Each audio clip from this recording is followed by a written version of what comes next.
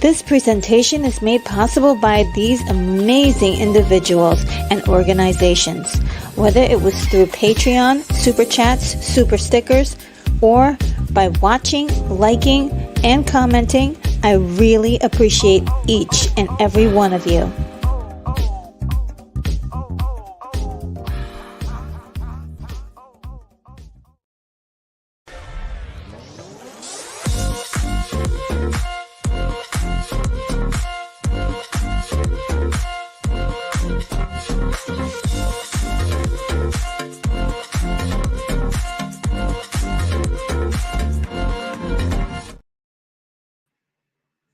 Hello, everybody.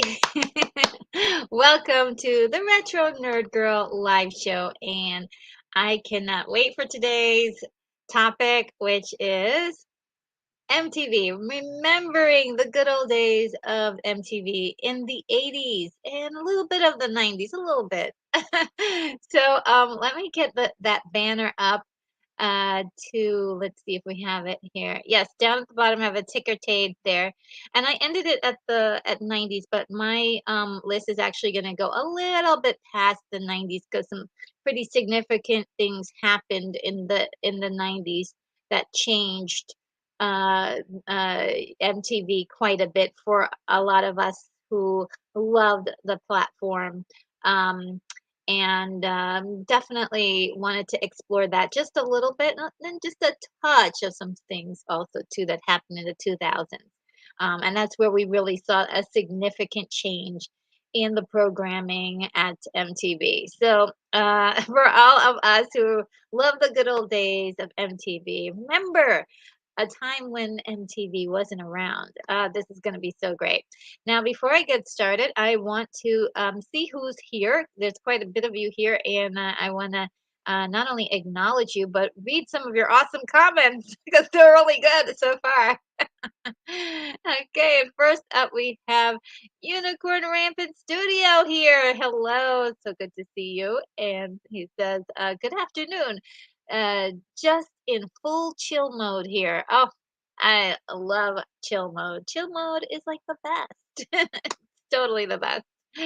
Um, and I want to, apologize to anybody who's watching this and seeing this huge, like, light source over here. It's the sun.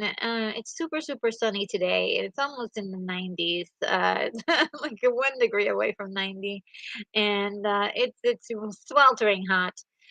So I hope you will forgive me for just the intense light, blinding light that's coming from my window area, even though the blinds are down. So that's just so wild how the sun can just peek on through anyway. So, yeah, let's see. Brogu is here and says, "Hello, everyone, and a special hello to the wonderful and amazing retro nerd girl." Is that me? Your smile lights up any room that you're in. That is so sweet. My goodness. Okay, that's another plaque. I think I'm gonna make you the plaque maker because it seems like every time you say hello to me, you say things that should probably go on a plaque. Um, that's really adorably sweet. Thank you so much, Brogu. I appreciate that. And William Blake Hall is here. Hello, William. Says, "Okay, I'm worried on." Okay, let me change my glasses because they are not doing the trick for me. I have this other pair here that's a slightly bit stronger, and sometimes it works better. Okay, that's not helping. I wonder what's going on with my eyeballs today. What is happening with my eyes today? Okay, well, this is not working. Let's see if I have another pair. I have like so many different pairs of glasses. Sorry, guys. Let me see if this one will work better. Um, okay, that one doesn't work.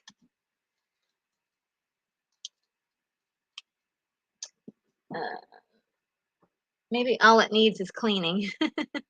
A little clean here and there.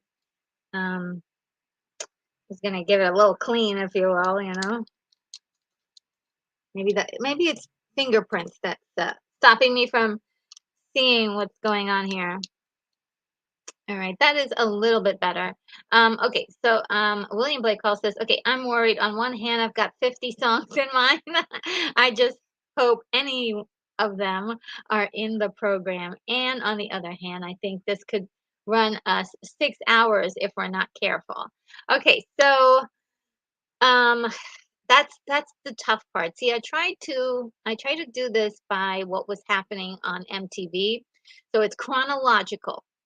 So it's going to be chronological. So I hope that your list includes the year as well, because that's going to play a big factor in where it shows up in the story here in my little presentation. Of course, I have a slide with everything, and it's got exactly 200 slides. So I hope it's not going to be 6 hours.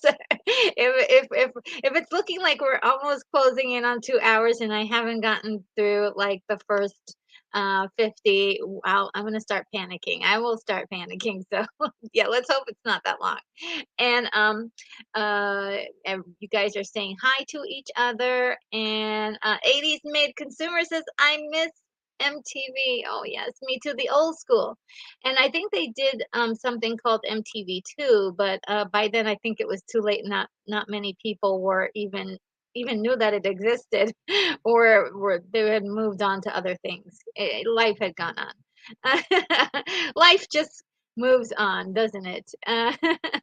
And Keith E is here. Says, "Hello, I almost got distracted.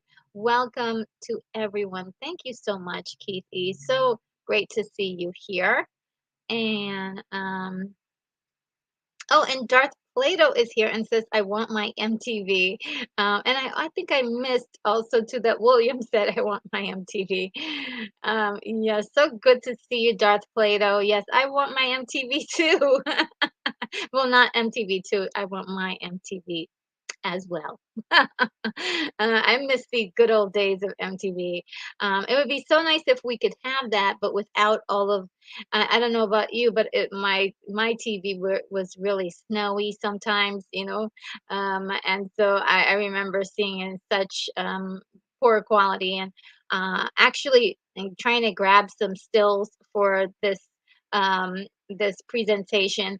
There were so many pictures that were of terrible quality because for a lot of people, that's how it was taken. And Unicorn Rampant Studio has a link in there, and I can't access it from here. So I'm going to try my auxiliary computer to see what that link was. Let me just check.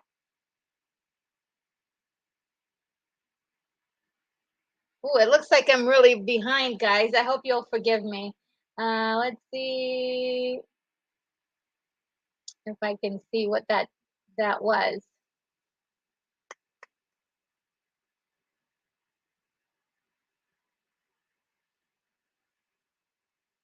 Oh, it's oh yes, it's the first video that the first thing that was ever played on on MTV. Great link. Everybody, if you can get a hold of that link, it is further up on the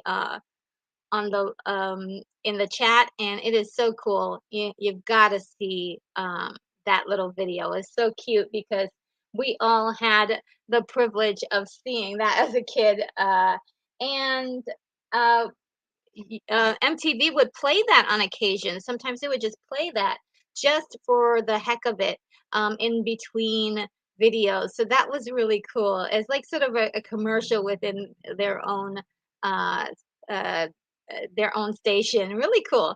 Unicorn Rampant, just a reminder. Thank you so much. That was so great. Um, again, guys, for my mods, you guys have the ability to put in links if you want to. And but I do ask if you can do that after we get the presentation started, so that way we won't, we can get to it. Let's see. And William Blake also says, "Thanks. That brings back a lot of historic brings back a lot. That historic moment when Neil Armstrong discovered MTV." Yes, yes. Oh man, and Keith E was is saying that he's got some Siri problems. Yes, Siri sometimes doesn't always get it correctly. You have to be patient with her. um, and Keith E says, "I'll be listening, but I have to do a few things around the house. But I'm within an earshot." Okay, cool. We will continue to have some fun over here, and we'll mention you on occasion. And William says, all hailing frequencies open, Lieutenant Retro. Thank you so much. And Brogu says, "MTV was great. Getting to see some of my favorite bands performance like Van Halen, Def Leppard, Motley Crue, Rush." Oh, yes, Rush. Oh, I forgot about those guys. I'm getting teary-eyed just thinking about it, RNG. I'm leaking. I'm leaking. Yes. I'll be doing that too because there's a lot. I didn't realize how emotional I was going to get until I started putting together this presentation. And Darth Plato says, "I remember the premiere of Thriller." Oh, yeah. And when it says, "I even fondly recall some one-hit wonders." Yes, a lot of them. Tojo Jr. is here. Hello, Tojo Jr. This retro nerd girl. Sorry, I missed the last two streams. I just started technical college, and have been super busy, but I've missed the positivity. Oh. So cool. Yes, well, definitely check out those replays. The Tina Turner one, my gosh. I didn't realize it was gonna go so deep into her past and history and everything. So I hope you can catch that one. It was really good. I have to say I'm really proud of that one. Um, and oh look, Hungry Jerk is here. Hello, Hungry Jerk. We had no MTV growing up in the house, just antenna. Sometimes, yeah, for the early days, the really early days of MTV, like when it had just started. I remember all my friends had it, and we didn't just have it just yet, but my mom really put in the hard work and made sure that we had MTV, which is I have to be super grateful that she was so sweet enough to do that for us. Um, like she worked really hard to make sure we had cable and stuff like that. So when you're a kid, you just take a lot of that for granted. But no, I mean it costs money. It costs money, and also you had to have a certain cable in order to get good reception, right? Because if you didn't have that cable box, your reception could be you could just be looking at snow all night and just hear. Sometimes you couldn't even really hear very well, but sometimes you could just it was just hearing your favorite program. Oh, wow. And William Blake calls this, it's the sun. What a seasonal difference. Yes. And I'm a little bit behind. I hope you guys will bear with me. A screenwriter's journey is here and says, I lived in San Jose, California in the 80s, and we were one of the first locations to have MTV. I even interviewed VJ JJ Jackson when he visited Tower Records in 1983. Wow, you were a part of history. This is wonderful. Yes, that was one of the first VJs that of the first five that was hired, JJ Jackson. And let's see, I learned a lot about MTV I never knew before or never really. So you guys might learn something today. Way cool journey and greetings. Yes. Oh, Struggle TV is here. Struggle Review TV is here. Sorry for getting that wrong. Hey, the red lips looks beautiful. Thank you so much. It's so great. Guys, if you want to see wonderful reviews done with a comedic style and a lot of insight, she goes into and she does deep dives on a lot of her movie reviews. They are fantastic. And she has a wonderful singing voice as well. So get head over to Struggle Reviews TV and take a look at her roster. You should add that to your subscribe list. I she's wonderful. One of my favorite finds this year, to be very honest with you. Um, said let's see who's out there. And William Wakehouse says, "Yikes! She needs 3 pairs of glasses to read me. What am I doing wrong?" Yeah, no, it's like my eyes have different like frequencies, and today they're really watery, and so I can't see any. One day I can see really clear, and the next day I'm like, I can't. It's all water. It's all like fuzzy because my eyes are all watery. It's weird. It's a weird thing. And Hungry Jerk says, I used to watch Headbangers Ball on MTV at a friend's house. Yes, I love myself some Headbangers Ball. And Grogu says, do you guys remember MTV Spring Break? Yes. And Hungry Jerk says, I watched myself on MTV being in a video. Oh, wow. Which video were you on?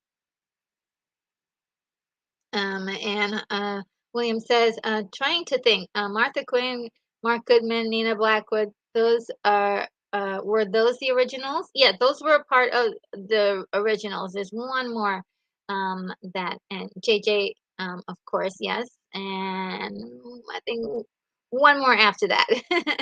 And Kennedy is now a conservative.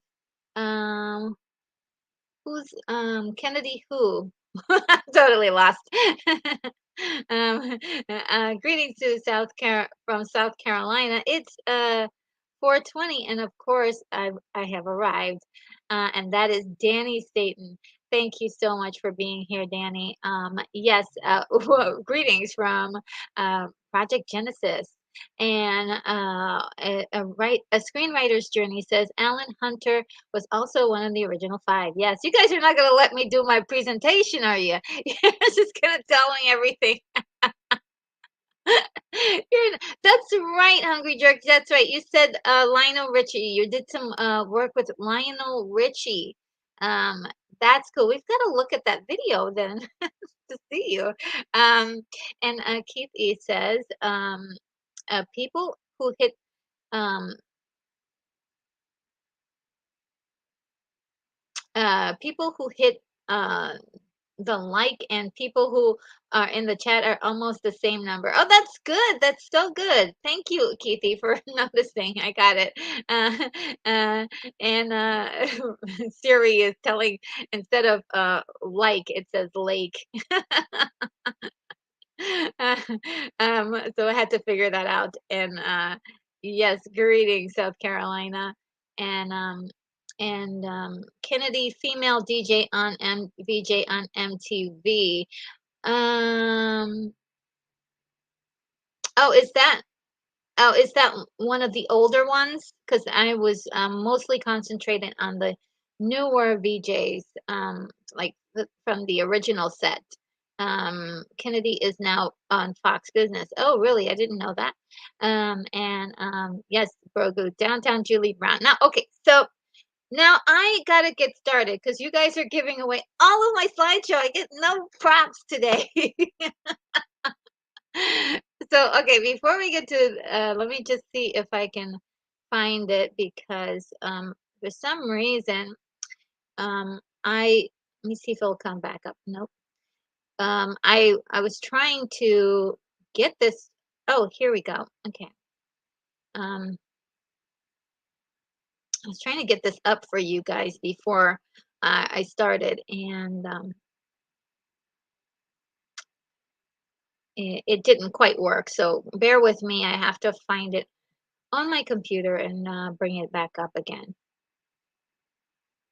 There we are. Okay. And it's uploading, so it may take a few moments. Um, oh, and the hidden is here. Hello, the hidden. How are you? Oh, you're not. Don't worry, you're not late at all. We haven't gotten started with the slideshow. The slideshow is coming. Thank you guys for being patient with me. I do appreciate it. Danny Staten says, I thought Kennedy was the dead brother's president. Yeah, I was, I didn't remember Kennedy. She wasn't one of the ones that I knew of during the time I loved the show. um, and William Blake Hall says, you're named for one of your favorite movies, The Hidden. So no problem. Oh yes, yes, The Hidden. That's one of my favorite movies, guys. The Hidden. Um, and Hungry Jerk says Julie Brown, not one of his favorites. Oh, that's too bad. All right, so the slideshow, guys. There it is in all of its beauty. Ta-da! I need like a sound prompt for it. Okay, so let me get a little bit wet the palate a little bit. All right, so remembering MTV. Oh gosh, this is gonna take us down memory lane, guys. So the first thing that I wanted to say about it was that music videos were originally created to market a song or an album visually featuring the artist or mood setting and imagery. And many of these videos were as simple as live performances or recorded short stories. And that's really kind of like the real main purpose of music videos, right? And the origins of the music video was birthed during the days of the 1950s musicals. as they were being snipped as a way of promoting the movies as that they were from.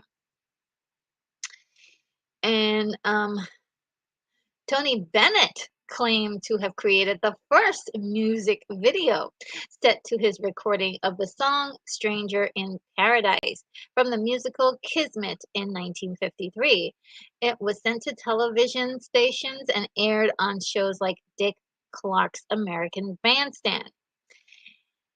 Then, uh, the standard promotional strategy for many performing artists was appearing live for lip synced performances and sometimes live performances of the recorded songs.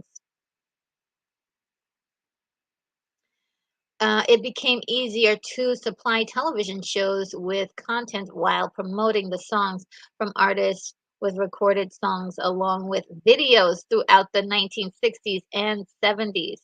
So they were already creating this format, but really were just used as a promotional tool. They weren't really being put anywhere. Uh, and from about 1978 to 1981, Video Concert Hall aired on USA Network and Showtime. It featured a random stream of music videos. So MTV had a precursor.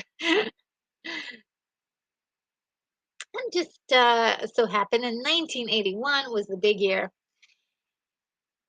and MTV officially launched on August 1st, 1981, initiating the concept of a 24-hour-a-day music channel.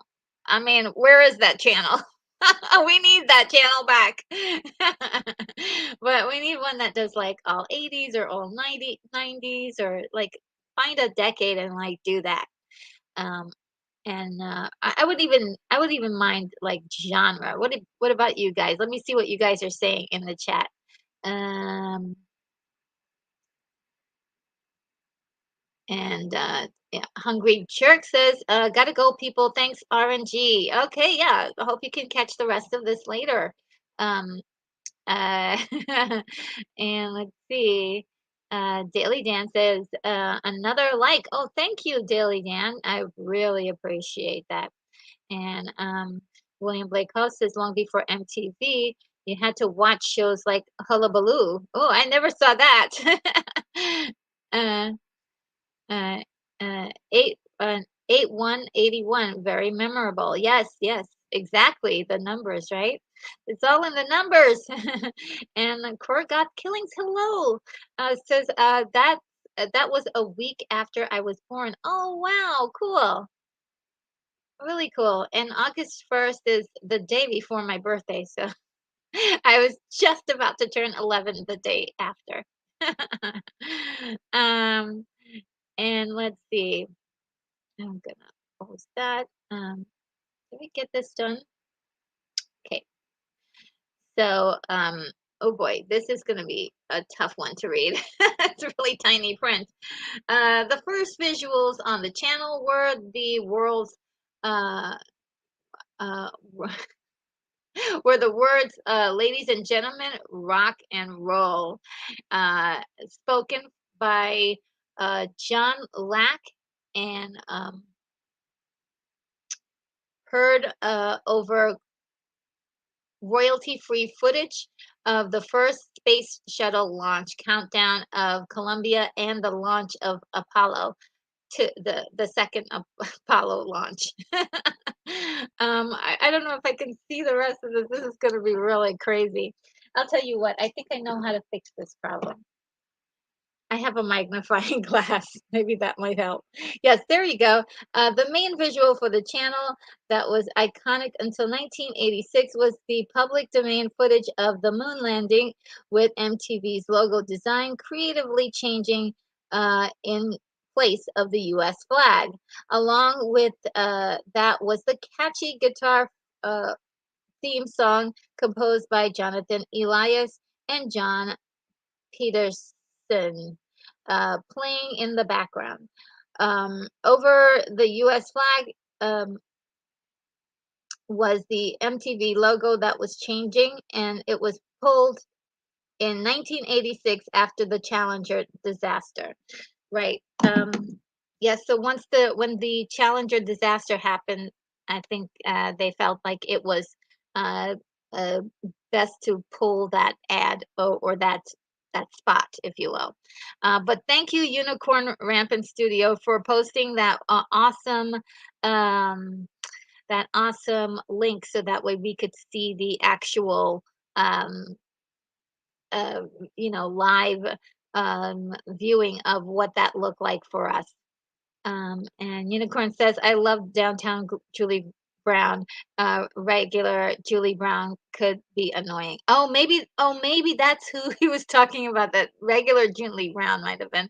But I love them both, actually. I thought that she was so cute. She's like, because I'm a blonde, BLOND. I don't know. I must have sung that song like a million times. And yeah, she's just great. Rogu says, an all 80s and 90s music channel would be great, wouldn't it? Yes. Yes, yes, yes, I would love that. And William Blake Hall says the music choice channels often offer specific decades of music. Okay, I didn't know that there was a music's choice channels. Yeah, one thing that's really interesting is once you've got the pulse on, like you've got a lot of eyes on you, you've got to take advantage of that as much as possible. And so I think they lost a lot of people after over the years because we just didn't want the same things anymore. Um, yeah, let's keep going. The first video ever played on the channel, as the William Blake Hall mentioned, and maybe it was in this video or maybe another video, he mentioned that video killed the radio star by the Bugles, or Buggles, however you want to pronounce it. It was, William, can you get me the pronunciation of the band? Is it Bugles or Buggles? I know that's your wheelhouse. It was followed by Pat Benatar's "You Better Run," which is one of my favorite songs. Um,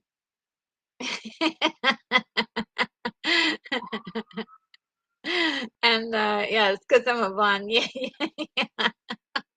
Wasn't it a great song? It's so silly, and I loved it. Um, And let's see, in 1981, MTV's five original VJs led the way, and we've already gone through those guys already, huh? This is actually going to make this faster. We've got Nina Blackwood, who was there from 1981 to 1986. We've got Mark Goodman, who was there from 1981 to 1987. We've got Alan Hunter, which he wasn't mentioned, but he was there from 1981 to 1987. J.J. Jackson from 1981 to 1986. Martha Quinn from 1981 to 1986. She was brought back in 1989 and stayed until 1992. And here, the whole gang all together. It's just kind of nice to see. This is what I would call like wave, the first wave of MTV, and it consists of about 5 years of 6 years of steady content that had a certain flavor to it. And as we'll go down memory lane a little bit on this one, yes, and the Buggles rhymes with Snuggles. Yes, okay, Buggles. Yes, yes, yes, yes, yes. And Buggle, Bugles are the crunchy corn snack. I like. Oh man, that's a good one. Yes. The Buggles. Yes. Okay, and yes, uh the unsinkable Martha Quinn. She was amazing. I loved her. And she just was like the girl next door, but very, very knowledgeable about music. Um, and very likable too. let's see.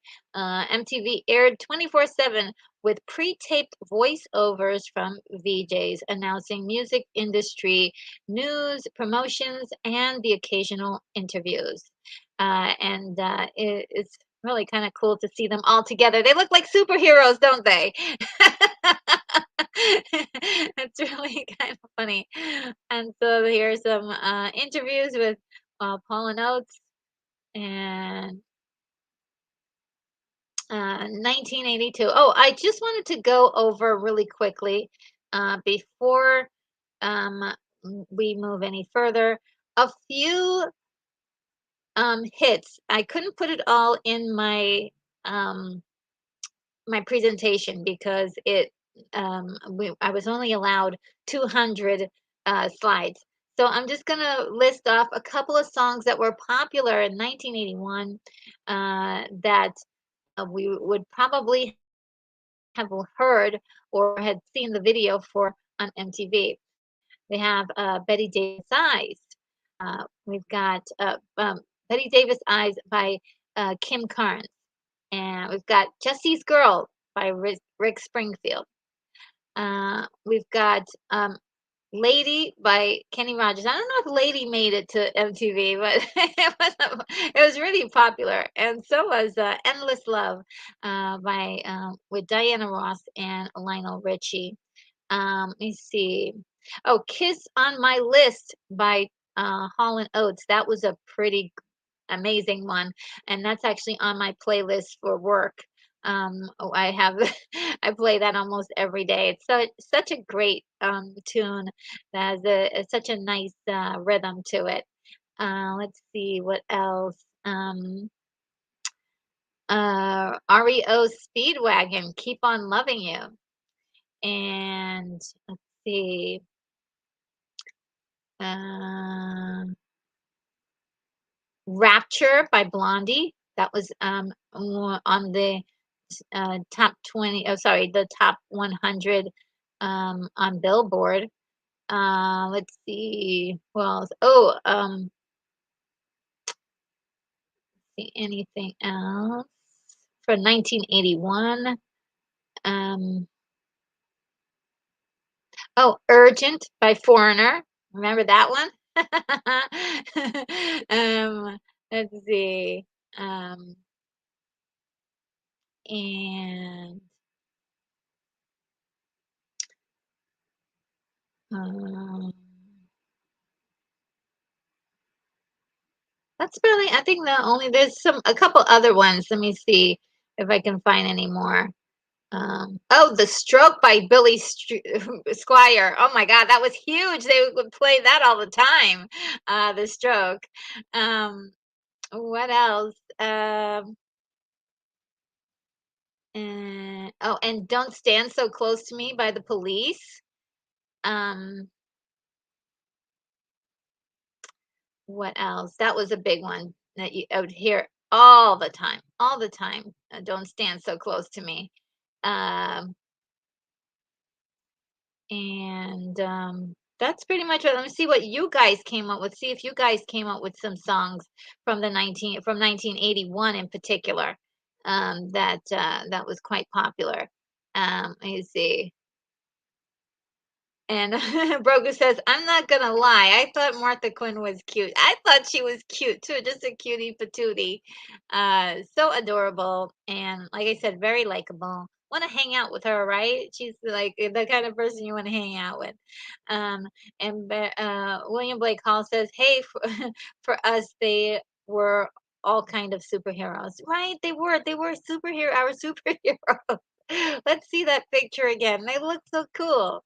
Um, and William Blake Hall says, "I still want to be a VJ." Yeah, me too. I mean, we should start our own VJ group. I mean, they were so cool, and they were able to meet all of the artists in their studio and interview them, and it was just really a lot of fun to see them interact with them, and they knew a lot about music. You can just show up and be a VJ without knowing a lot about music.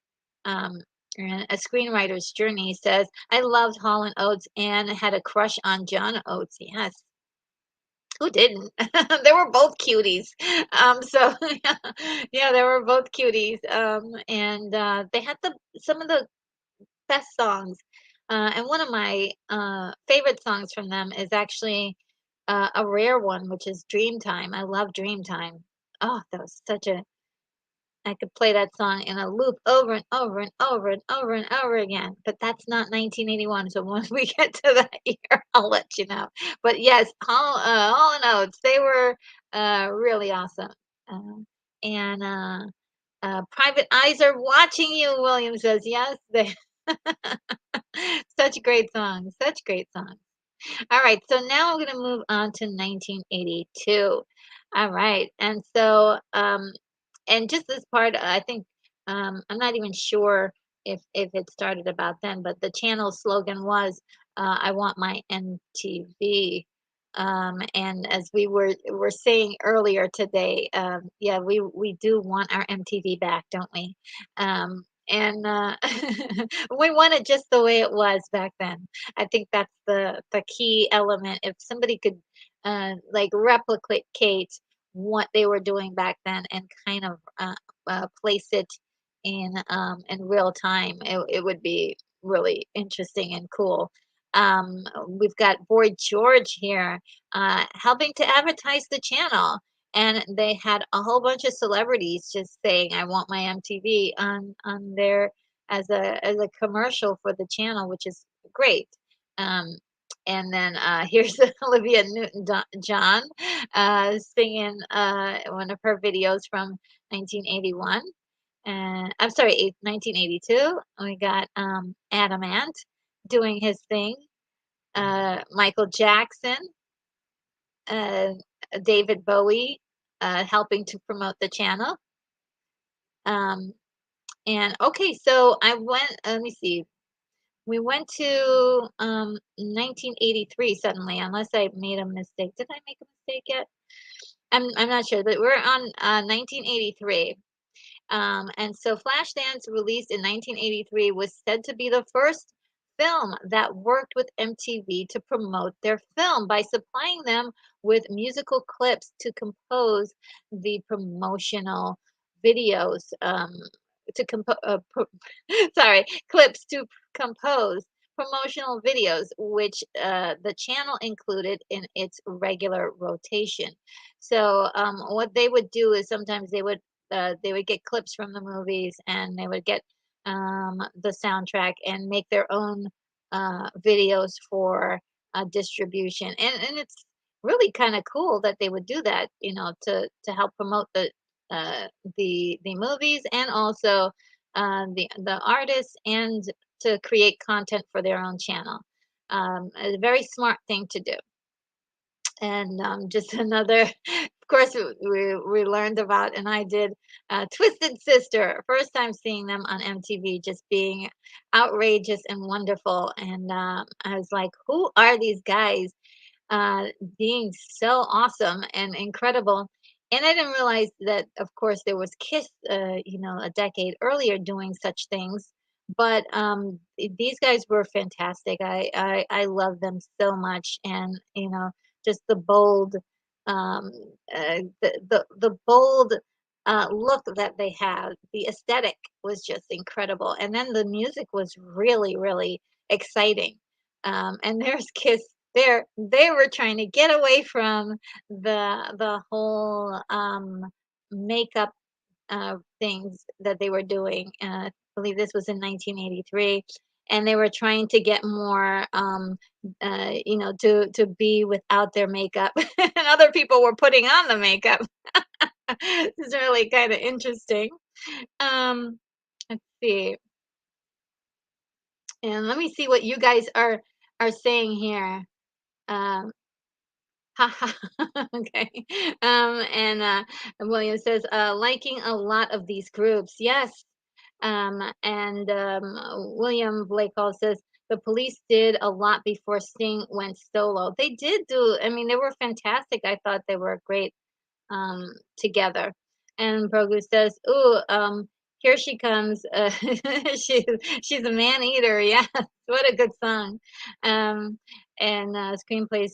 A screenwriter's journey says, I loved all the British new wave bands.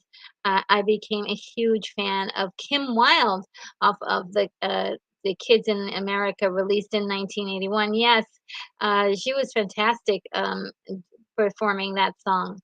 Um, and William Blake Hall says, Kim Wilde, I loved what she did with the Supremes hit. Yes, Keep Me Hanging On. That was a great uh, um, cover, but she also put her own twist to it, which was really good. I mean, that's what you do with a cover, right? You give it your own twist to it. And William Blake Hall says, "You are living in dream time. You need to wake up." Yes.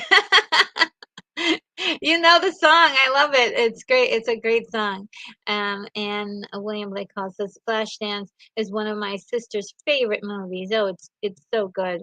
What a feeling." And so we have the emergence here of Weird Al Yankovic, uh, and he released a single called "Eat It" that was a parody of Michael Jackson's song "Eat It, Beat It," and the hilarious music video aired with the popularity of the song. It was a great um, uh, song and a great video to kind of make fun of one of our biggest pop stars at the time. It was just wonderful. And he did it tastefully. He didn't make fun of Michael Jackson. He made fun of his parody of Eat It. And I'm not sure if that would be his song Eat It would be appropriate for today, but that was Al Yankovic, Weird Al Yankovic back then, and we all laughed at his stuff. Eat It, um, let me see. Oh, Eat It parlayed specials on MTV, hosted by the artist, and he became a staple on the channel. Yeah, his fame is, I would say, partly due to MTV's success at the time, and also his kind of partnership, kind of doing a lot of things with MTV. He didn't, just say, okay, well, that's just a channel that's running my stuff. He actually participated in this kind of movement that was happening in the 80s, the MTV generation, as someone said. I believe it was Megan Bad on Wednesday called it the MTV generation, and yeah, it definitely was something that, like, it was a fire that was lit under a whole group of kids that were enjoying it at the time. It was fantastic. Then we have Michael Jackson in his prime doing Thriller and all of that stuff. Now we've come to 1984. 1984, the channel produced its first MTV Video Music Awards show or the VMAs. The Video Music Awards were statues of MTV Moon Men. The VMAs are MTV's most watched annual event. A scandalous live performance by Madonna of Like a Virgin was the first performance of the first VMAs. I don't know if you guys remember that performance where she's like crawling on the floor. Yes, back in the day, Madonna was the queen of uh, controversy, but at the same time, there was something very um, cute about it, right? It was very adorable at the same time. And let's see, we've got some new people in the chat. We got Al Necron. I love my 80s metal MTV Headbangers Ball ruled. Uh, LOL, I still love the hair metal bands too. Twisted Sister, Rat, Motley Crue, uh, Guns N' Roses, and so on. great memories. Oh yes, and I do get into it because I was watching uh I was watching so hardcore all of that stuff. That was just amazing content, and um that will come about really soon. We're going to talk about that. And William Blake Hall says my favorite Madonna video was for the movie At Close Range, singing "Live to Tell." Oh, really? Interesting. Hmm. Yeah, very interesting. Um, I don't know what my favorite. My favorite Madonna song is actually one she did later on called "Frozen." I love that because it's like a dance, trippy song beat. I love that. But um, she's got quite a few sing along things too. Papa Don't Preach, that's another favorite of mine.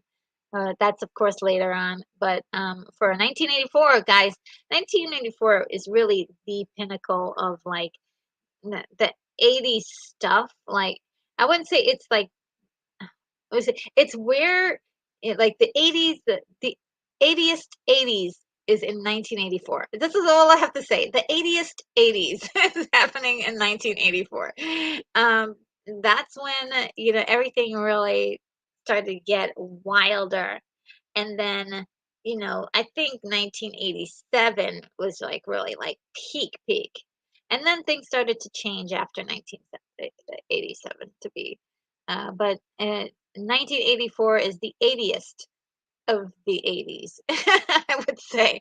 And the stars were just incredible. And so we have Tina Turner and we have oh gosh, now I'm forgetting the name of Van Halen, Eddie Van Halen with Valerie Bertinelli, um, who they were married, a married couple then. That takes us all the way back. Um, it was such a big uh, strike to fans when they divorced. We've got Herbie Hancock here, Rick Springfield, and oh my boy, I love him so much. Oh my God, I do love myself. Now I'm forgetting his name. Just because this is because Billy Idol. There you go. My brain, it just goes. It's like delete, transfer knowledge. Oh, okay, and then it's back, back online. There- Yes, I love myself some Billy Idol. I mean, I had always like wanted to meet him in person. That's how much I loved him. I was like, I just want to meet him in person. Um, and there's Hall and Oates again, and Al Yankovic with his little TV specials. He had so many like TV specials, and just he would just show up whenever he wanted to, which was kind of cool because it had that really fun comedic edge to it, and you needed that in the break of all of the songs and stuff. Just a little break of comedy. Let's see the chat is jumping. Okay, so William Blake Hall says Madonna was involved with Sean Penn, who starred in at Close Range. Oh, that's why. Okay, I'm putting it all together now. Thank you, William Blake Hall. And Unicorn Rampant Studios says like a prayer. Oh wow, you like that one? Yeah, it's a good one. I mean, and the video was very controversial back then too. It's not so much anymore. Who cares? But it was back then. And William Blake Hall says that's a good one too. And oh look, Lance Chafin is here. Hello, Lance. How are you? How are you doing? And look who's here. David Sundstrom is here. Hello. So good to see you. 1980, best year in music ever. Wasn't it really good? I mean, it's just so amazing. Uh, how awesome it was. And as far as also like music, film, like just some of the best movies that were still remaking happened in the 80s, in 1984 in particular. It just that year was just incredible. William Blake Hall says it was as if we were determined we're not letting Orwell come true. Oh yes, that's true. 1984, the movie or the book. Yeah, we're not letting that happen, not in real life, which is great. And Broku says Van Halen's Jump played constantly on MTV in 1984. Yes, it really did, and they just love themselves some Van Halen. And it was great because they had so much energy, and it really was entertaining. And Unicorn is trying to back me up here. Billy Idol, yes, I finally remembered. The computer went back online. That's happened. And William Blake also says, but RNG, were you ever Jesse's girl? No, never was I ever Jesse's girl. Definitely not in the 80s for sure. Um, and Dave Sundstrom says, the perils of live streaming. Every once in a while, the memory gives out and it's just like, a deer in headlights. And William Blake Hall says, my favorite idol, probably Rebel Yell. Oh, yes, it's one of my favorites. And White Wedding wasn't too bad as well. I love that song. Especially love the way he was able to get his voice really deep, go for those baritone tones, and, and then he's had that curled up lip, and he's like, he just had like, he's the ultimate bad boy, you know. Oh yes, Unicorn Rampant Studios, Eyes Without a Face. What a song. Now that was really good. That's a good one. A good callback. And yeah, so let's see, what else do we have here? We've got a couple of interviews. Okay, so I don't know if you guys remembered in 1984, Prince had this like huge like party for Purple Rain when it came out on MTV. And so they had this huge big party, and this is Lisa and Wendy from his band. And they have the place all decked out in purple. And we've got a really awesome interview, probably one of the last interviews with Fred Mercury of Queen on the channel. And yeah, there's the purple one. That was such a big movie at the time, and just like on MTV, it was like they were playing that one, that his music all the time too. And I remember seeing When Doves Cry, and just like my mouth, like my jaw, like just open, like what am I looking at? This is so unique and different. What is this guy wearing? What is he wearing? I want to, like, it's like, I don't know, 18th century, like the ruffles. And I was like really enamored with his whole persona. And the music was really good too. It wasn't R&B. It was kind of like, it was rock, pop, I guess you could call it rock pop, but it wasn't R&B. So I was like, this is good stuff. Um, Not that because I was watching R&B as well on BET. So it was like I watched, I would watch BET and watch MTV at whenever I could get get my hands on some time to watch them both. I'd watch them both. So my time was equally split up, and my mom drove my mom insane because she was like, I would like to watch something else other than that. I think there was at a certain point, she did say, okay, I need to see what's going on in the world, watch some news or something. So she did take control over the remote control at some point, but I really dominated that remote control, watching all of these videos on MTV especially. And William Blake Hall says, I think reggae was breaking out when MTV started. Um, I recall Eddie Grant singing Electric Avenue. Yes. Yeah, he was there.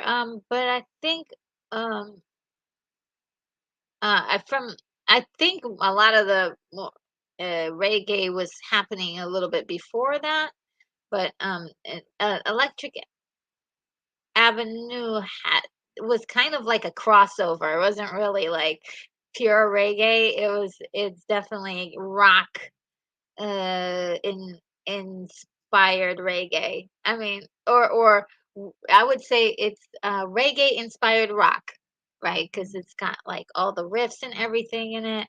Um, it was a good Eddie Grant, really good callback. Thanks. That's a deep cut. I love that. I love that song too.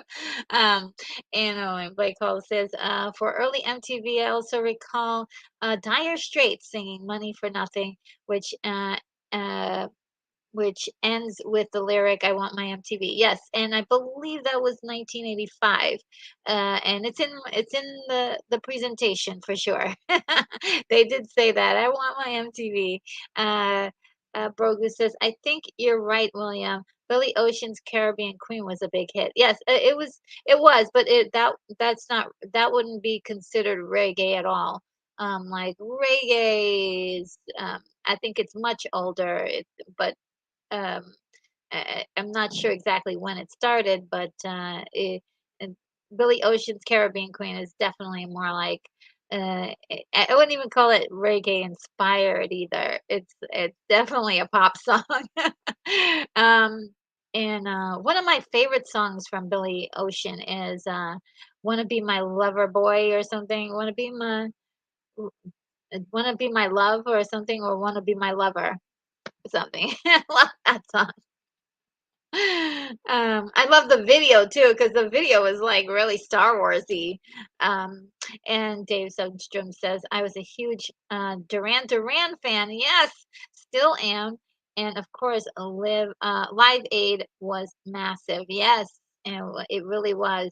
Duran Duran, 80s Duran Duran, they're like synonymous. Uh, they're incredible. And William Blake Hall says Billy Ocean saying, "Get out of my dream," and "When the going gets rough." Yes, those are two of his other hits. And the thing about it was MTV loved him so much. They played all of his a lot of his songs. It was really awesome to see.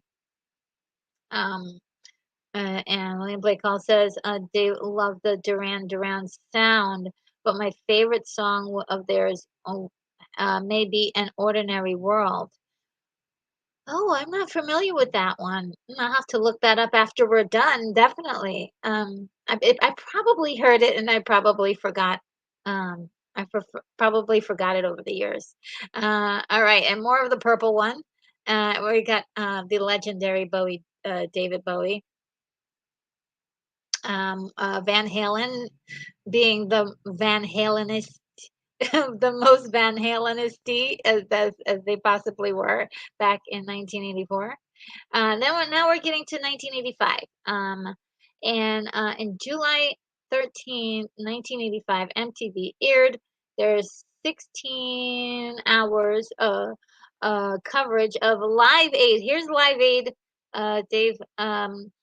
The Live Aid concerts held in London and Philadelphia and organized by Bob Geldof um, uh, and Midge Ur to raise funds for famine relief in Ethiopia.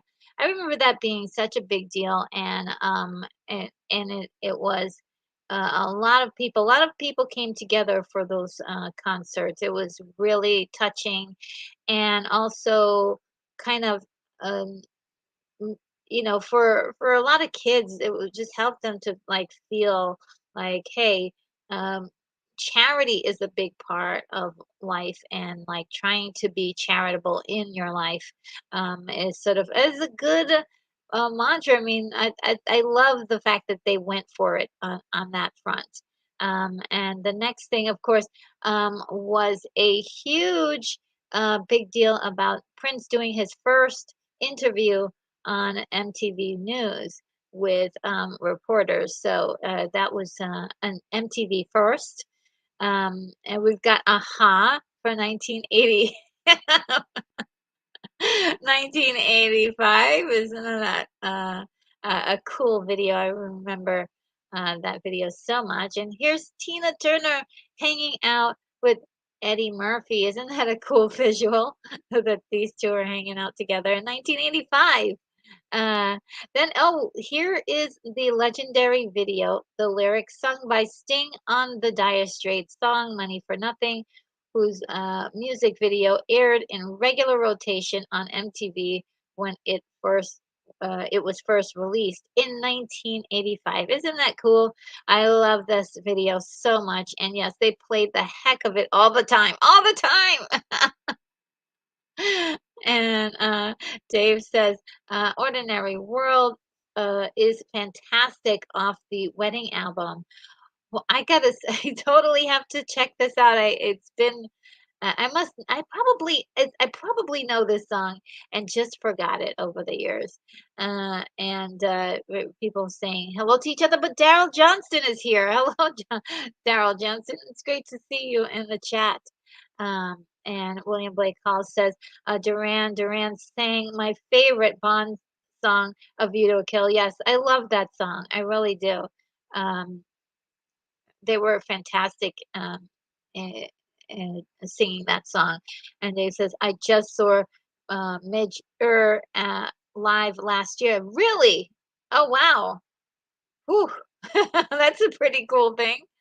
The Hidden says, did we mention the 80s song Get Out of My Dreams from someone whose name I don't remember? Yeah, Get Out of My Dreams. Didn't somebody mention it? That it was Billy Ocean? Uh, I believe so. I believe that's the song you're talking about, The Hidden. Dave says, would love to see Bob Geldof and the Boomtown Rats. Oh wow, I forgot about the Boomtown Rats. They're still around. Oh wow, I have forgot about the Boomtown Rats. It's been so long. And says we did Billy Ocean. Okay, so I was right. Yes, and get into my car. Yes, that's the end of the song. And then Broco says, sorry, RNG. I got reggae and the Caribbean Queen song confused in my head. Jamaica being the Caribbean. Yes. Okay. Gotcha. I was like, I don't think it started in the 80s. Thank you for clearing that up. William Blake Hall says, "Take on Me" video for Aha is insanely pop. Was insanely popular. I think it has 1.6 billion YouTube views. Yes, and you know what the thing about that video is that it is creatively, one of the most astounding videos that was done in its time. It's timeless in a way, but it also has all of that 80s goodness to it visually, with everybody's hair and the look. And Darren just says, RNG, hello. Hi there. Good to see you here. And Dave says, I got to mention the Tubes love She's a Beauty. Oh, wow. That's a good song. Oh, that's a good one. That's a good one. Yes. Irene Johnson is here. Hello. I'm sorry, not Johnson, but Jobson. Sorry about that. My eyes are a little watery right now, and so it's hard for me to see very well, even with glasses. Good to see you, Irene. I like MTV, or did I? Or I did back in the day. Yeah, I mean I think back in the day it was sort of a part of at least my upbringing, I can say. And so I know a lot of other people, it was part of their upbringing too. And Irene says, what about Journey Separate Ways? Oh my God, please, yes. Separate Ways. I mean, what a song, what a song. I think I was, like, out of nowhere singing it the other day. Like, it just started singing it and belting it out like just started, like, belting it out. It's just one of those wonderful songs. Um, Anything Journey. Um, Irene says, Glee and so many other shows had throwbacks to Take on Me. Oh, really? Okay. I didn't know that. Yeah, I try to avoid that show. But I've seen like a few things. Uh, and it's okay. I mean, I'm I'm not a hater or anything, but definitely, I probably need to take a look at Glee at some point or another because I just haven't gotten into it. No particular reason why I haven't gotten into it. Definitely. The Hidden says, "What about the '80s song, Hold Out for a Hero?" Oh yes, by Dean. Oh, I don't know who Dean is. I thought Holding Out for a Hero was by I forgot the name of the person, but I thought it was a lady who sung "Holding Out for a Hero," which was super awesome. Unless she that was a cover, because there's a lot of songs that were covers I didn't even know were covers. And Daryl Johnson says 19 MTV 1983 or 1984 saw Madonna like a virgin for the first time. It was a love at first sight. Love her still to this day. Oh, wow, Daryl. That is really cool.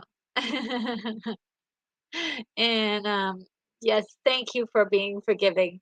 Uh, and Dave Sunstrom says, Aha released a different version of Take on Me the year before. Oh, really? Both the song and the video were very different, and they both flopped. Oh, wow. I really want to see that one. Interesting. Thank you for that nugget of really awesome information. Um, ooh, do love that kind of stuff. Irene says, I randomly do air instruments. Me too, yes. I do love doing air guitar or drums. I've been on occasion to do air drums, especially to fill uh, now I'm forgetting the song, but can you feel can you feel it in the air tonight? Something like that. Phil Collins. Is that part was like dun dun dun dun dun dun dun. I don't know. Or sometimes when I'm listening to a Motley Crue song, I'll pretend I'm Tommy Lee.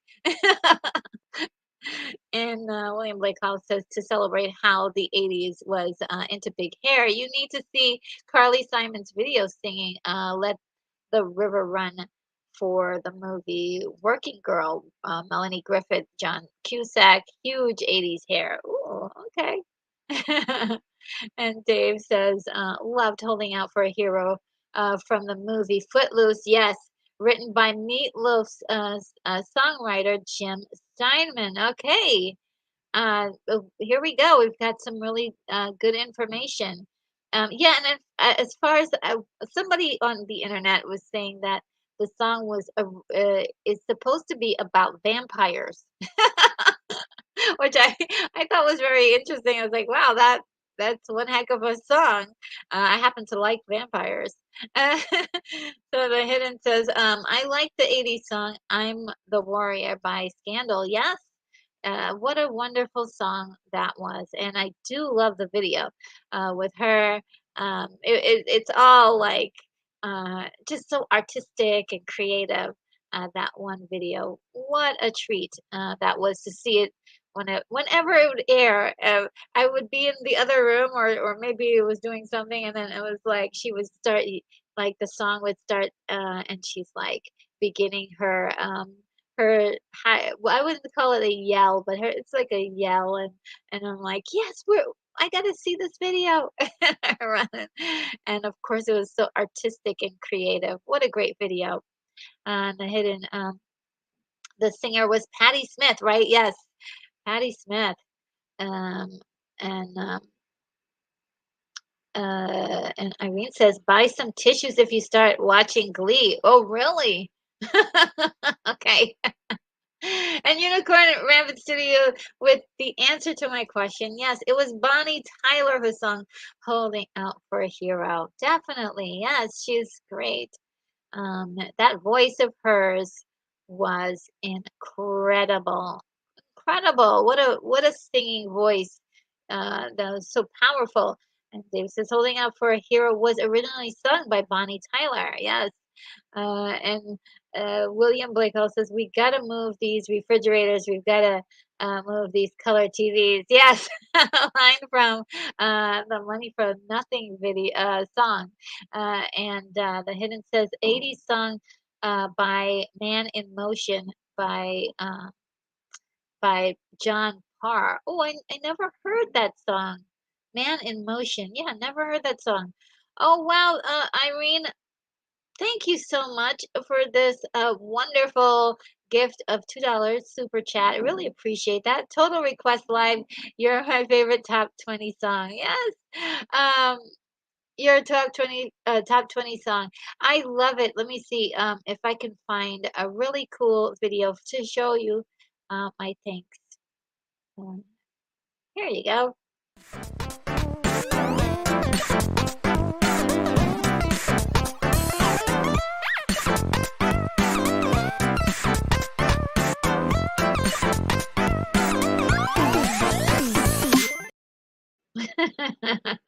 I do love the ending of that. All right. Thank you so much. Oh my God. Thank you, Irene. I appreciate it. The Hidden says 80s song Power of Love by Jennifer Rush. Oh, wow. Do I remember that song? Hmm, I'm gonna have to look that one up. Alex Dawson is here. Hello. I want my MTV. That's the mantra for today. I want my MTV. And Irene says, "Oh, I'm sorry if my time frame was off. The MTV era, LOL." Oh no, oh no, that's fine. We are talking. They are on my list. I believe. Oh well, yeah. Total Request Live was in the 2000s, but it's fine. It's totally fine. I love that show too. It was actually kind of cool. Brought me back to MTV when after it had left.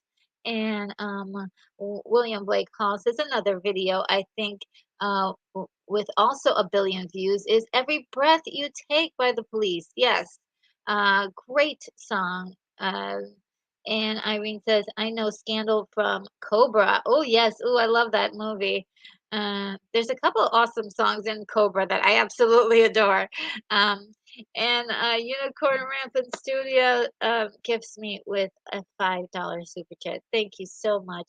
Shooting at the walls of heartache. Bang, bang. Pow. Yes, thank you so much. And I do have um, a special one. Let's see. Here we go.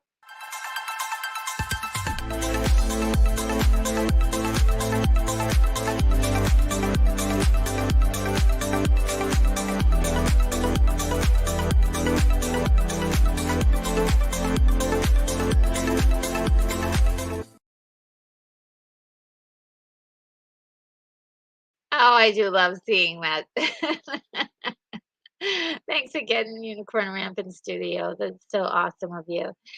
And the Hidden says 80s song Dance Hall Days. Oh yeah, by Wang Chung. I loved Wang Chung. Hint, Tom Hanks movie Bachelor, The Bachelor Party. Oh, I love that movie as well. With Tawny Kitaen, my girl. I loved her so much. R.I.P. Girlfriend. I miss her so much, but she was fantastic. Um, in that movie, and I love that movie in general. And what a great song. Uh, Unicorn Rampant Studio. The Man in Motion is St. Elmo's Fire theme. Oh yes, thank you for jogging my memory. I totally and it's like yes, I forgot. Of course.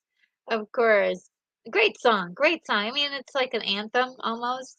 It's it takes you through the emotions. And William Blake Hall says, thanks, and I only know Wang Chung for Everybody Have Fun Tonight. Yes, and that was my favorite song from them because I remember at the time that video came out, they had to give a warning for any people who were watching that were epileptic because it could trigger a response. And so I was like, oh, should I watch this? But I was so every time I watched that video for it was mesmerized. So I was like, yeah, it was one of those. And the song was a banger. It was a banger. You can hear that song and start dancing immediately because it was just so good. I mean, looking snazzy. And William Blake Hall says, sometimes titles repeat. I hear The Power of Love and think Huey Lewis. Oh, yeah, that's what I think of. And did we see another Power of Love? Because that's the only one I know of. Power of Love. Um, oh, there is another Power of Love. I just can't remember what the song was. The Hidden says 80s music maniac. It felt so good for fitness exercises. It yeah, sorry, I'm totally skipping a few words there. I felt it was good for fitness exercises, and it was because that fast pace you had to try to keep up with it, and it was almost impossible. But I believe the guy who wrote that song said that he was trying to make a song that people it was too fast for people to dance to, but people figured out a way to dance to it. And the hidden says from the movie the 80s movie Cobra came City of Angels. Okay, and I don't remember the song City of Angels. I do remember one of my favorite songs in that movie was Feel the Heat with Beauvoir, which I loved so much. I love that song so much, and the video as well, the music video. Um, and the hidden says 80s music, meaning, oh, I'm sorry. Is this repeating or am I repeating? Yes, okay, I'm repeating. Irene says, I think we're alone now. Tiffany, oh, wasn't she so sweet back then? So, such a great song. I believe, was that I wonder what year it was. I don't know if you remember what year that was, Irene. And William Blake Hall says, I'm a bit bummed that no one seems to recall the sound of America's Sons. I don't know what that is. The Sound of America's Sons. I don't know. Well, if you can find a link to it, maybe we can all figure out what that is. So we can all see. So I think you have the power to be able uh, to put a link in there. And I'm looking here. Let's see.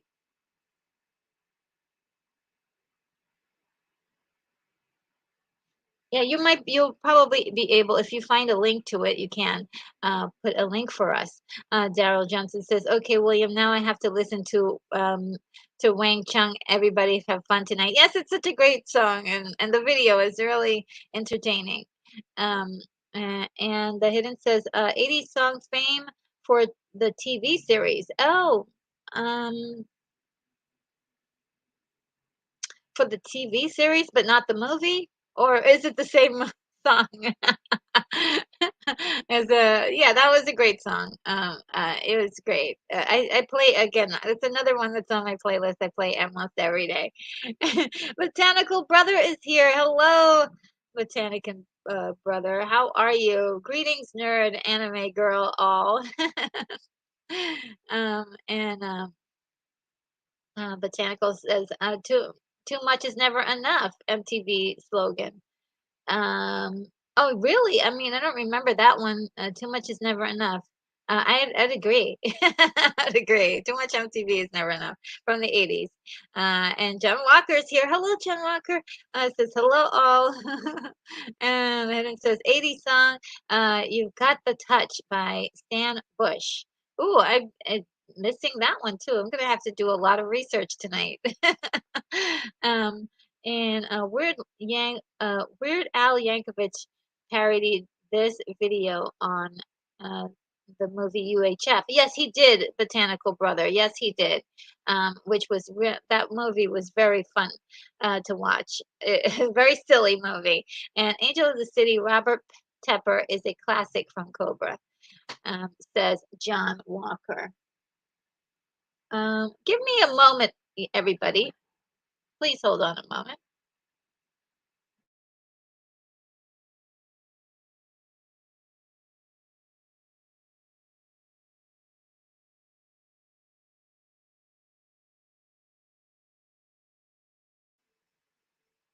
Okay. So I don't know if you could hear it, but I live in an apartment building, and they clean the hallways every so often. Um, and so they're cleaning the hallways right now. And I hope you guys don't hear any of the stuff that's going on. But you have to forgive me if I jump every so often, because sometimes the cord for the vacuum cleaner will hit my door, and I'll be like, ah. So please forgive me. Um, let's see. Danica Brother says, very funny, was based on Beverly Hillbillies. Um, all right. And William Blake Hall says, missed the title, Voice of America's Sons is in the ending credits of the music for the movie Cobra. Oh, okay. Yeah, I'll have to definitely hear that. I haven't seen it. Wow, graphics have come a long way. Um, and let's see if I can. Uh, um, just gonna jump a little bit ahead. I'm a little bit behind here. Legend of Odison is here. Hello, Legend. Says I remember I got to see MTV at its inception, and now I'm alive as it's only a shadow of itself. Yes, and the music that the M stood for no longer exists. Even VH1 has gone downhill. Yeah, it's really sad to see that it's truly gone, and it's just a bare memory. And just last week, there was a news report that MTV News had closed down. I wasn't even aware that it was still going. So it's sort of it died a long time ago, and it's changed. It's just another channel with a lot of reality TV stuff going on it. So there's no more music in the MTV. um, and Irene Jobson says, "Did someone mention Cyndi Lauper yet?" Oh my God, Cindy, that's my girl. Yes, yes. Oh, she had so many wonderful hits in the '80s. Loved her so much, and she was so unique. And the hidden says, I made a mistake by in the earlier earlier by saying City of Angels. The song was actually the Angel of the City. Oh, okay. I still don't know that song, so I'll have to look it up. Um, and then let me just jump down really quick. Daryl says, girls just want to have fun. Yes, it's one of my favorites. Oh my God. And Unicorn Rampant Studio mentions She Bop, which that was my favorite song from her, actually. I would be singing it all the time because it just had it was like a throwback like sound from like the 50s and 60s a little bit, but also had a flavor of like a new edge flavor to it that I enjoyed. Yeah, I love that song. And the hidden says 80s song. I think we're alone now with Tiffany. Yes, she was such a darling. I just remember she was a little bit younger than myself at the time, and I was just like, oh, she's so cute. Or maybe I thought she was younger. Brogan says on Michael Jackson's song "Beat It," Eddie Van Halen played the guitar solo, and it was said that he did it in one take. Oh, wonderful! Yeah, it sounds like something he would do, wouldn't it? It doesn't it? It sounds wonderful. And Irene says, "Yes, I can't imagine talking to my father like that." Um, um, oh, you mean in the uh, Cyndi Lauper, what she did in her videos. Oh, and okay, and William did post a a link. So I'm gonna William, I'm gonna check out your link after I'm done with this stream. Definitely. All right, and oh yes, and Unicorn Rampant Studios mentions Eddie and the Cruisers band. Okay, Eddie and the Cruisers, man, that is taking me back. Um, and Irene says, "Is Fuse Television still playing music videos?" I wasn't aware that they existed until now. What is Fuse TV? And Botanical Brother says, "Time after time." Oh yeah. Oh, that's a good one. Oh my goodness, that's a good one. I think. Well, is that my favorite from her? Yes, I think so. I think that's my favorite Botanical Brother. I think so. And Irene says, "If you're lost, you can look, and you will find me time after time." Yes, so good, so good. And William Blakehall says, "Yes, we need to get to Cyndi Lauper. Yes, she's amazing." And Bruce Springsteen, "Dancing in the Dark," one of my favorite songs from the '80s. Oh yes. And Unicorn Rampant Studio says, "You say go slow, I fall behind." Oh, and Irene says, "The second hand unwinds." Oh my God, you guys are gonna make me cry. Stop it! I'm gonna leak again. I'm leaking, guys. I'm leaking. Oh my gosh, these pesky things called feelings.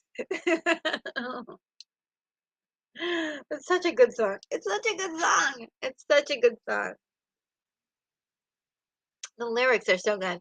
And Botanical Brother says, Weird Al, I think I'm a clone now. Yes. My favorite from him is definitely the oh uh I think it might be Eat It might be my favorite, even though but he's got a lot of good ones. A lot of good ones. Dancing in the Dark, the discovery of Courtney Cox. Yes, I like uh his I'm on Fire. Oh, I'm on Fire. Yes. Yes, that's William, that's one of the best ones. Yes, I'm on Fire. Especially he's like howling in that song. He's like he's like howling in that song. It's just perfect. If I was doing a werewolf movie, I would have that song playing at some point during the the and his rendition of him, howling. I just think that would be so cool. Um, and Daryl, Cyndi Lauper is still cute, isn't she though? She's always been innovative and creative, and she's just a cool chick all the way around. And Puff Comics 83 is here. Hello. Says, "Hi RNG chat. Hope all is well. I forgot to shout you out on my recent live earlier." Oh, don't worry. You're such a sweetheart. I love your show. And I definitely will catch up in the replay. Definitely. Let's see. And yes, let's see. And let's see if I can. I'm just gonna jump around a little bit. The Botanical Brother says, "I recall when African Americans complained that there was not enough videos on MTV by Black artists." Yeah, they definitely changed. Like during the latter part of the '80s, definitely they had more R&B songs. They even had like Yo MTV Raps. A lot of things they included by the '90s that were a lot more inclusive. I think they did a really good job of doing that. They were specifically though more interested in pop rock. That was their wheelhouse though. That was their wheelhouse. But then there was VET. That had its own like flavor, and I never complained about MTV because I had BET. So as long as we could see the videos played somewhere, I was happy. Happy camper. And William Blake House says, I lean towards True Colors. Ooh, True Colors. That's another great one. I mean, Cyndi Lauper. yeah, she's got quite a few amazing songs. And the hidden says 80 song High and High by Gary Jackson. Hint Ghostbusters too. High and High. Okay, I don't remember that song. Wow. I don't remember that song. I do remember for Ghostbusters too. Um, uh, that song by Bobby Brown that I would always sing constantly. That's like rap song. Well, no, it was like a song with a rap in it that he did, and I loved it. I loved it so much. And I probably am one of the few people who really love Ghostbusters too because it was like another Ghostbusters movie. I mean, duh. Unicorn Rampant Studio says shining through like a rainbow. Oh, you guys, my eyes are getting all steamy, and I'm having trouble seeing because I'm full of tears, guys. I'm leaking. And Irene says, "Why are you leaking, my dear?" Because I get sometimes the lyrics on certain words are they make me emotional. And so that's my version of saying that I'm getting teary-eyed or I say I'm leaking. Um, it's from a movie, I think, too. I'm sure somebody was saying like, "Hey, I'm leaking." No, you're crying. Botanical Brother says 57 channels and there's nothing on. Yeah, so true. Laura Branigan, Gloria. Ooh, Daryl, that's a good one. Yes. What a voice, Laura Branigan. And one of my favorites is can't forgot the name of it, but um, let me think. I'm trying to think of the name of the song. Self-control, that's it.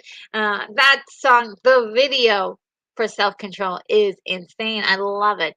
It's like a mini movie. It really is. It's like a mini movie, that video, and I just adore it. And of course, the song is just so, it's so 80s, but it's also very pretty too. Pretty. Her voice is just incredible. Unicorn Rampant Studio says we're exciting the nostalgic we're exciting the nostalgic tear ducts. Yes, we are. And Irene is saying LOL. Yes. Sorry about that, guys. I'm easy to cry. And William Blake also says, Daryl, yes, that too was featured in Flashdance. Yes, self-control. Not self-control, but a Gloria. Yeah, it was the ice skating scene, which I was like, oh no, I kept yelling to the screen, "Get up, girl, get up!" And ultimately, she gave up. Um, and Botanical Brother, who's fat, yes. And that's another video that would probably be inappropriate for today's audience. But it and there you go. And William Blake Hall says, but for werewolves, does Springsteen's "I'm on Fire" beat Duran Duran's "Hungry Like the Wolf"? Like it doesn't. Okay, it doesn't. And so if I was doing a movie, both songs would be in that movie. Okay. Does anybody want to see my movie? Does anyone want to see my movie? Oh my goodness, Stunt Rat is here. It says my retro nerd girl. Great stream, musical hugs. Oh, I'm gonna give you a hug back. Miss you so much. How are you doing? I hope you are well. So great to see you. Um, and and John Walker mentions the Bangles, Eternal Flame, Susanna Hoffs. Yes, she's with stars and those are hearts in his eyes. Yes, the Bangles were incredible, and Eternal Flame was one of those songs that just you know it was epic. It was really epic. I mean, anybody could sing that song, and it will reach your heart inside of your heart, like literally. I don't know. William Blake Hall says, I give it to Springsteen for the Freight Train running through the middle of his head. Which one is this one? Am I forgetting? Am I forgetting where that's from? The freight train running through his head. Um, see. And William says, John Walker, you called it. Bengals were known for walk like an Egyptian, on and on. But Eternal Flame is the best. Yeah, it's really great. And Manic Monday was great too, written by Prince. Um, and recently, who said that they worked with Prince on it? I believe Apollonia said that she worked with Prince on that song.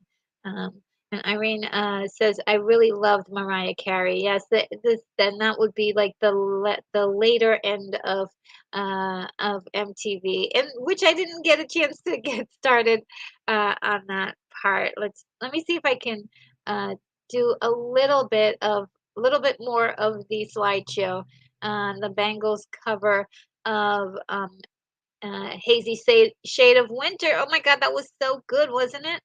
Oh, they were so good. And that song was fantastic. Uh, and uh, William Blake Hall says allergies and MTV memories. Rough night. Yeah. And Sunbrat says, Retro, I've been lurking all this time. I thought you were like 30 and and just well versed in film and music. Thank you for saying that. Yeah, I am definitely I'm gonna be celebrating my um 53rd birthday in August. So I'm really kind of happy about that. And yeah, I made it. I made it another year. Yay! I always love birthdays for that, you know. I love celebrating birthdays. And Irene says, I hope everybody does. Not everybody likes celebrating them, but I do like celebrating them. And Irene says, allergies get me every time. They do. Like they're the last this week in particular because it was spring and well, not even spring. It was like winter, and then all of a sudden it became like summer, like from like the deep south. And I'm way in the north, so it's like, what is going on here? This is crazy. And Botanical Brother says, Nerd Girl, what is your favorite song by the Psychedelic Furs? I'm not sure who they are. Sorry about that. You'll have to refresh me about any like popular songs that they've done. I'm sorry. And then mine is Ghost in You. Oh, I've never heard of that song. Never heard of that song. I will be listening to all of the suggestions that you guys mentioned today, um, and I'll be watching all of the videos for those songs. So don't you worry, I will know about them by tomorrow. That's my evening. And Irene says, "Why are you leaking?" Oh, my dear, is my favorite quote from a Super Mario RPG Legend of 7 stars. Oh, really? Oh, cool. There is there is a reference to it. I think there's another reference to it somewhere. I think it was I'm not sure if there is a movie that I'm getting this from, but I've actually seen, and I can't remember what it is, but they were like, yeah, it was kind of the same conversation. Was like, "Why are you leaking?" "Oh no, these are tears," or something. Or it was like, "Why am I leaking?" Is I think some sort of robotic creature or something that was crying. And her Unicorn Rampant Studios says, "Pretty in Pink." That was a cool. Wait a minute, who sung that? Who sung that song? Was that for the movie? I think I know what you're talking about. John Walker's mentioned self-control, yes. And Men at Work, yes. Uh, who can it be now? What a great one, Daryl. That's a great call. And Botanical Brother says, I learned that the Dire Straits, that that Dire Straits was inspired by furniture movers to make money for nothing. Yes, that's what they were saying for a long time. And oh, look who's here! Skywalker the Jedi says MTV was definitely an everyday watch for me when I was young. Its impact on American music and pop culture definitely cannot be denied. Absolutely.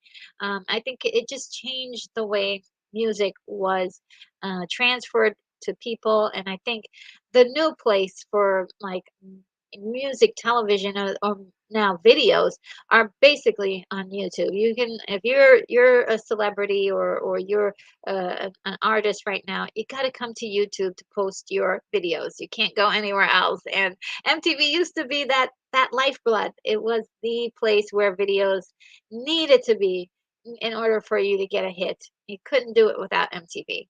And it changed my world, that's for sure. Um, so yeah, thank you for being here, and what a great comment. Um, and Daryl says, yeah, let's see the movie. And Zimrat says, Irene Cara married a stunt coordinator named Conrad Poli Polim Polim Palmiciano. Think I'm saying that right. Palmiciano. I used to see her at stunt events where she sometimes performed. Oh, really? I did not know all this. This is so cool. And I was just thinking about Irene Cara the other day and how amazing her voice was and what an incredible talent she was. Always gets me with that one song, the slow song that she did. Um, and I forgot the title of it, but yeah, that slow song. If anybody knows what that song is, let me know. And Botanical Brother says Duran Duran rules Rio. Yes, yes, that was Dave's favorite band. I mean, oh, well, at least he mentioned Duran Duran. It's really that that band, right? They were so sensational, and of course, they got their name from one of my favorite movies, guys, Barbarella from 1968. Great, great. There's the evil bad guy in that movie is called Duran Duran. Um, and Daryl Johnson says the best song for a werewolf movie is Bad Moon Rising by Clarence Clearwater Revival, and that is the absolute truth. And you know, I mean, if I was doing a werewolf movie, I would not put that in my movie because it's already been used before, and the best way possible. William Blake mentioned American Werewolf in London, made sure to play that. Yes, it's one of the it's a quintessential song that really feels great. And in fact, every song in that soundtrack is just amazing, just amazing. So I would, if I were doing a werewolf movie, I would try to hit it from a different angle. But like I said, that uh, that song from uh, Bruce Springsteen would definitely be on the list for the all that howling he does in there. And yeah, does anybody know of any other songs from the 80s where there's a lot of howling or like, prolonged lyric holding? And the Hidden says the song Cruel Summer by Bananarama hints Karaoke Kid Part 1, Karate Kid Part 1, karaoke. Yes, I love that song. I think everybody did in the 80s. Um, and Daryl Johnson says 53 still a baby yet. That's what I heard. And Botanical Brother says, "Wow, black don't crack." I will. It cracks. It does, but I mean, it's kind of nice. William Blake calls says 53rd. Thou kiddest. I don't kiddest. I still feel like a kid though. I don't feel it. I definitely, well, every once in a while I'll feel it, like I'll be like, oh my God, I can't do that anymore. But I still feel very young at heart, and I still have the heart of a kid in my yeah, inside me. And Unicorn Rampant Studio says Bananarama cover of Shocking Blues Venus She got it. Yes, wasn't that a great cover? Oh my God, that was such a great cover of that song. And Sunbrat77 Smith says, retro, I'm stunned. Honestly, I've grown brats. I thought you were like 30-ish. Oh, you're so sweet. Rock on, girl. Thank you so much. You guys are gonna make me cry. And William says, "Yeah, baby, she's got it." Um, and yeah, there's you guys are super sweet in the chat. Um, uh, let me hold on one second. My allergies are going haywire on top of everything else.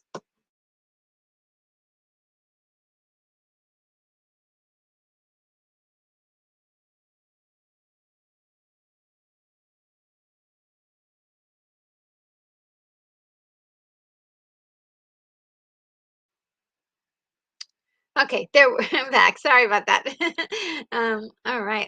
Just gonna I hope you guys don't mind. I'm gonna go down just a little bit. Let me see. William Blake Hall says a very early video just about everyone seems to know Africa Total. Absolutely. What a wonderful song.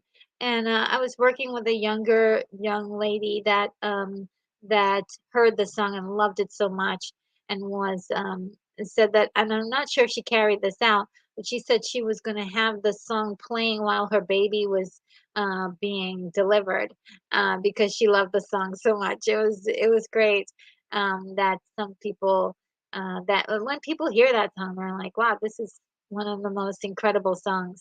Uh, and Irene says, "I love Africa, Toto." Yes, such a great song, such a great song.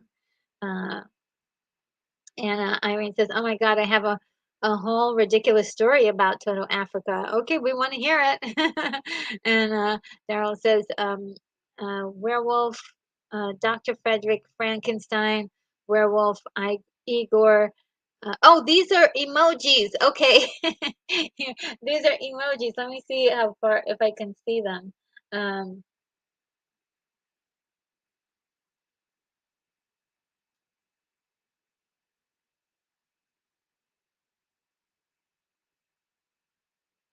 all right, yeah, I can't see them. But yeah. Uh, for some reason I can't see them, but thank you. Um, their wolf in their castle. Oh my God. Thank you, Daryl. Let me see if I'm sure I could probably, oh no. Um, uh, I was trying to see them. Hold on a second.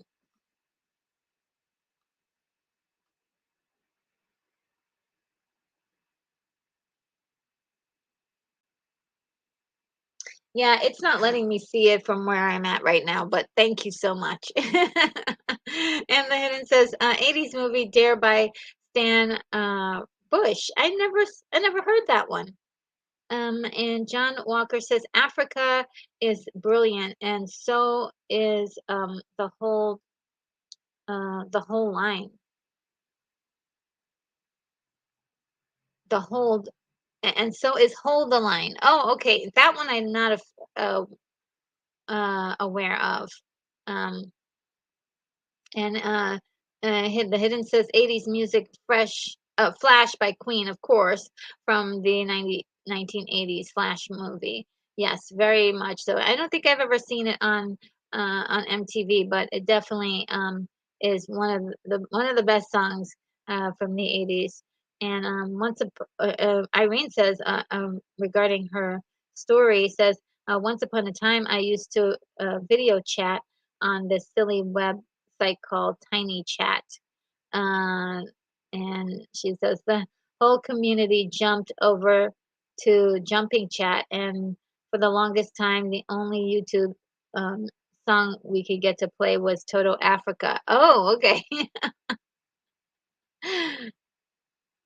And yeah, um, Tiny Chat, huh? That's interesting. I've never heard of that place. Brogu says, I believe the leaking comment was in Terminator 2. Yes, thank you. When he was talking to young John Connor. Yes. Yes, thank you, Brogu. That was exactly what I was. And see, the Terminator, I love it so much. It's like stuck in my mind back there. It's just like a part of me now. I don't even recognize that I'm making Terminator 2 references. Uh, thank you, Brogu. William Blake Hall. I think I first wanted to live on Planet Janet when Janet Jackson came out with Nasty. That is power. Now that's power to officially write the lyric, Miss Jackson, if you're nasty. Yeah, I thought that was brilliant. And Botanical Brothers says, I'm grateful you decided to make your YouTube channel RNG. It's fun, therapeutic, and inspiring. Oh, that's so sweet. Oh gosh, you guys, now I'm going to start leaking. I can't. I'm gonna start leaking again. Okay. Irene says, I sang Janet Jackson's Together Again when I auditioned for American Idol. Oh wow, you auditioned for American Idol. Wow, this is really cool. And yes, Dunbrat is saying the same thing I'm thinking. Ooh. Uh, and Botanical Brother says, ooh, we're wolves in London. And I mean, says that bass is everything back when systems were a thing in cars. Yeah, the bass had to be just right. 'Cause it would just, it determined whether a song was gonna really make you, feel it. You had to feel it with that bass. Uh, and John Walker says John Bon Jovi would howl at the end of "I'll Be There for You." Oh, really? I didn't know that. Because I don't remember that particular song, so I'm gonna have to look that up. Uh, Irene is saying, "Wait, you're not my age. You're not telling me your retro is 53." Yeah. Uh, you're so sweet. Oh yes, a fellow dog year person. Yes, born the year of the dog. And Irene says, "Shut the front door." That's like my favorite saying ever. I love that saying. Shut the front door. Uh, and Irene says that she's a rabbit year person, also born on Friday the 13th. Oh, cool. Ooh, lots of things going on there. That's cool. Um, and William Blake Hall says, I'm going to murmur one hit wonders from time to time. Gregory Abbott, I want to shake you down. Oh, yeah, that's a good one. Okay, while you're doing that, right? Have I caught up at all? This is really incredible. You guys have so many comments. I'm just going to skip a few. I hope you don't mind. 80 song. There's Fire in Where's the Fire by Tim Freehan. I've never heard of that one. Hint, movie The Wraith. Dare um Dare was played for Transformers 80s cartoon movie. Yeah, I never heard of that one. Uh Scream by Jay Hawkins. I put a spell on you. Don't think MTV put this on. Yeah, I don't know it at all. Dirty Laundry by Don Henley is awesome also. Oh, I don't remember that one. Great. Yeah, I don't remember that one. And Stumpret is giving you some props, Botanical Brother. And let's see. Uh, Jack's here. Hello, Jack. Says ZZ Top Eliminator had four vids. Give me all your lovin', Chef Just Man, Legs, and one just for you, TV dinner. That vid was a sci-fi vibe. Great Great Texas band. Yeah, I loved ZZ Top. I mean, pretty much. I don't know. Um, TV dinner. That one I didn't hear, but um, Legs was like my favorite. Oh, well, Legs was great. Rough Boy. Okay, Rough Boy was. I had to watch anytime that was on. I'd run from whatever room I was in and had to sit down and watch them. That's that video because it was so. First of all, the lady's legs in that video was just insane. It was my goal in life to have legs like that. And just the whole sci-fi theme that they had brought the car into a space station and was getting it fixed up. It was like, oh, my sci-fi self is just like, this is amazing. Yeah, I loved it. Any videos about with in outer space or sci-fi themed, I loved. And yeah, Give Me All Your Lovin' was so good.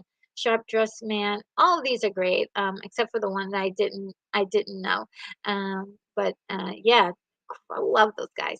DeBarge Rhythm of the Night. Yes, I think that's what 93. I'm sorry, 83.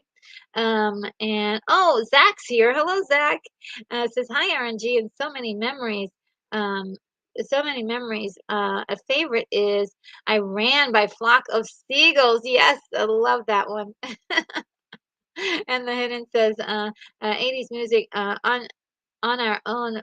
Bobby Brown into Ghostbusters too. Yes, that was such a great. I sung that song all day and all night. Anytime it came on, I had to see it, and I was happy to see it was on both MTV and BET, so I'd get a double dose of it sometimes, and it was just great.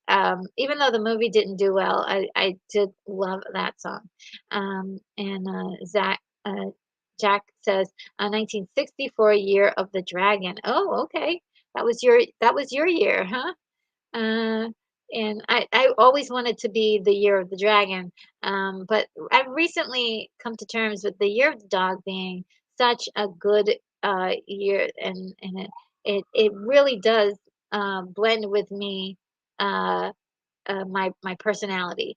It's something I've come to understand a lot better. And then Botanical Brother says, add up all of the numbers in today's date and you get 13. Oh, wow. Hello. Yes, great. Great. You're astute. You're very astute. Kick them when they're up, kick them when they're down. Um, and William Blake Hall says, I recall Rough Boy video. Uh, uh, I don't know what that word is, but legs. Yes, the legs, and it was just it was a great like visual too. The special effects on it, I was like, please, this is do this in a movie. Let me see. Actually, I wanna share that video link with you guys. If for anybody who's watching that does not have has never seen it before, I will uh, see if I can find a link for it. Um, I think this one will do. Um, yeah, it's a very sexy video. Um, It's a little spicy, but not too spicy, but it's done with some taste and class, but it's also you know, futuristic, and it's got that vibe of the future, which I love. I love anything to do with future space travel, that kind of stuff. Some Brett says, William, I saw DeBarge in Vegas early in the early 2000s. My friend booked the talent at Boulder Station. DeBarge was floppy drunk. Oh wow. Funny funny and sad. Then he got well after that. Oh, I wow. That's that's oh wow. I don't even know what to say about that. And the hidden mentions Jump by Van Halen, of course, and Devo Whip It. Uh uh Daryl mentions. And William Blake also says a troubled artist. Yes, it sounds like it. And Semra says ZZ Top had some awesome videos, huh? Yes, they were amazing. Like all of them told a story. and they were very. It just was kind of cool to see them perform too. They were just the coolest guys with such a cool look. With such a cool look. Um, and oh, Daryl says Wall of Voodoo Mexican radio. Never heard of that one. Never heard of that one. Botanical says Dirty Laundry licks kicks them when they're up. Never. I don't know what uh, the that for what lyrics that's for. And the hidden says 80s song Broken Wings by Mr. Mystery. Yes, love that song. I love that song, Broken Wings. I could sing that all day. And then Zach says thanks for the link. I didn't know ZZ Top had a sci-fi video. Yeah, that's pretty cool, isn't it? And like for back then, for like I believe it was like 87 or 88. Great job, great job. And the hidden says 80s song, nothing's gonna stop us now. Of course, this is on my playlist. Jefferson Starship, hint movie Mannequin. Yes, absolutely. And heavy metal, the movie 1980 featured great Devo music. Yes, I mean I can't tell you what the song is, but I know that their music was in it. And Zach says, uh, the best, I remember the best ZZ Top from Back to the Future 3. Okay. Cool. And Unicorn Rampant Studio says, I wish I was in Tijuana eating barbecued iguana. I get requests on the telephone. I'm on a wavelength far from home. Oh, what lyrics are those? Mexican radio? Jack says hot for teacher Van Halen. Got some folks upset. Uh, it did get people upset. I remember it being such a huge hit. Um, and uh, Zachariah's here. Says howdy all. Says howdy y'all. And Jack says TV dinner has a stop motion monster. Oh, really? Okay, I'm gonna have to look at that. Give me 1 second, guys. Something else is happening at my door. Such a weird day.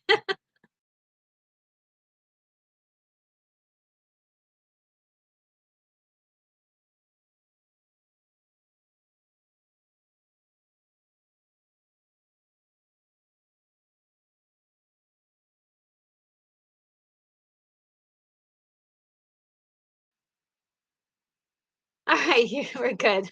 Okay. Yes, and we've got Herbie Hancock Rocket and uh Tough Being Cool by Devo featured in Heavy Metal 1980. Oh, cool. I don't remember that song specifically, but I do remember them being featured in it and even the cartoons actually kind of looking like them.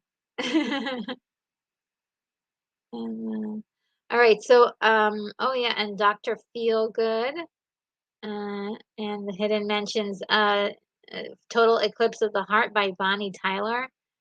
And RNG says, RNG really truly thanks for linking the Rough Boy video. I love the contrast.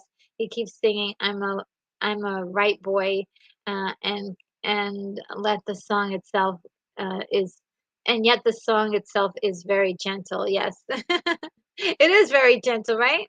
It's like what do they call it? A rock ballad, uh, but but not quite. It's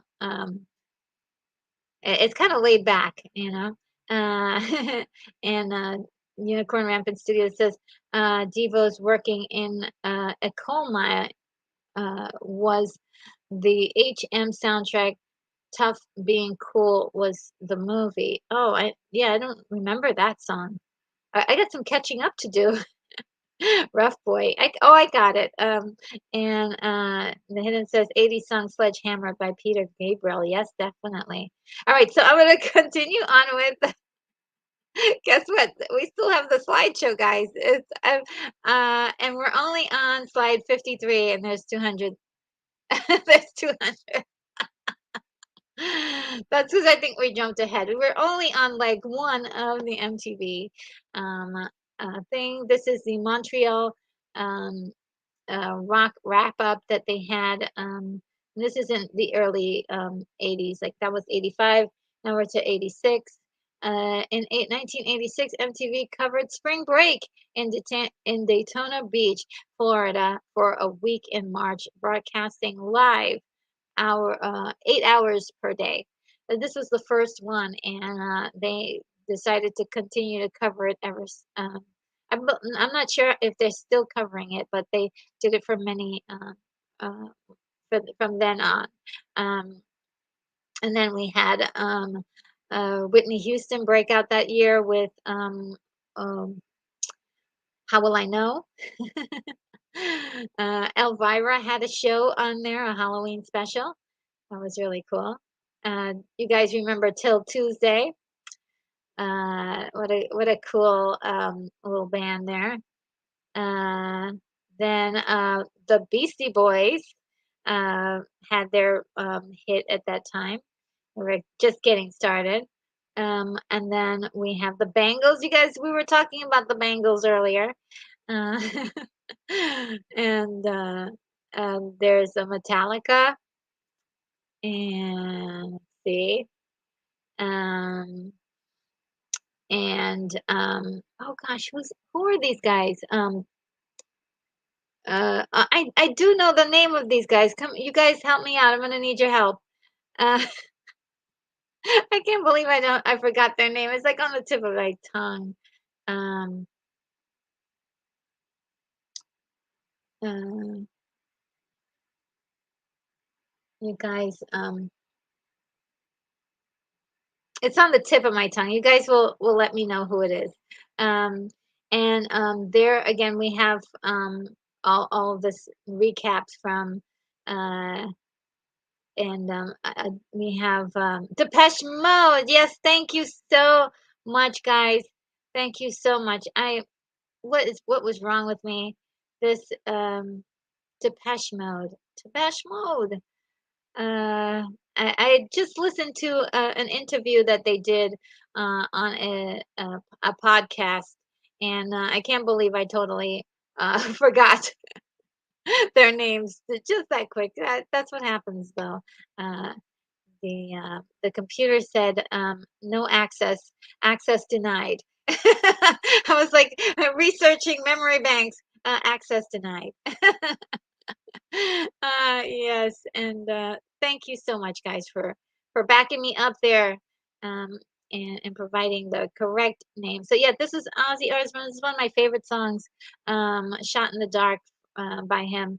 Uh, and that was the one that was played on MTV. So if it didn't get played on MTV, I don't probably know about it. But if it was played on MTV, I definitely was able to see it, and it introduced me to Ozzy Osbourne, which is pretty awesome. Now, 1987 is a big year for MTV. A lot of things changed in 1987. For one thing, a lot of the people who had contracts in the first wave of the VJs actually lost their contracts, or they moved away, or changed. Um, so all of them pretty much went away. Um, so they needed to get new VJs, and a couple of them. So here we go. Oh, I wrote this already. Many of the VJs left the show, so there were a new batch of VJs that were hired and ushered in the second era of MTV culture. And of course, Downtown Julie Brown was a VJ from 1987 to and stayed until 1992. Downtown Julie Brown hosted the Club MTV show that had a format similar to American Bandstand. Julie had a cute catchphrase on the show, "Wubba Wubba Wubba." Do you guys remember? She's like, "I'm Downtown Julie Brown, Wubba Wubba Wubba."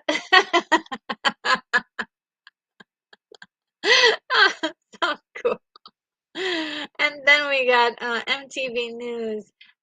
began in 1987 with the program The Week in Rock, hosted by longtime Rolling Stone writer, music critic Kurt Loder, the first official TV news, MTV News correspondent.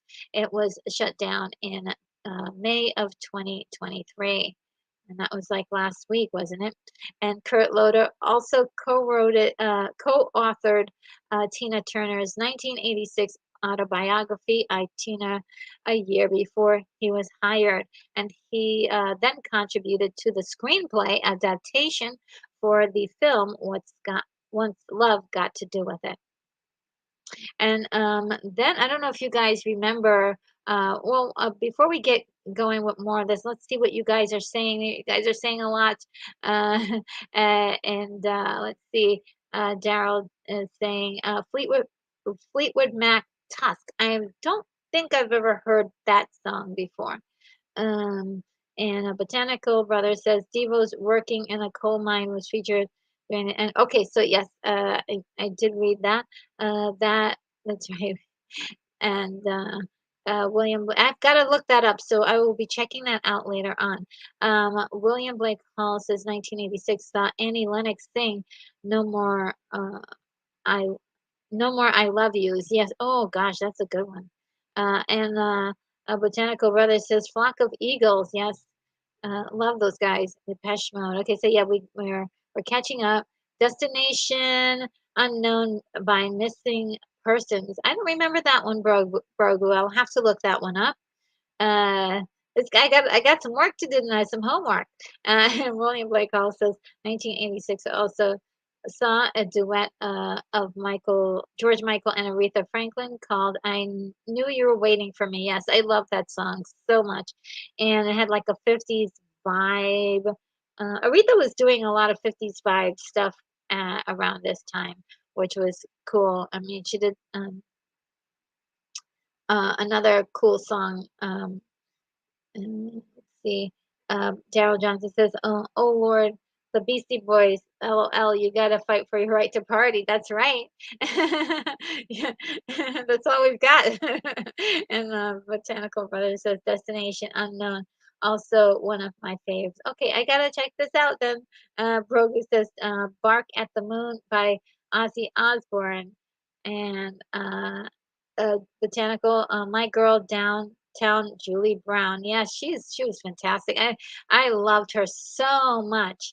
And Integrity 101 is here. Hello, Integrity 101 says this may come as a shock to younger viewers, but MTV used to actually play music. It's crazy, I know. Absolutely. And let's see. William Blake Hall says, I think on Sesame Street, Ernie was uh, describing a scary dream to birds and claiming that monsters could threaten him with wubba wubba. Oh yeah, that's where she got the line from. William, you know this, right? The hidden says, retro nerd girl. Sorry for my early mistake when I said Flash. I meant the title Flash Gordon. Oh yeah, yeah, yeah. I understood you completely. Yeah. I don't remember ever seeing that song or any of the things from Flash Gordon on MTV. But yeah, it was in the 80s and it was amazing. It was amazing. Yes, I totally understood what you meant. Flash Gordon is amazing. I love that. I love it. Jack says, "Sweet Dreams" by Eurythmics. Okay, that was one of the classics. I mean, I remember being at a friend's house and she was playing. They were playing that on their television and just being like in a trance. I'm like, what is this? What's happening? This is speaking to my soul. It's just amazing. Tanico Brothers says, coming in the air tonight. Oh, you mean calling? Is it? I think it's called the air tonight. The air tonight, I think. But I think he's saying calling. I'm not sure. Somebody get the lyrics. We need the lyrics for for that song, Stat. And uh, LL Cool J, Mama said, "Knock You Out." Yeah, that was huge.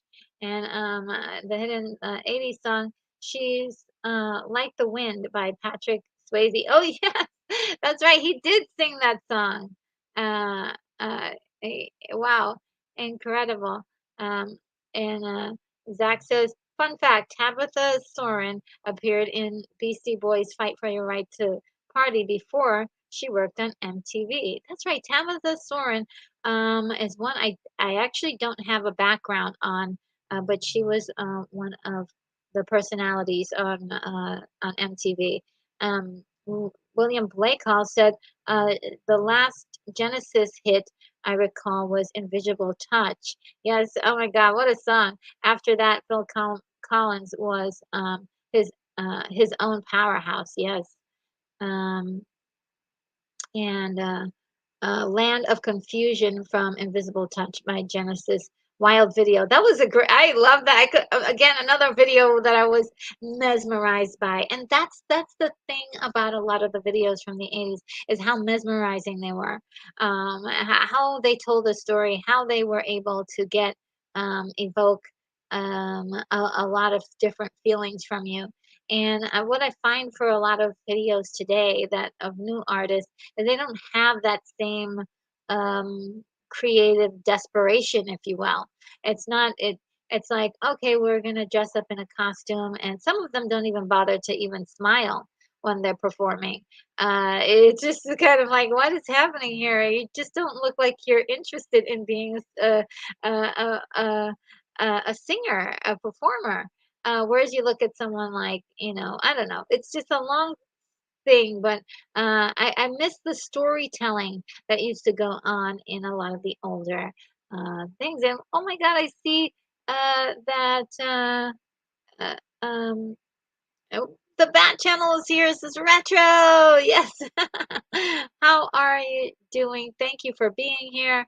Such an awesome friend to the channel, and a friend to me, I feel.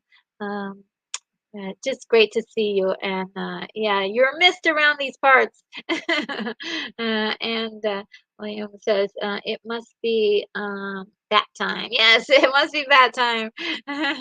And Jack says, I can feel it coming in the air tonight. Featured on the Risky Business soundtrack.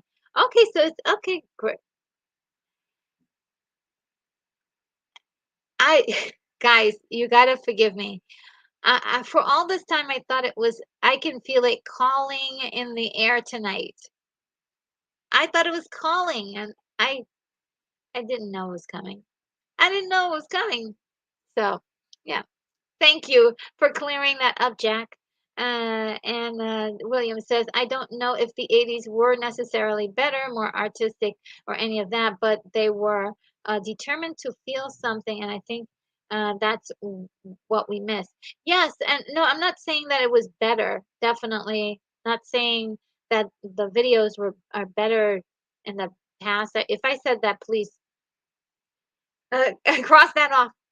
Cross that off the manuscript. What I meant to say really, or what I should be saying is that there, I don't feel as if there was something like more desperate about the 80s, as far as music videos are concerned, that I enjoy. And when I say desperate, I mean it just like notice me, please pay attention to me. I want to, they're like they were like greedy for your eyes.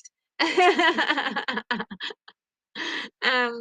and and we're not going to talk about the music aspect because I think music's different now too.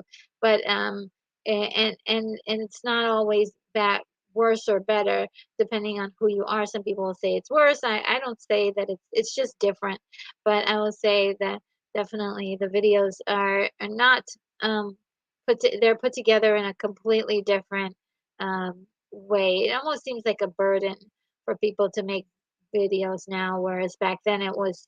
I mean, I think it was a burden for a lot of those people too, but there was something in the creation of it that's different. And I can't really. vocalize how that is. Can anyone explain what I'm feeling in the chat? Tell me my feelings, someone else. I'm not doing a great job of doing it, but yes, there's something there.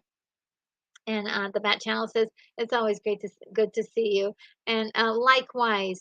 And it's urging people to like and subscribe. Yes, if you are enjoying this kind of content, please do hit the like button. I would appreciate it. And let me see if I can find my little stinger for liking.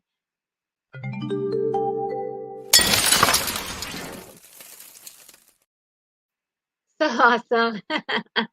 Yes, you can smash the like button, or you can just, touch it very lightly. Give it a little tappy wappy. And then it says 80s song "Take Me On" by Aha. Yes, that's one we definitely talked about. Amazing song, amazing music video. It was the visuals were just incredible. Um, and uh,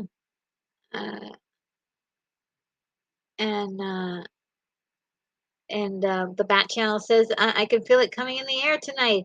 Hit that like. And Grover says, coming in the air tonight was a great song and also featured on Miami Vice. Oh, wow. Miami Vice, what a show. Yeah. And Zach says, Take on Me is still popular with the young people today. It's a classic. Yeah, it's so, in a way, it's timeless. But and then it has all of those goody nuggety 80s classic things in it too. And the Unicorn Rampant Studio says the 80s are the beginning of the world youth culture. Interesting, yes. It's really fascinating to think about that, yeah. And Zach says, I blame the MTV video games from Heather's. Uh, somebody said that and from Heather's. I gotta see that movie again. It's been a while. Dire Straits, Brothers in Arms. Oh, I never heard of that one. I have to look that up. And look, guys, it's Megan Bad. Hello, Megan. So good to see you today. I agree. The videos told the story more than they do now. I think so. I mean, I've been watching a lot of recent videos of popular people, and mm, I was just in awe of like, wow, this is a great song. Wouldn't it have been nice to accompany it with a fantastic story? I think the only person who has that down, I think, right now, and many people don't really like her very much, is Taylor Swift. Her videos seem to have a storytelling element to it. But I mean, once it was discovered that you can tell like mini movies with these videos, I mean, why not take it and run with it? I would say make your own little mini movie. The Hidden says this 80s song, I Want to Know What Love Is by Foreigner. That was so good. Thank you for mentioning that. Yes, I love that song. They had a whole choir behind them singing that song. Um, and Daryl Johnson says misheard lyrics can be another show. And right? I mean, I think so. Definitely. Yeah, I mean, it could definitely be another show. And the hidden thanks for that's a big one. Yes. And Jack says, anyone remember Thriller by Michael Jackson? Absolutely. Um, and Botanical Brother says, Linda Carter, now you're talking. Yes, she's had a big, I loved her. I wanted to be Linda Carter. I wanted to be Wonder Woman. Okay, I'll admit, I wanted to be Wonder Woman. I wanted to be like 5'10" and gorgeous. I mean, who doesn't? And Jack says Linda Carter was Wonder Woman, right? She was. Um, and then, see, I'm just gonna jump down a little. Um, and Megan says, Thriller is the best song with Smooth Criminal, both by MJ. Yes. Um, And it's gonna and Off the Wall, Unicorn mentions another Michael Jackson song. And Off the Wall, yeah, that's so good. I recently, was it Off the Wall, or I heard a like this interesting mix. It wasn't like a mix, but it was like a somebody remixed one of his songs, and I believe it was Off the Wall, and it was so good. It makes you want to dance for hours. That song. I don't know if I can find it ever again, but if I do, I'll be sure to interrupt whatever I'm doing and share it with you guys. And Laura Toth is here. Hello. So sorry I'm late. Hi. Oh, don't worry about it. Well, hopefully we'll see. You can check everything out in the replay. And Unicorn says, "Smooth Criminal makes me feel dirty." Well, I wonder why. It's a Smooth Criminal when it came out was such an event, and I remember my mom and I and my brother would sit down and watch that like it was a movie. It was just so incredible how detailed it was, and strange it was too. It was like a strange storyline going on there. And El Necron is here. There's money for nothing, and your chicks for free. Classic Dire Straits, yes. It is a classic, right? Uh, Love listening to that every once in a while. Um, and Jack says, when you have Vincent Price narrate your as a Michael Jackson werewolf mini movie, it's a winner. Yes, and let me see. I think I skipped. Uh, and the hidden mentions a 80s song "Time After Time" by Bob Everhart, and I don't. Oh, it's. I don't know if I've ever heard that one. I'm not sure. Definitely not sure. And I think there was another one that I missed. But let me just keep going here. And William Blake Hall says, got to give a quick shout out to Village People who gave us YMCA Macho Man. I love YMCA. It sounded like a cherry advertisement for YMCA had its own meaning. Well, isn't that the 70s though?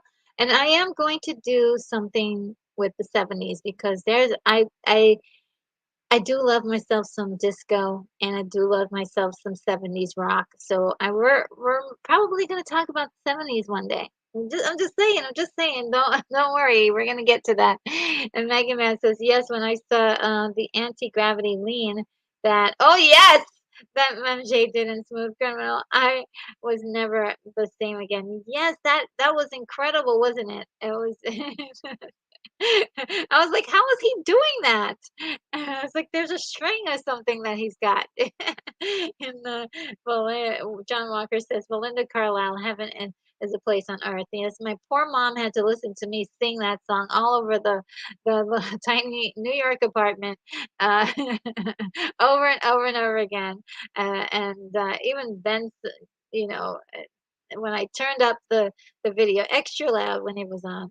Ah, and Unicorn Rampant Studio says, also, full disclosure, I used to roller skate, and Michael Jackson was always in an all skate moment. Oh, yeah. Yeah, I mean, I didn't get a chance to learn how to roller skate, but I can imagine what must have been like. That sounds like fun. And let's see. And John, I play that video ever so often. Oh, for Belinda Carlisle, William is talking about. And Botanical Brother says, you can dance if you want to. Yes. What a great song. Um, and Botanical says, Belinda, my babes, also. Yes. Who doesn't love Belinda Carlisle? She was gorgeous. Just gorgeous, just gorgeous. And she had a wonderful, she's a wonderful singer. So, it was great. And I loved her when, her early days. Um, Vacation. I used to always sing that song all the time.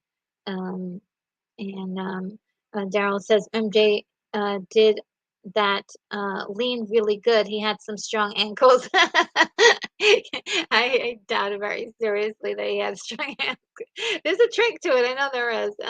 Every breath you take by Police still holds up. Yes, Jack, it does. And Zach says, speaking of New York, Silent Morning by Noel. Oh, Silent Morning. Is that 80s?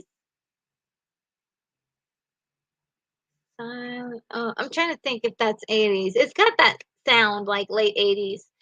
Um, and Botanical Brother mentions, Annie, are you okay? Yes.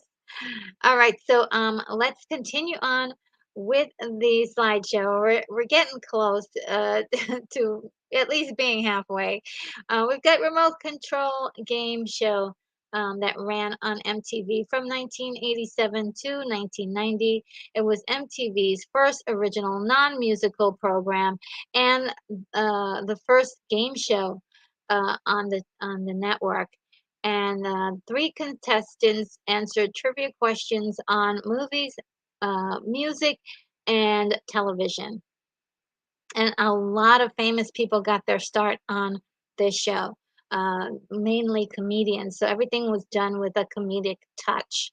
I think also Kari Muir was on that show. Quite a few people were on that show that swung past either as host or contestants or sideshow comedic attributes or whatever you would call it, like the side people.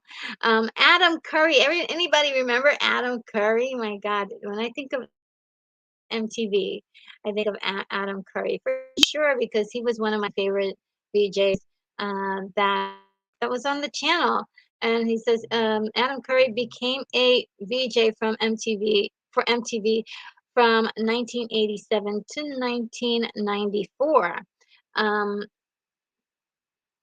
what a lot of people don't know is that Adam in 1993 bought a website called MTV.com, and it was supposed to be an unofficial website for MTV. And later, MTV wanted it, and they ended up uh, suing Adam Curry for the website, which is kind of weird because they didn't have one. They didn't have the foresight to do it. So you know that's kind of an interesting look at history. But Adam Curry was famously the host of Headbangers Ball, the show that began on MTV on April 18th, 1987, playing hair and heavy metal music videos. Anybody remember Headbangers Ball? I'll just say, I do. It was one of my favorite pastimes because, like I was saying, I had to divide my time up at, what I could watch on MTV and what I couldn't watch on MTV. And the thing is that Headbangers Ball went. My mom had gone to sleep by the time Headbangers Ball was on, and so I could watch Headbangers Ball, and so I was like, yes, we just crank up these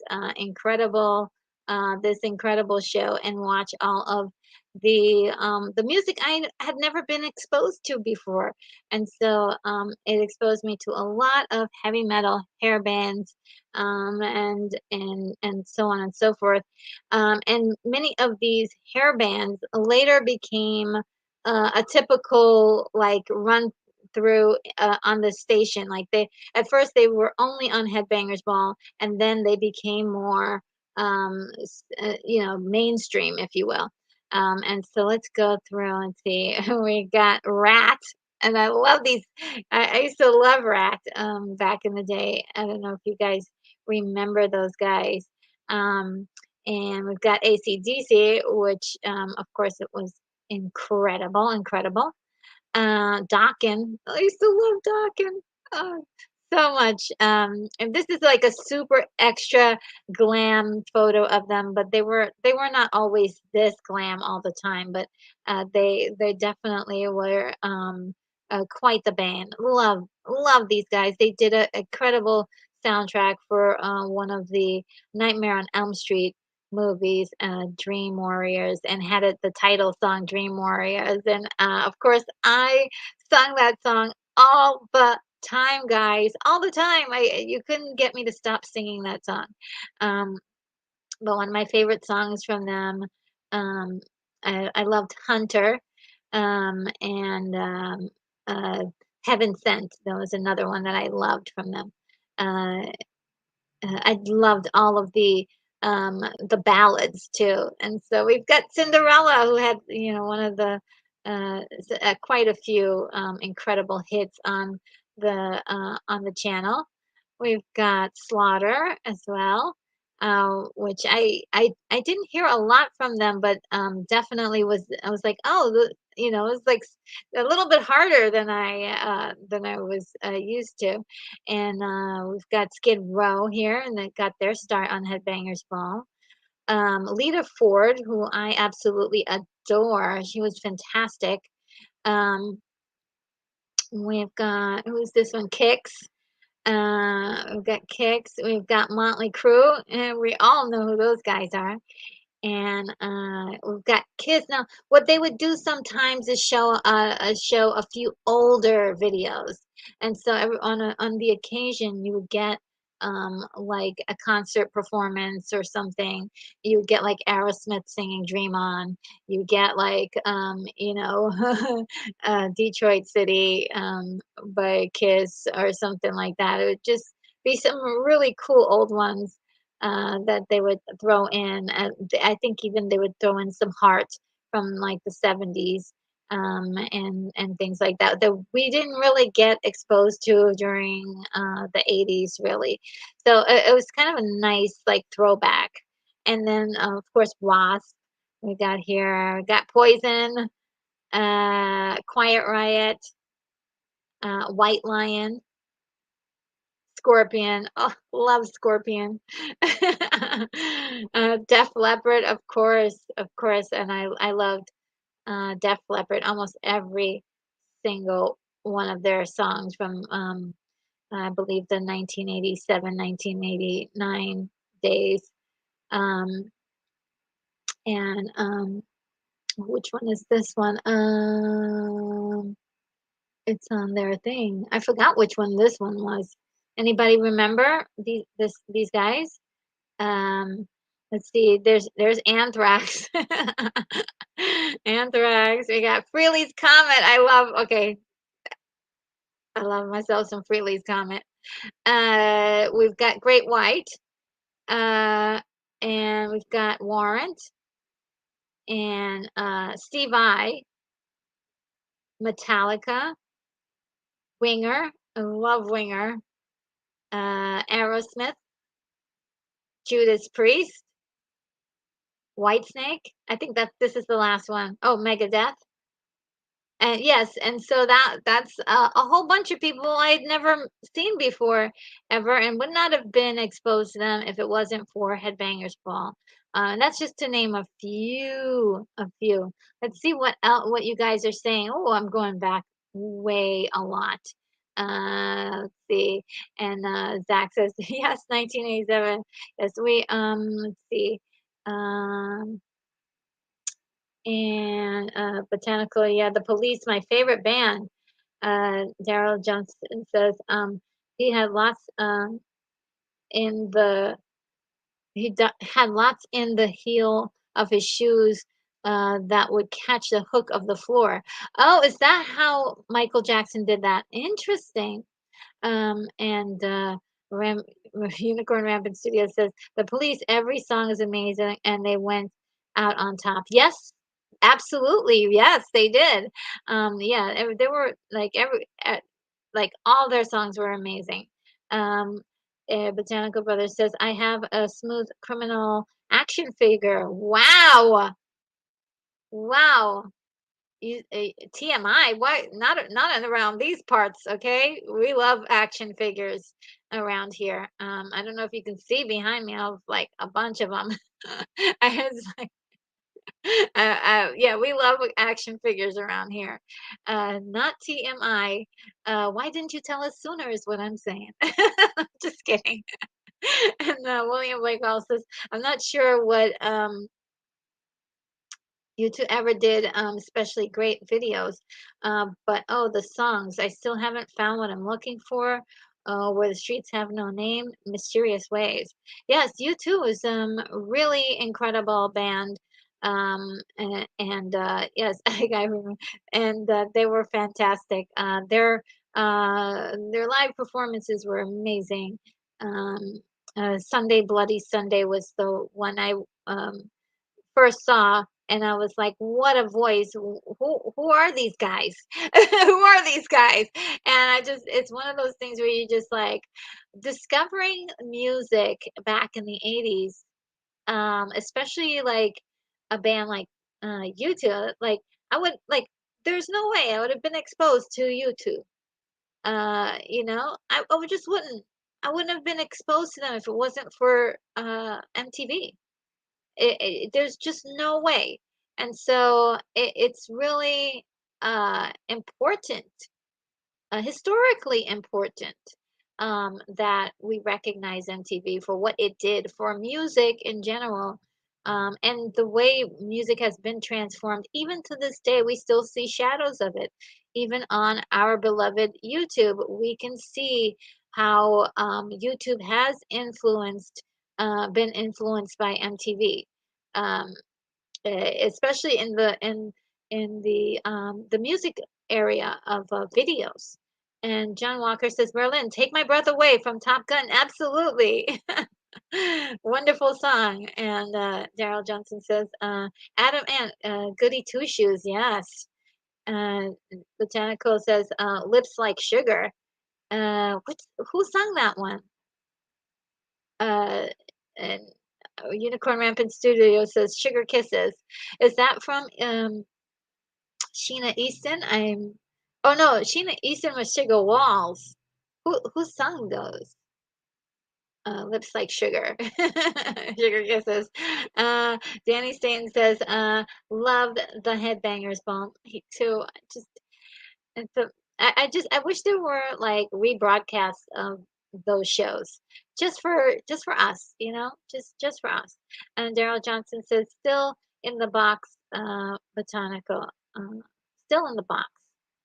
Uh, Never, I don't know that one. DV says 120 minutes was the other late night music show for the underground indie punk stuff. Oh, really? I didn't. Maybe it just came on at a time I didn't have access to it. I didn't remember that one. And William Blake Hall says I don't think of the Great Sade video. I don't think of Great Sade videos. Maybe by your side, but if I don't, but I don't care because I love all things Sade. Yes, of course, yeah, Sade is incredible.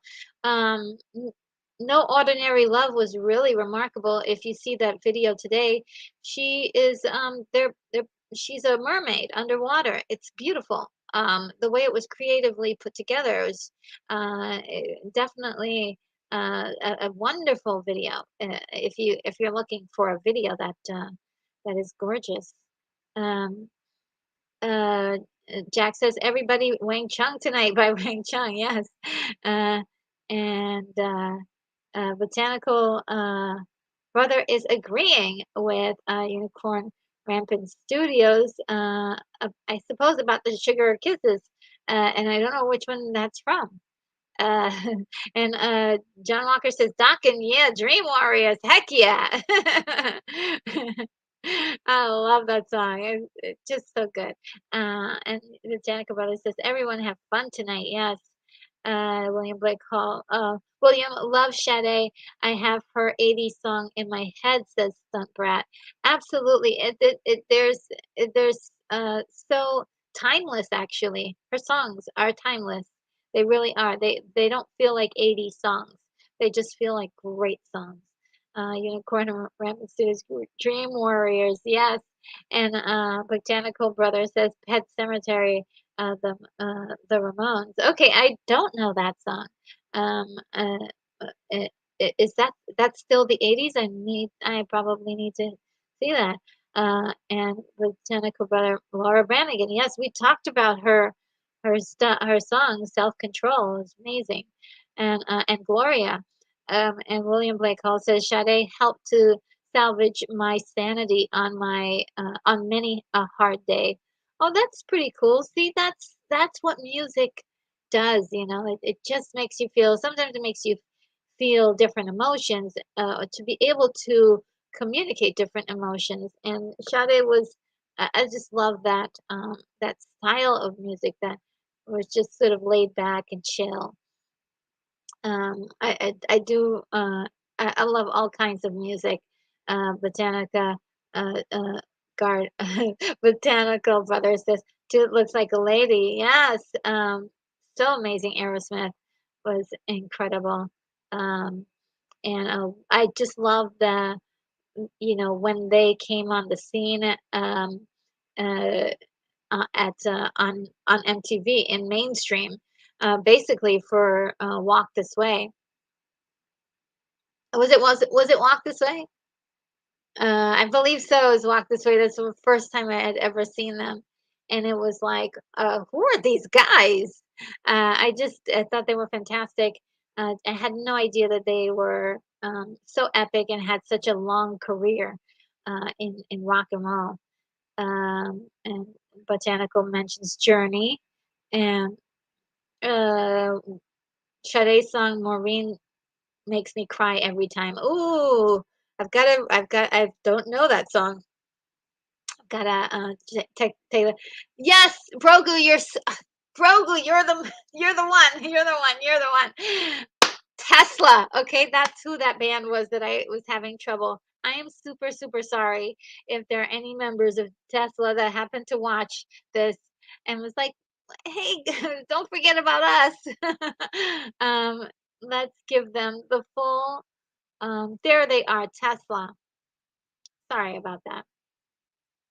Sorry about that. That they are, I should have known. I was gonna get a picture that that you can tell them, and I think this is one of the older pictures that I picked up. Thank you so much, Brogu. You are amazing. You're amazing. Let's take it on. Let's see. And William says, Maureen, a happy tune, but yes, with regrets. And Stumbrat says, William, I worked on Baywatch once, and I was preggers with my son, 1994. And let's see. And Brogus says, do you remember Quiet Riot? Yes. Um, I'm not sure if there was something about feeling a noise.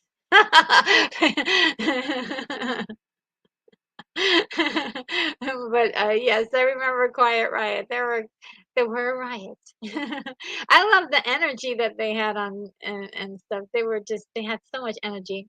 There you go. That'll teach you to look so good and feel so right. Let me tell you about the girl I met last night. Yes.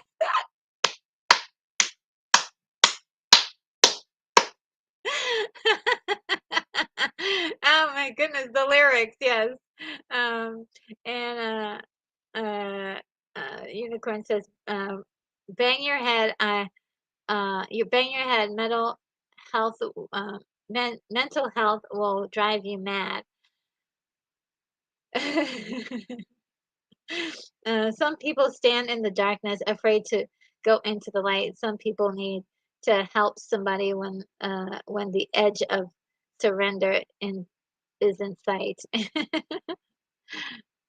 And Botanical Brother says, "You too, Lemon always makes me feel moody." Oh, I've never heard that one, or seen that one, that video, Lemon. Okay, and uh, Okay, and the hidden says 80s song "Dancing in the Dark" with by Bruce as hint animated movie Home. Oh, it was in that movie. I didn't know that. Um, and just gonna jump down a little bit.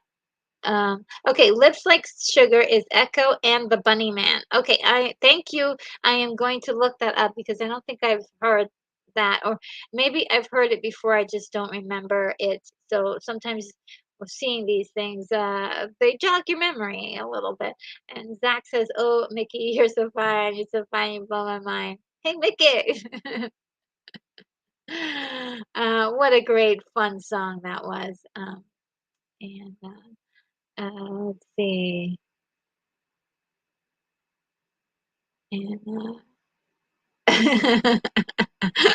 you guys are making me and Echo and the Rabbit Men did Sugar Kisses. Okay.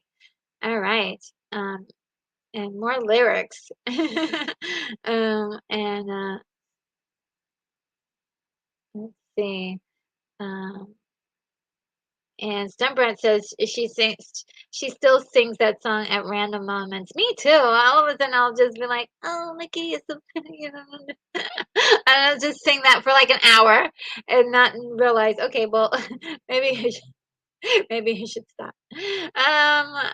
John Walker says Echo and the Bunnymen did a great cover of "People Are Strange" for the Lost Boys soundtrack. Oh, really? I didn't realize it was them that did that. Thank you for educating me. I love that song too. All this time I thought it was the Doors that were actually singing that song. And thank you for educating. That movie, by the way, amazing.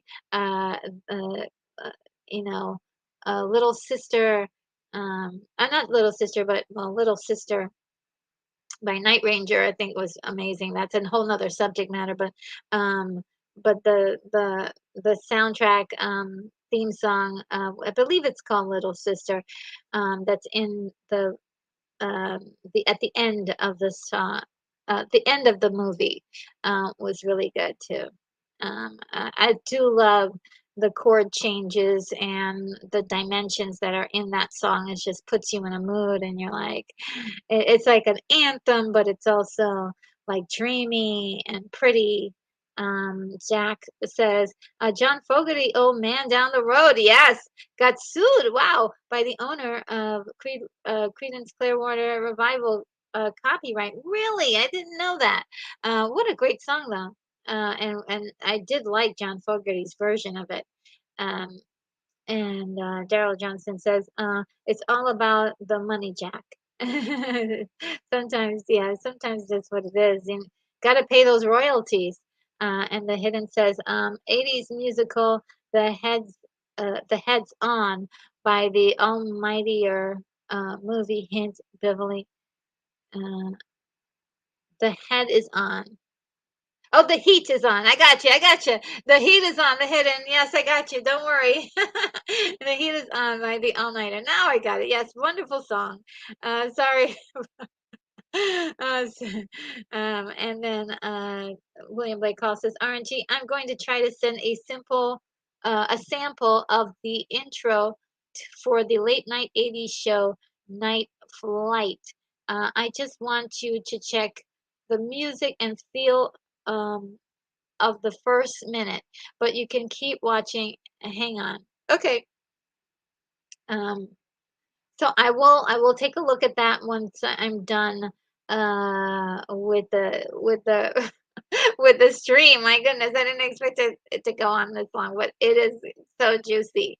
And I'll definitely "Rock the Casbah" by the Clash. Great song, great 80s song. Um, and oh yes, Sister Christian. Yes, that's the name of the song by Night Ranger, and I used to love that song. Sister Christian and "Don't Tell Me You Love Me." That was I used to sing that all the time. Oh my God, I love that band so much, and they didn't chart as much as I would like to, so to see more. stuff from them on YouTube. I'm sorry, on MTV, but it was those are some great songs. Great songs. Like I said, if it was on MTV, I got a chance to hear it. If it wasn't, I just couldn't, it just wasn't in my per periphery, in my universe, if you will. And, Unicorn, "Hey, little sister shotgun." Yes, that's a nice day for a white wedding, right? Isn't it? And Rogu says, William, I remember the late night show Night Flight. If I had a band that I liked, I would watch it again on replay after that, and I stayed up very late watching that show. I don't remember that show. Interesting. Yeah, I can't wait to see the intro. Thank you for the link and the information, William. And Rolling Stone, Free Jack. Um, Now the only one that I remember for the Rolling Stones, the Jumping Jack Flash, that's the one that I remember, but I don't remember Free Jack. Uh, and The hidden. Sorry for a confusing head with the. Oh, no problems. That's that I'm learning I'm learning how to decode this stuff, which is really kind of fun. And eventually one day it'll be smooth and seamless. I won't even I won't even stumble over it. And Unicorn Rampant Studio says it's a nice day for a white wedding. Yes, it is. Uh, William Blake Hall says, yeah, I think it was basically the same 3 hours broadcast twice. Oh, okay. Let's see. And Sister Christian was featured in Boogie Nights, yes. Um, and uh, Devastator Jr. Hello there. Good to see you. Did you ever watch 120 Minutes? The alternative show. I actually didn't. Like I said, it was either it was just I wasn't able to see it. It wasn't around like the timing. It had to be like the timing. I had to go to bed or something, or maybe there was another show that I desperately wanted to look at this that was done on the same time. I tell it like I would um go between MTV and BET a lot because I just love seeing videos and wanted to see them all the time. So it, I would that was me. I would when I was a kid, I'd be watching as much BET as possible and then as much MTV as possible. And then when I couldn't, I'd go to bed and get up the next morning and repeat the process. Um, and this is about, I guess, the 1987 when is when I stopped really watching cartoons as much too. So I used to watch a lot of cartoons until about 1986, I want to say. Um, and Daryl Johnson says, you can get a nice playlist going, RNG, with all of these tunes people are putting up. Absolutely. I'm actually doing something really special because I wanted to do something. I'll do it first and then I'll tell you guys about it. How about that? And the 80s song One Vision by Queen. I am not familiar with that song, but I can't wait. Oh, does anybody remember that song Rock Me Amadeus by Falco? I used to love that song, and there was a version that they had on MTV, but then there was another version that they had on radio stations that was, like, way more groovier, and I was like, "Oh my." I would play that all the time. Like, I would get my little recorder and record off the radio and then, like, rewind and play that over and over and over and over and over again, as many times as I wanted. It's great. Great fun back in the days with recorders. Now you don't have to go through that. You just buy the song and then play it as much as you want. Put it on loop. And Unicorn Rampant Studio says Free Jack is a dystopian future movie with Emilio Estevez. Oh, okay. And I didn't know that. I did not know that. Thank you for that information. And Mick Jagger. And Mick Jagger's in it. Okay. I had no idea. This is you guys are opening up my world. So thank you. And Devastator said Junior says it came on at midnight on Sundays and I had to sneak to watch it. Oh, that's why. Yeah, because my mom was not having it on the Sunday night. You know, you could do anything you wanted on a Friday night and a Saturday night. On Sunday night, you had to be in bed. So yeah, that's the reason why. Thank you, Devastator Junior. You're explaining exactly. This is exactly why I couldn't see it. And John Walker says, "A little crying little sister." Sung by a guy called Gerald Mann. Yes, I just looked at the back of my CD for the Lost Boys soundtrack. Oh, cool, John Walker. I appreciate that. Yes, and I believe he's still making different versions of that song even today. He's still singing that song at different clubs or wherever you can get him. He's still actively singing today. Um, Great song, wonderful song. Love it so much. Epic classic is all I can say. Just not praised enough, that song. And William Blake also says, wild how the concepts of Saturday night and Sunday morning are so opposite and yet so close. Yes, it's so true. Luckily, I don't have any of those rules anymore, so I can stay up as late as I want to on Sunday nights. But yeah, Botanical Brother says, "Oops, Free Jack was a movie starring Mick Jagger and Emilio Estevez." Yes, I am getting an education today. Did not know that they had that a movie together. And Unicorn Rampant Studio says, "Rock Me Amadeus was life." Yes, wasn't it so good? Um, it was really good. It's somewhere on the internet. I don't know. I don't have it handy, and I don't want to go away, but to go find it. But there is a version of the song that is playing alongside of visuals of the Fifth Element, and it is awesome. I don't know if it's still around, but actually let me see if I can find it. If I can find it, I will post it the link in the description. You guys will be in for a treat. So it's called Rock Me Amadeus.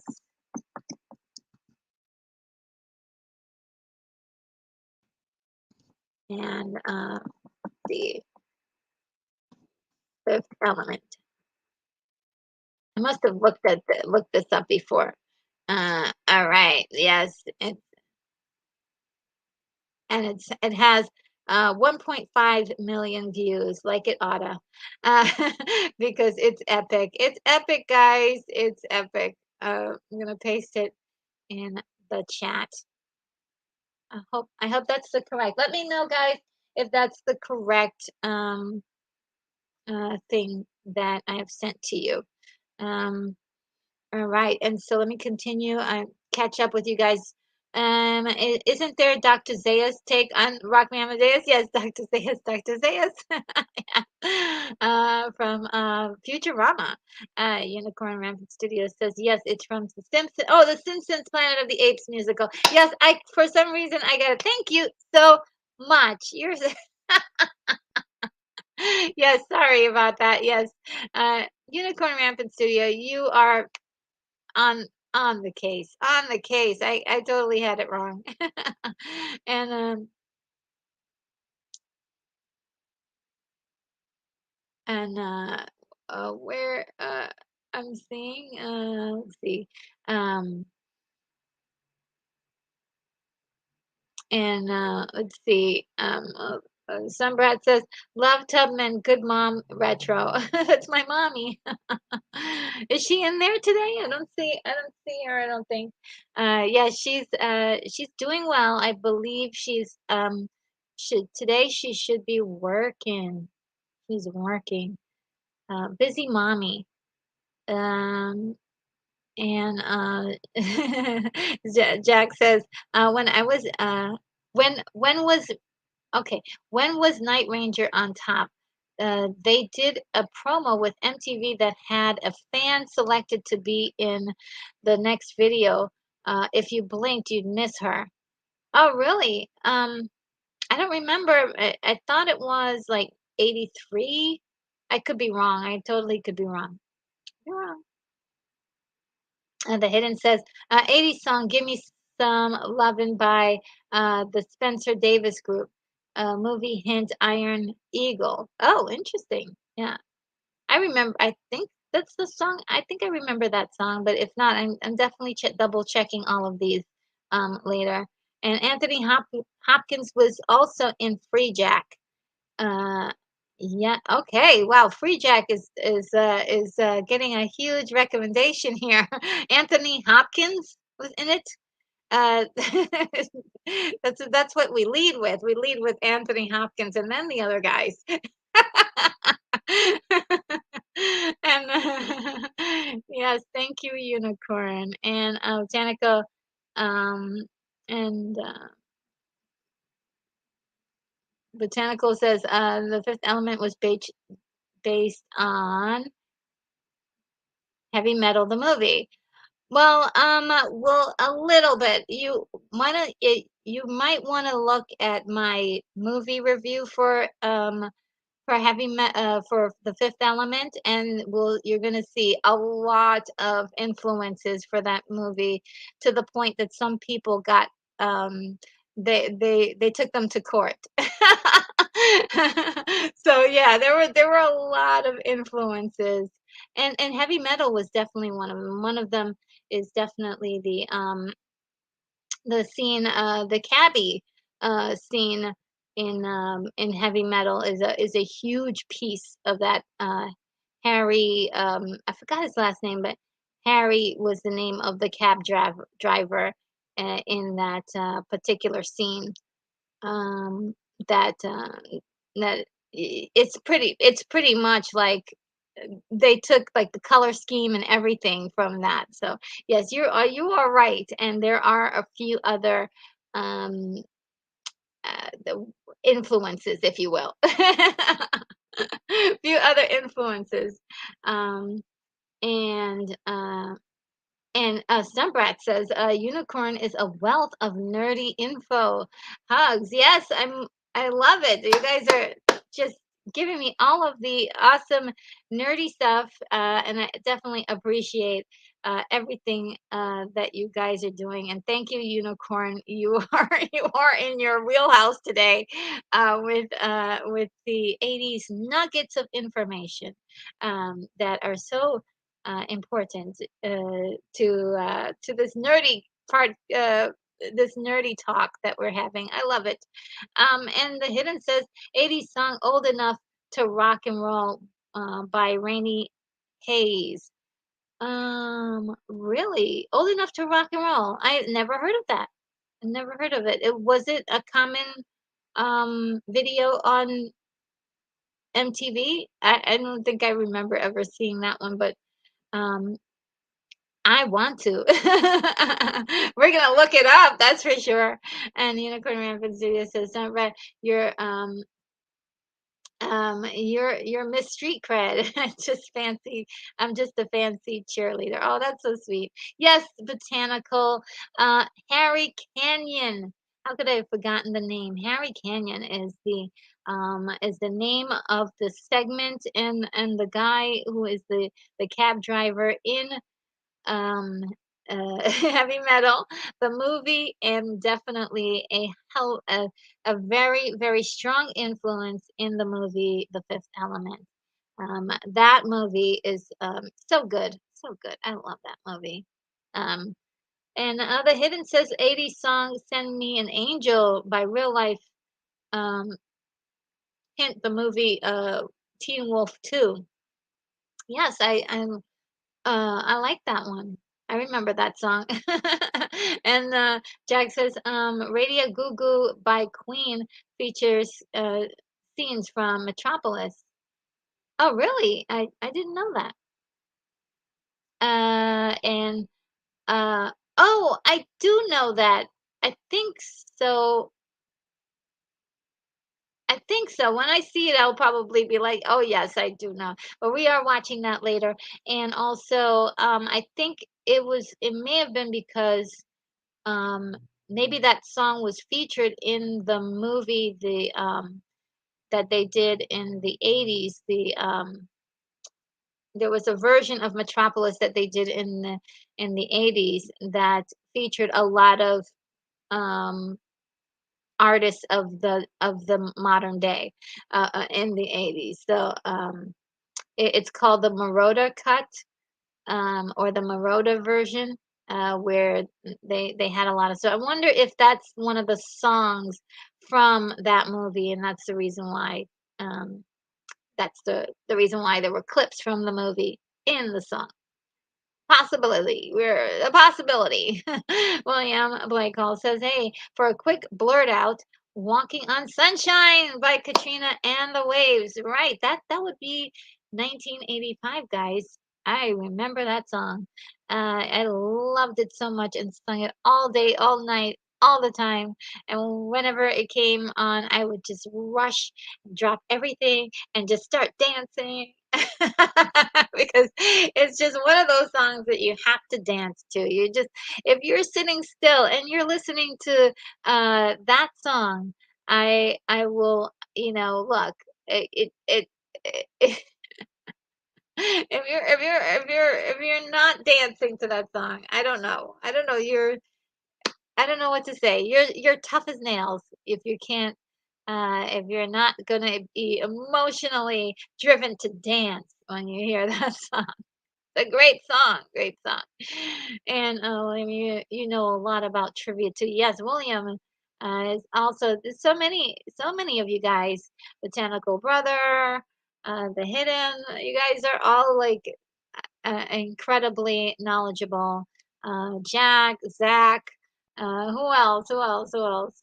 Yeah, you guys are bringing it today, and I appreciate. Daryl Johnson is also doing it, and for a while she was here, I don't know if she's still here, but Irene was bringing some incredible knowledge too. And so let's see. And William Blake says, "Yeah, I call it my lint brush memory." Yes, William, you know a lot about it, so much. It's incredible. I really appreciate the knowledge that you give to all of us and you share with us. The Hidden says, "Old enough to rock and roll came from the movie Iron Eagle." Um, and uh, Let's see. Botanical Brother says, "I was actually on MTV News." What? For real? I was walking around Cambridge, Massachusetts, when a guy with a microphone and video camera walked up to me and asked who I was, or asked me, and asked who was the first man on the moon. Ooh, did you answer correctly?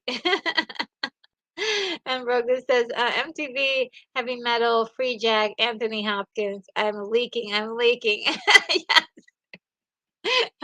Okay, look, I'm gonna give you a tissue through the here, here, Brogo. You need this. You need that. Yeah, it's too much. Uh, and let's see. Zach says this one is more obscure, but the whole wide world by May Lorraine, 1990. Oh, I don't remember. Yeah, I never heard that before.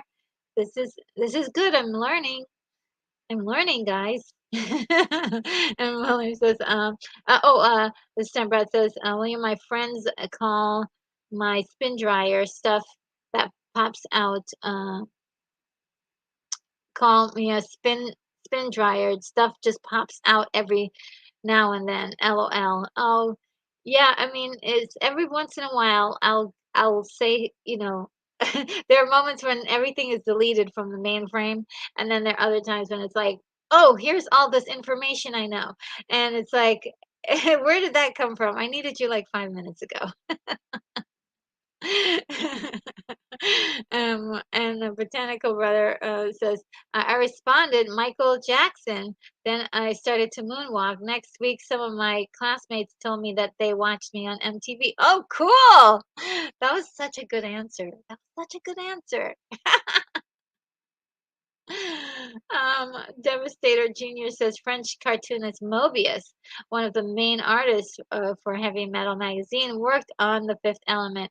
He was always drawing cities and flying cabs. Yes, and yep, and definitely an incredible artist. Incredible artist.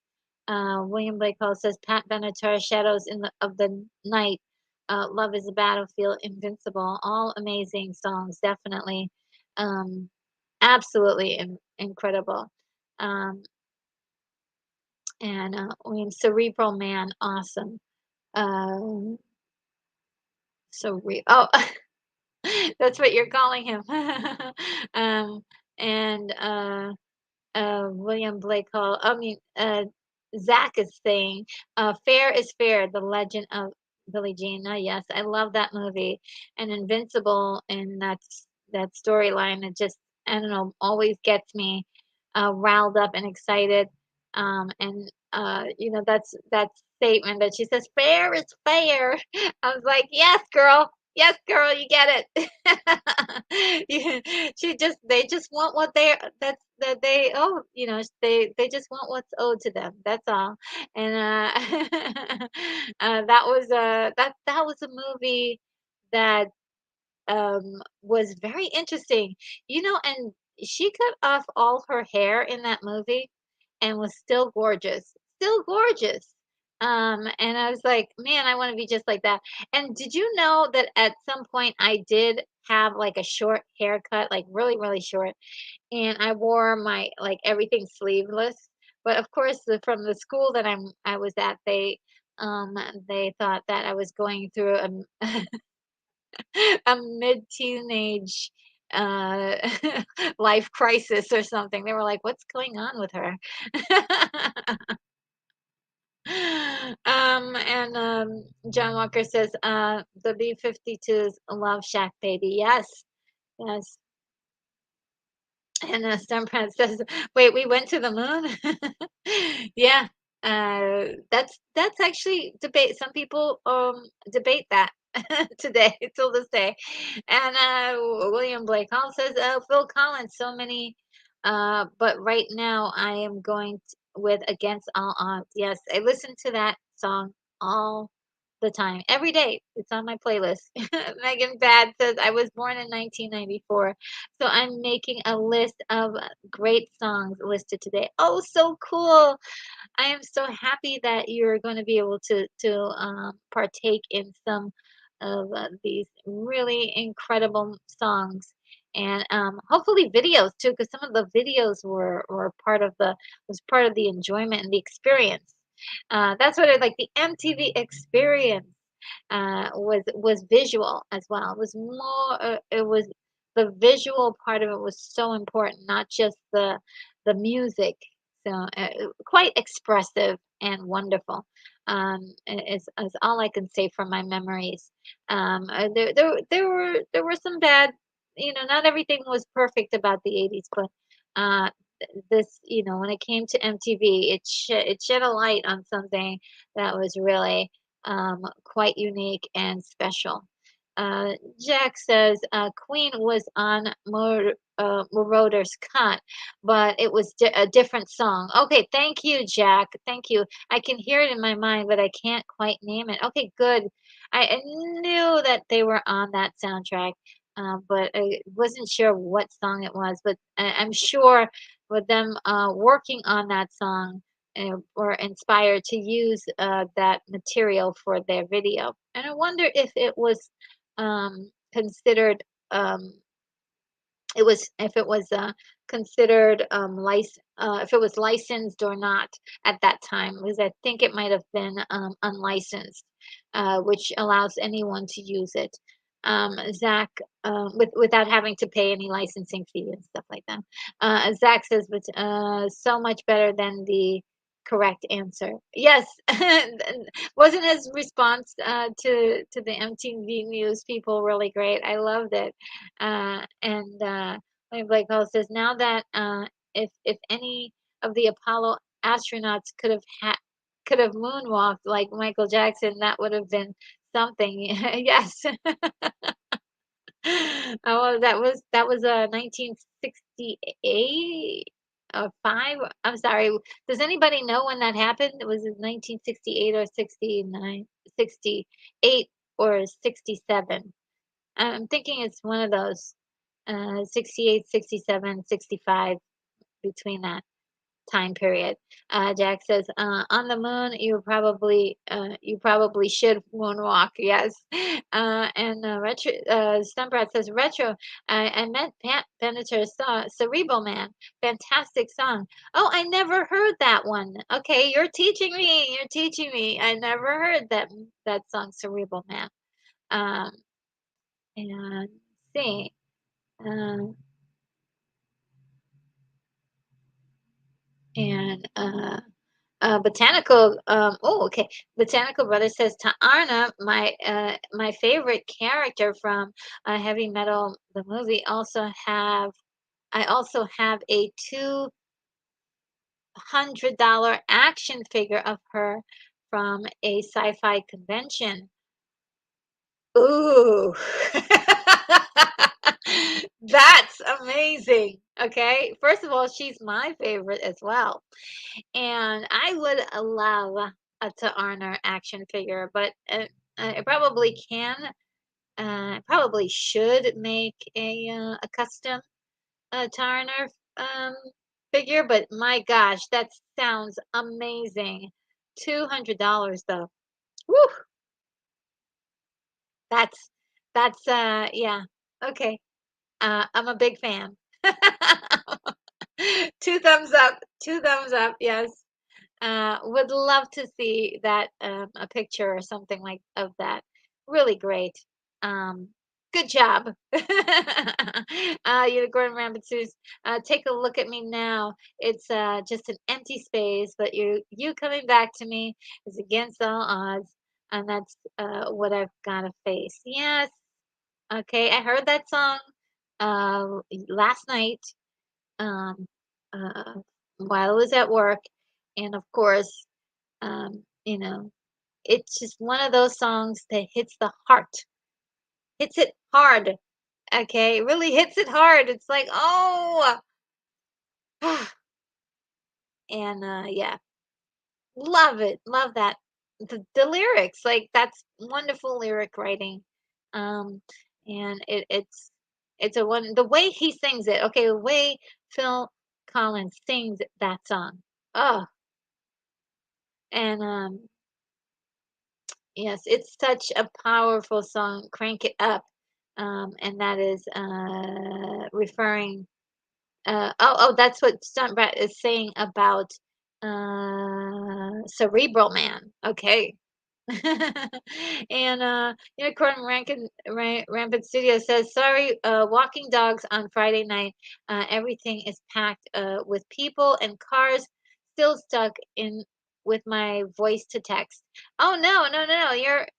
You're fine. I can hardly tell. It looks like you're doing everything. I didn't see any problems, so you're good. And enjoy walking the dogs. And yeah, be safe."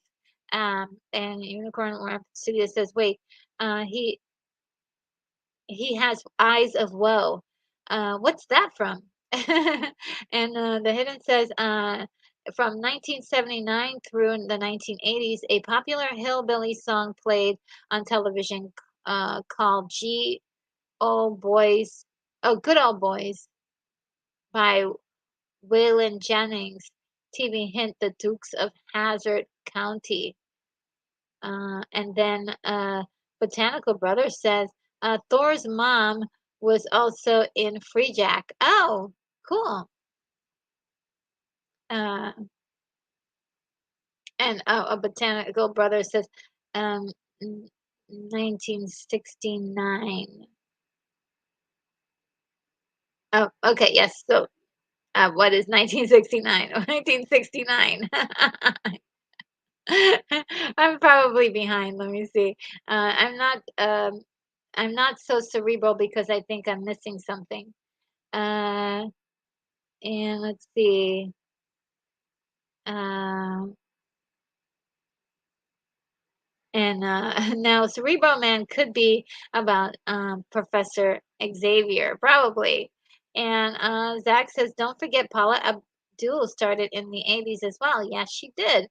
Um, with Straight Up Now Tell Me, Straight Up, right? Straight Up. And there was another one. If you guys could remember, I remember the video with the cat and everything. Uh, Opposites attract or something like that. Okay, so let's not forget this guy. I don't want to forget this guy. Yes, William Blake Hall says Renee Russo, also in the Line of Fire, the Thomas Crown Affair, the Pierce Bronson remake. Yes, and that's actually a good movie, the that Thomas Crown Affair. And I'm not much for regular movies as not that's not science fiction, but that was a good movie. That was good. And Ricky Rackman hosted MTV's Headbangers Ball from 1990 until the show's cancellation in 1995. And I do believe he still hosts something today. There's still a version of the Headbangers Ball. They changed it to so many different things. The Headbangers Ball was canceled in 1995. The program was reintroduced on MTV, but vanished by the early 2020s. It was rebranded as The Ball and was brought back, hosted by former Headbangers Ball Rick Rackman. Debuted it in March 2021. All of which I've never seen these other iteration of Headbangers Ball. I was like, I think by 1990, I was pretty much like, I wasn't watching MTV at all anymore. And then Adam Curry was also one of the many hosts of the MTV Top 20 Video Countdown, a staple show on the platform. And that was something you had to watch every week, was to see what was the top 20 videos and who got kicked off the list. Who got kicked off the list. And this is just a grouping of artists from the 1987 that I was able to pull up some visuals on their performances and stuff that was going on during the time. It's kind of a nice look walk down memory lane there. And that was the MTV Music Awards. Um, and 1988, guys. We're finally getting to 1988. There was the other Julie Brown. You guys remember the other Julie Brown? We talked about her a little bit earlier. She had a comedic Valley Girl personality with her hit video, "Cause I'm a Blonde," and "The Homecoming Queen's Got a Gun." You guys remember those hilarious videos? And then, "Cause I Was a Blonde" was featured in the movie she appeared in hilarious comedy in the 1988, um, which was Earth Girls Are Easy, starring Gina Davis, Jim Carrey, Damon Wayans, and Jeff Goldblum. Uh, this movie is so hilarious and silly. It's a lot of fun. So if you guys ever get a chance to see this movie, do so.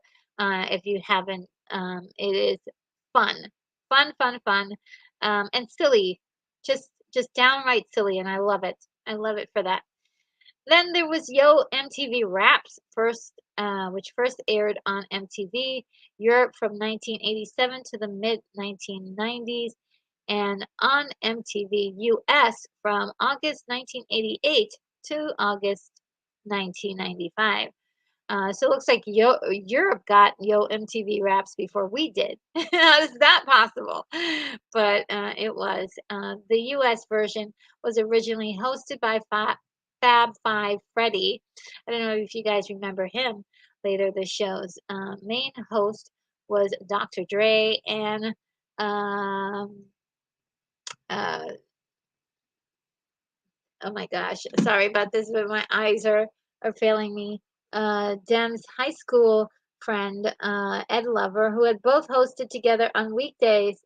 Soon they were joined by Dr. Dre's original concept group member T Money, uh, Fab Five Freddy proceeded to host on the weekends. And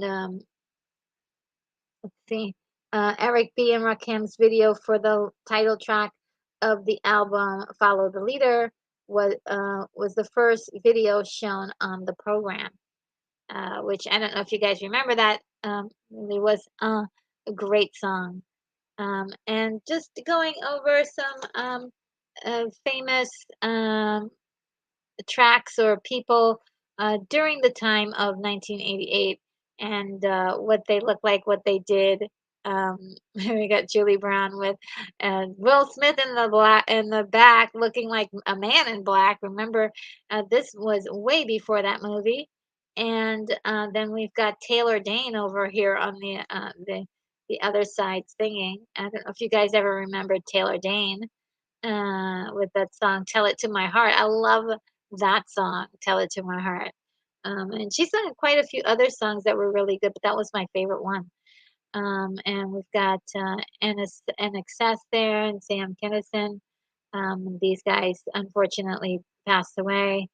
Um, uh, and we all know who this guy is, right? And Michael Jackson, Guns N' Roses. And now we're to 1989. Um, in 1989, Julie Brown starred in her own comedy and music video show on MTV, Just Say Julie. I don't know if you guys remember this, but I would often catch this one every once in a while. And then MTV Unplugged. Okay, MTV Unplugged was sort of like the last of like the really good shows. And it basically was got a lot of people in the music industry to come in and perform live in front of a live audience. And many times, I'm just going to explain. MTV Unplugged is a series on MTV showcasing music artists, usually playing acoustic instruments. The show aired regularly from 1989 to 1999, and less frequently from 2000 to 2009. Since 2009, MTV Unplugged specials have aired randomly online. At its height in the late 80s and 1990s, many of the artists who appeared on the show released their unplugged sessions as albums, and some of these albums were commercial and critical hits. Okay, and isn't that like great that they were able to do that? That they would have these unplugged shows of these incredible artists. We'd see them first, right? We would see them first as viewers of MTV, and then later on, we'd be able to see them over and over again as many times as we want, as releases for their unplugged album. It's a really incredible idea, and is a one like symbiotic relationship with artists and and MTV and the studio. Sort of like a wonderful um, relationship going on there that helped to promote music. It was all in the name of music, and supplying people like us, the fans of these musicians, uh, not only their live performances, their live exclusives, but also like these awesome performances that we adored.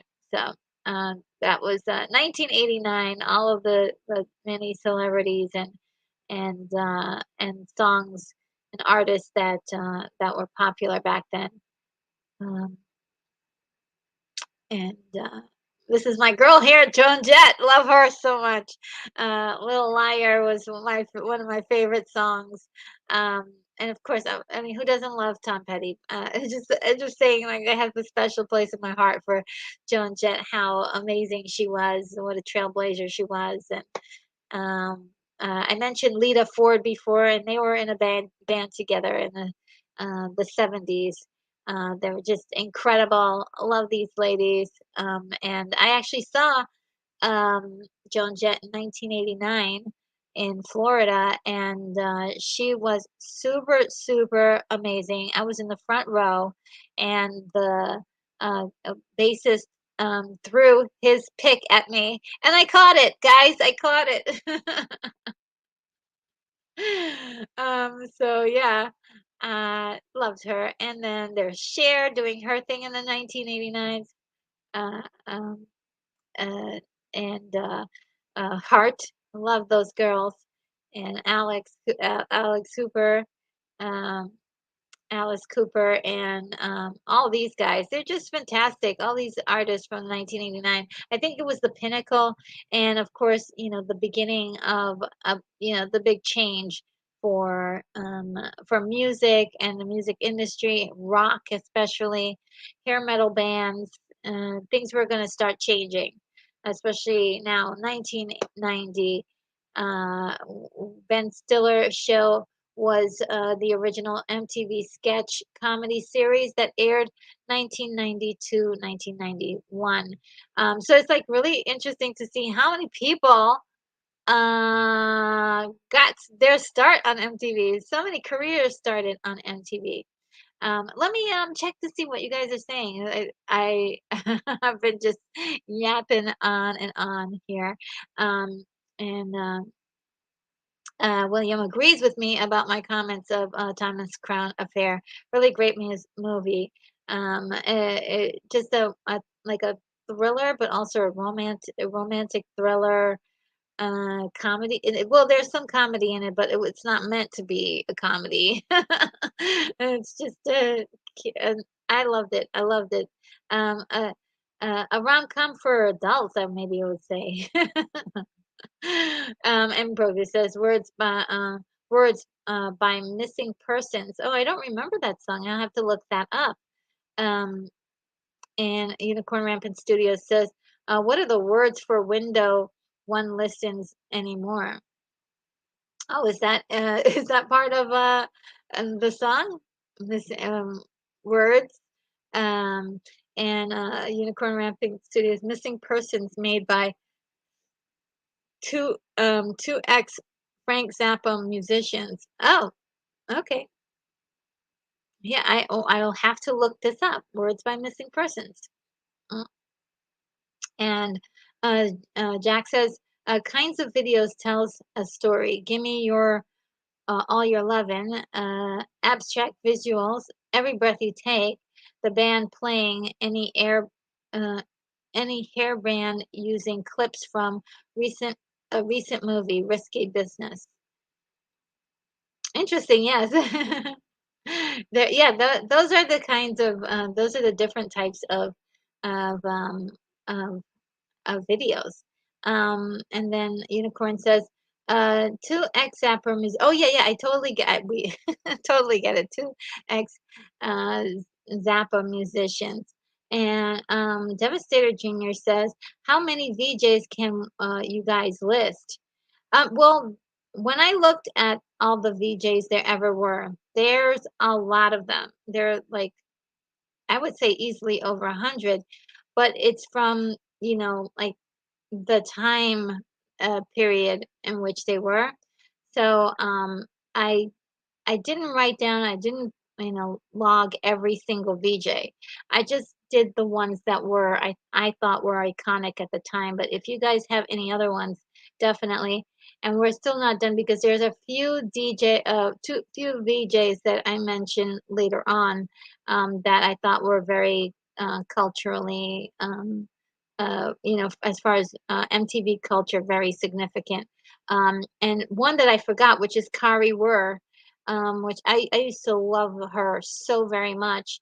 And I'm not sure if you can call her VJ because she did a lot of different things. She was just on different shows. Um, but I still love her so much. And William Blake Hall says, amid the 80s group, I enjoyed Expose. Oh, yes.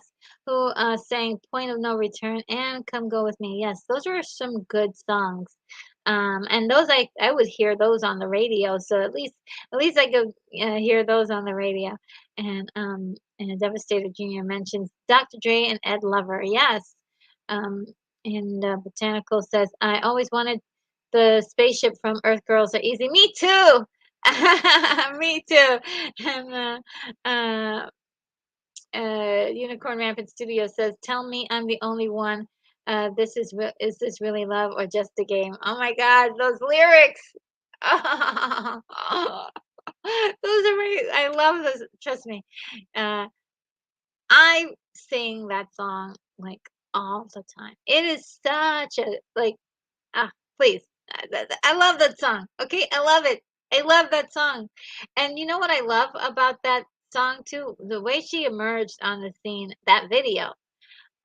She's got the beautiful red lip and she's got all the curly hair. And the thing about that song was that they were playing it on BET as well. It's one of the few times I could watch like a video on BET and catch it on MTV. It was like, yes, it's Christmas. So yes, I love myself some Taylor Dane. And yes, I love that song so much. Probably gonna play the video after we're done. I just love it so much. And Devastator Genius says there was Julie Brown and Downtown Julie Brown. Yes, there was. And sometimes and so I remember they used to always, say a gag about the two of them. They used to show up at stuff together, and they would have like a comedic gag about, oh, I'm Julie Brown, I'm Julie Brown. It's so cute. I'm just so glad that they had a lot of fun with the fact that they had the same name and weren't like fighting each other, over something they had no control over, is who named them as they were, when they were born. They're born given names. And the Hidden says a 1980 song, Hold On to the Vision, by Frank Harris. Hint, movie No Threat, No Surrender, starring the main villain, Claude Van Damme. Uh, I've never heard it. Hold On to the Vision, never heard of that. Thank you, The Hidden, for that information. I'm gonna look them up later. Botanical Brothers says Fab Five Freddy was mentioned in the Blondie song Rapture. Boss Cat was also in that video. Oh, cool. Cool, cool, cool. And where William says, my favorite Taylor Dane song from the end of the movie Streets of Fire tonight is What It Means to Be Young. Uh, Taylor Dane did that one? I thought Bonnie Tyler did that one. Am I crazy? Um, wow. Okay. I had no idea. And then Stem Back says my favorite Taylor Dane song is Back to My Arms. Something like that. Back to My Arms. Okay, you guys are throwing me for a loop here. I totally did never heard of Back to My Arms. I do remember I'll Always Love You. Um and Don't Rush Me. I used to love that song. Don't rush me. Take that mistake, babe. I love that song so much. I'm not gonna sing it. And sorry. I mean, I just sorry about that, guys. I just say that was. I love that song so much. Okay. But I never back to my arms. I don't think I've ever heard that one. I'll just have to look that up. Thank you. You guys are I'm gonna have a lot of cool music to listen to later. Jack says, I remember Rapture, the first rap song. Is it the first rap song? Um, um, is it the first rap song? Really good song though. She just was amazing in it. I loved it. Um, it probably was the first rap song. I don't know. Joan Jett was always remind me of Jem. Oh, really? Botanical Brother. Yeah, that's a unique take. Um, let's see. And Botanical says, "Awesome about my jet story." Yes, you guys are just yes. It was a wonderful moment. I don't know if I still have the pic anywhere, but that was just an incredible moment. I love myself some Joan Jett, and I swear I felt chills when she looked into the audience, and I think she saw me in the audience, and I was like, she's looking at me. But I mean, I'm sure she was looking at everybody. She wasn't just looking at me in particular, but when you're a kid and you see somebody that you adore, and you're just like you think that they're when they look in your direction, you think they're looking at you. And somebody says David Cassidy shook my hand in front of in the front row in Vegas. Wow, 2000. Still haven't watched.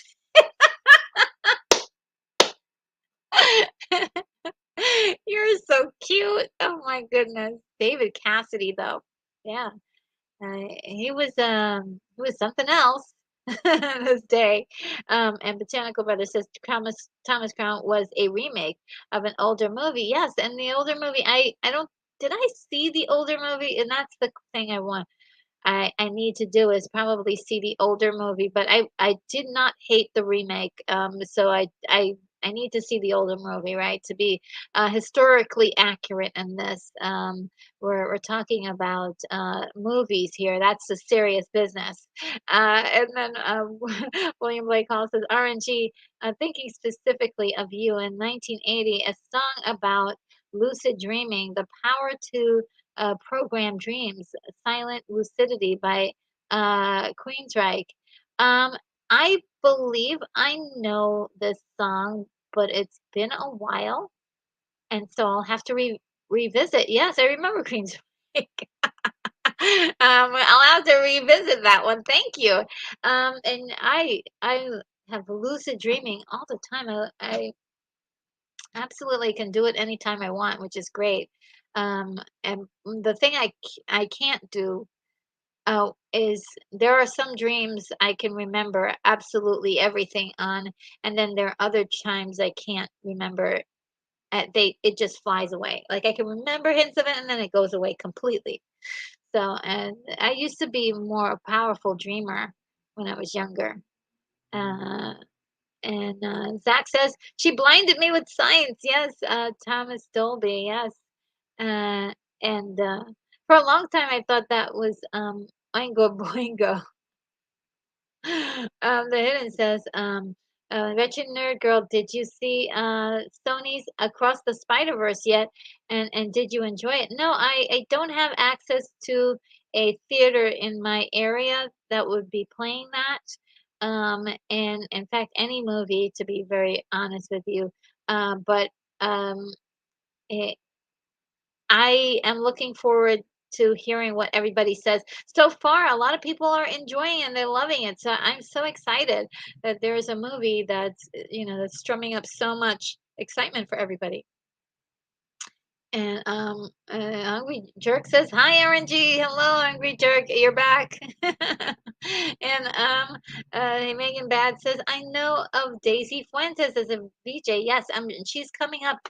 She didn't start. I believe she started in a little bit later in the 90s. But yes, Daisy Fuentes made it on my list because that was a big deal. People loved that girl." And yeah, Daisy Fuentes was on fire. And somebody says, "Hi, yes, welcome back." And Unicorn Rampant Studio says, "Poetry in motion." Um, was that a song? And Unicorn Rampant Studio says, "Taylor Jane is the spirit of Christmas." she she is. And Rogu says, "Our lips are sealed though by the Go-Go's." Yeah, that's a great one. That's a great one. Yes, yeah, that was funny. And Outcast Creative is here. Hi there. This is Retro. Do you remember the movie Reality Bites? That's part of the era. Reality Bites. I do remember hearing of it, but I never did see it. It wasn't one of the ones that jumped at out at me. I guess for some reason. But I should probably watch it. Reality Bites. And Unicorn says, "We're on the road to nowhere. Come on inside." Oh, what song is that from?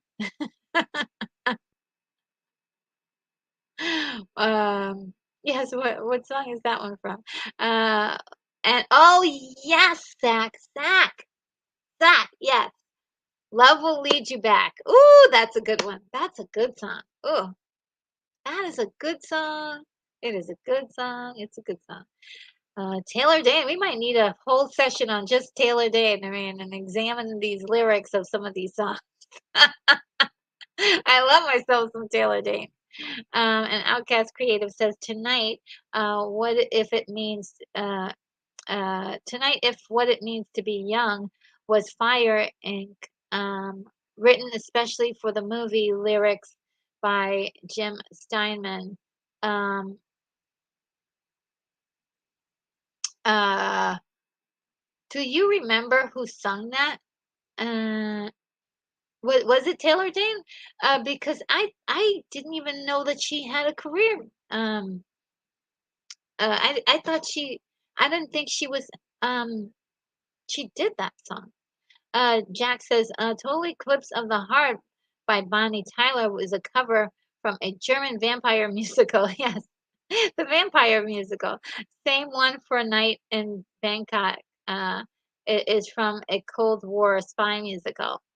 Ex very these are trivia things that I know I heard of as well. It's very, interesting. I mean, what can you say? Daryl, says, Madonna Vogue. Yes, she was voguing, at about, I think it was 1989 she was voguing. Um, and, uh, and, uh, and Botanical Brothers says, "Don't Rush Me." Yeah, that was such a good song. And Rapper's Delight by Sugar Hill Gang was the first rap song. Okay, Botanical Brother. I thought so. Um, I thought so because it was so it was I mean, because I remember because my memory as memory would say if it serves me correct. Yeah, that was the first one. But what Blondie did was definitely different, unique, and interesting. And that's part of the reason why that song is and it's so wacky. The words that she's singing is just crazy. Oh, I love it. Uh, and Unicorn Rapture is probably the first one to chart. Probably, yeah. And Megan Bad says, right, Rapper's Delight was the first, came out in 1979. Oh, great. I got a year. Thank you. I love it. And you guys give me years to these things. And Unicorn hip hop hibbity to the hibbity, etc. Yes. I to this day I cannot sing along to that song. Like some people are like, they've got the words down exactly, exactly, exactly, exactly. And I'm like, how do you do that? What is this magical thing that you're doing, memorizing the entire this entire thing? And then when somebody plays "It Takes Two to Get Make a Thing Go Right," I know every word, and it's like, where did all this memory stuff come from? Because you kept forgetting things all day. Oh my goodness. Does anybody remember that song from Two Live Crew? Amazing. I danced so hard to that song. I think it was just incredible. And Stuntbrat says, "Love David Cassidy." Oh, well, he's a good looking guy. And charming too. Jack says, gotta go. The shop called and my bike is ready. Ooh, so you're gonna go biking? Have a good one. Back for big trouble tomorrow. Yeah. We've got big trouble tomorrow, guys. I love it. Thank you so much, Jack. It's so great to see you, and great all of the things that you had to say and the information that you shared with us. Everybody's just so amazing tonight. I'm having a ball. Going around with says safe writing, absolutely. And we're saying our goodbyes uh, to Jack there. And Devastator Jr. says, I was in love with Joanne Garofalo, Janine Garofalo from the Ben Stiller show. Yes, she was amazing back then. And, absolutely, like you said, lovable is definitely the word. There was something very endearing about her at that time. I still have a warm place in my heart for her, actually. Whenever I see her, I'm like, "Oh, it's Janine."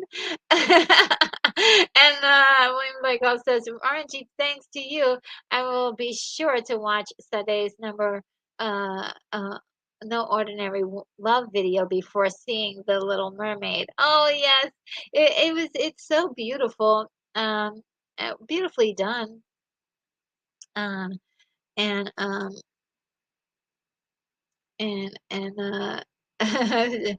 Devastator says, Janine, where are you now? I don't know, some podcast somewhere. I'm not sure, but a lot of these guys are still around and they are making content. You got to hunt them down, just a little. And uh, the Outcast Creative says, to Unicorn Rampant Studio, LOL, that's from Reality Bites. Oh, is that where that's from? Oh, I didn't know that. Thank you. And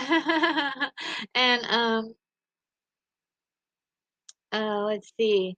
Zach said, Stefan says to Zach, thank you. I will love lead you back. Awesome song, isn't it? Isn't it a great song? Oh my gosh!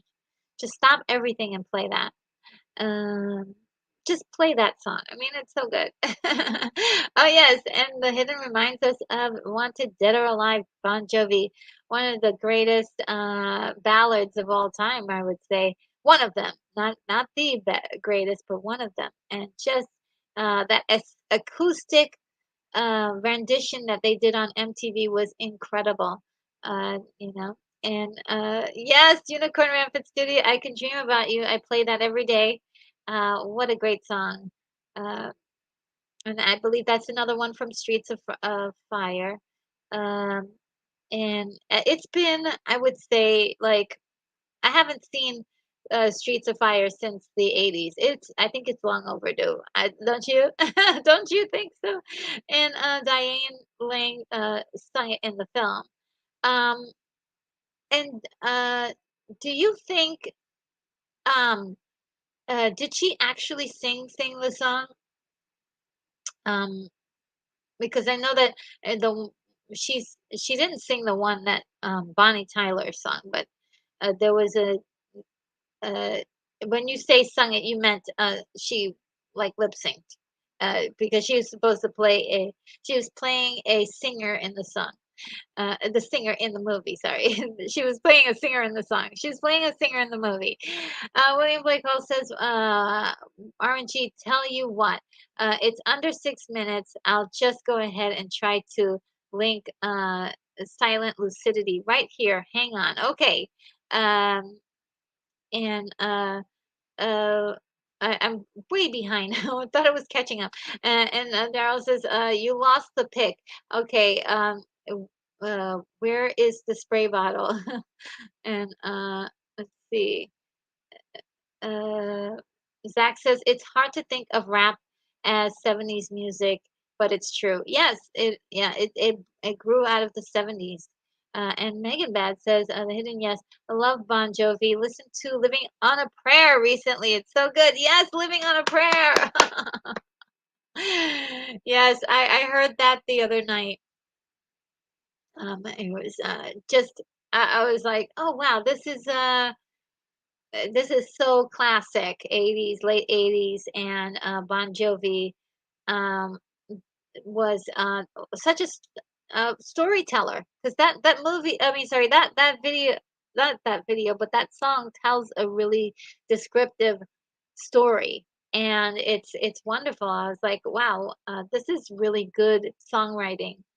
And Uncos Creative says the lyrics to Tonight is what it means to be young, Streets of Fire 1984, directed by Walter Hill, were sung by Holly Sherwood, not Taylor Dane. Okay, okay, great. I was like, oh my God, well, I need to I wonder if Holly Sherwood has done other stuff because it was, it's a great song.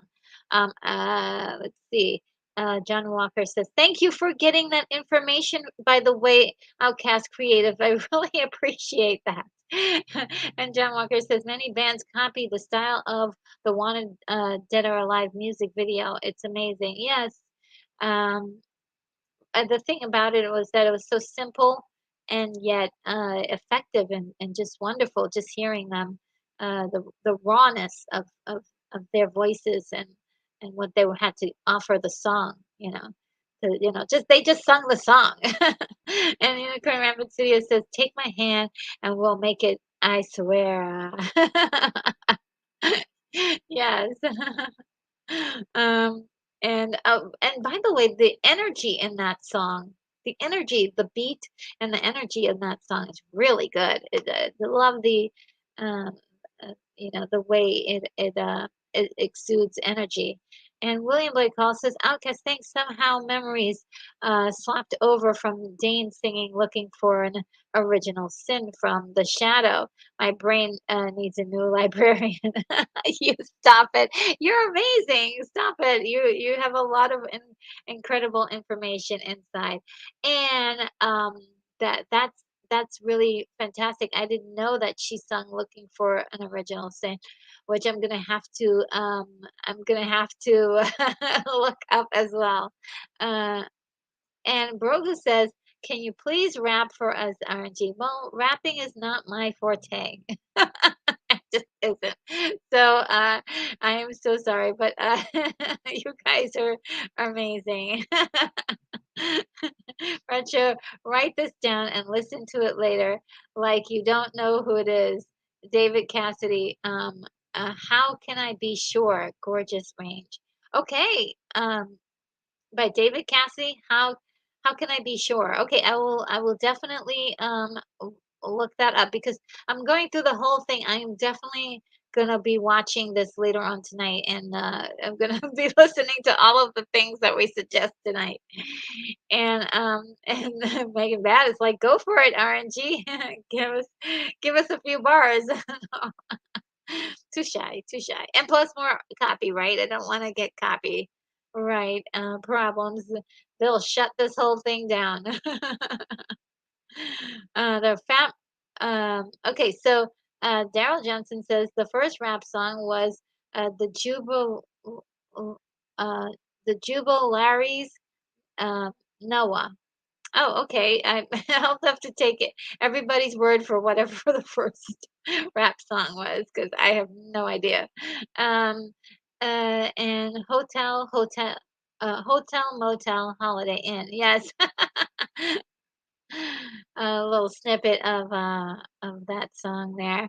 Um, and Cast Creative says Streets of Fire was awesome. Yes, I mean I remember seeing it a long time ago. I remember all the music. The music was iconic.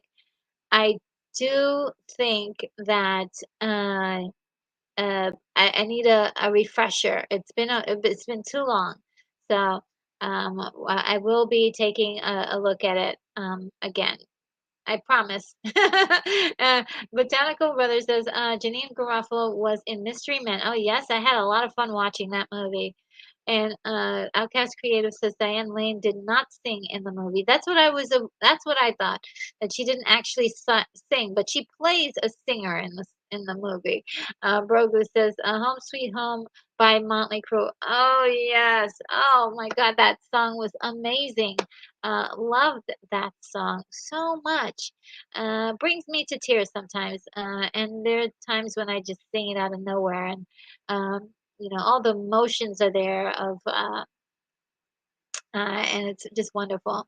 Um, and Unicorn Rampant Studio says, a Master G with a double E. And Outcast Creative says her songs were covered by 4 different singers, including Marilyn Martin. Oh, I love Marilyn Martin. Oh, wow, she's got a great voice. She did that one duo song with Phil Collins. That was amazing. If anybody can remember what that song was, let me know. It's great. And she did this one song that had a video that was so good. I love that video so much. And it was Night Moves. So good. Let me see if I can find it, guys, because you will love this song. But you will love this video. Uh, uh,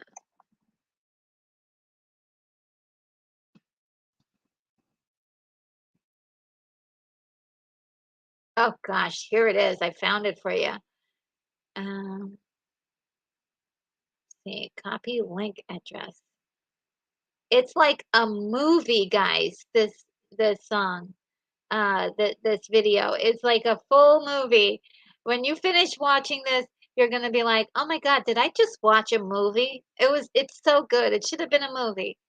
Uh, a music video that was so good, it should have been a movie. Um, and Zach says, "Too Shy, Kajagoogoo." Yes, great song. And Unicorn Rampant Studio says, "I was introduced to the Sugar Hill Gang as a roller skating 10-year-old." Oh, really? How cute! Oh my goodness. Oh, that is adorable. Do you have pictures from back then? That's gotta be the most adorable thing ever. Um, I was supposed to. I finally got a pair of roller skates when I was like 13 or 14, and by then I tried using them, and it was just like I couldn't get it. And then by then, roller blades were in, and then I was like, okay, there's no way I'm gonna be able to use roller blades. I tried to do that, and that was a disaster too. And I guess Creative says, Retro Nerd Girl, you're welcome.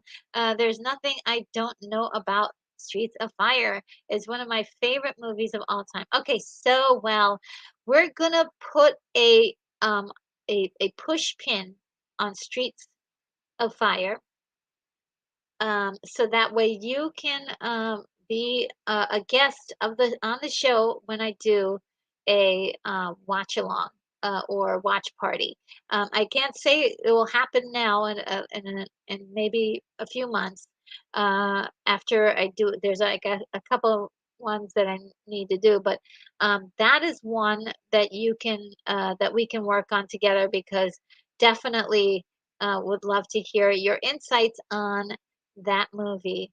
Um, to be honest, that if you know everything about Streets of Fire, definitely want to hear your take on stuff on it while we're watching. That's going to be awesome. Let me know how you feel about that.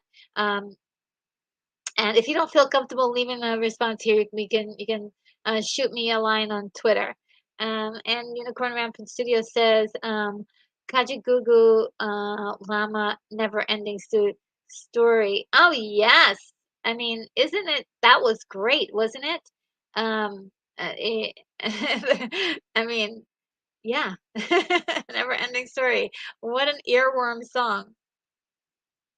And the Outcast Creative says, William Blake, huh? All good, man. My brain rarely works at the best of times. You're so, you guys are so nice, dude. That's such a sweet thing to say. John Walker says, I mimed, I know, dude. Oh, she mimed, I know, dude. Uh, I'm not sure what that what that's in reference to. Zach says, it's probably because we were talking about something and now it's been too late.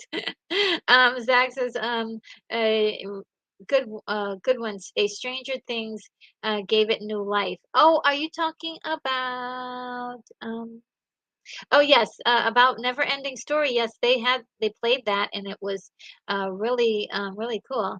Really big call is that's true. You cover it very well, Outcast. Yes, you do. You do.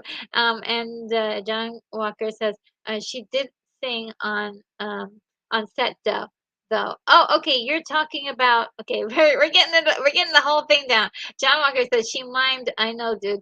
Yeah, yeah, the singing, the singing the singing of on Streets of Fire, yes. Um, and I only saw the very first episodes of Stranger Things, never watched it. Yeah, me either. I didn't watch it, but I all the culturally significant stuff people have covered in videos, and I watched those. So it's almost like I did. But if I ever get a chance to, maybe I'll sit down and watch it. Just didn't think it was. I had other things that I needed to do at the time, and uh, let's see, because Retro Nerd Girl, bring me on, and I've got the vinyl album right here on my lap. Oh wow, that's incredible. Uh, for Streets of Fire, wow, that's amazing. Yes, Outcast, Separate Lives. That is such a powerful song. I love that song so much, guys. I hope you guys know what we're talking about. That song was amazing. And Outcast Creative says 1985 from the movie White Knights, Gregory Hines. Yes, I remember that movie. Yes. I guys, do you remember a movie with Gregory Hines? And let me see if I can remember the name of it. Oh my God. Um, Eve of Destruction. Do you guys remember that movie? That movie was so good to me. I was like a Terminator uh, knockoff, but it was I had fun with the movie. And yeah, love that. Love it. I love that kind of stuff.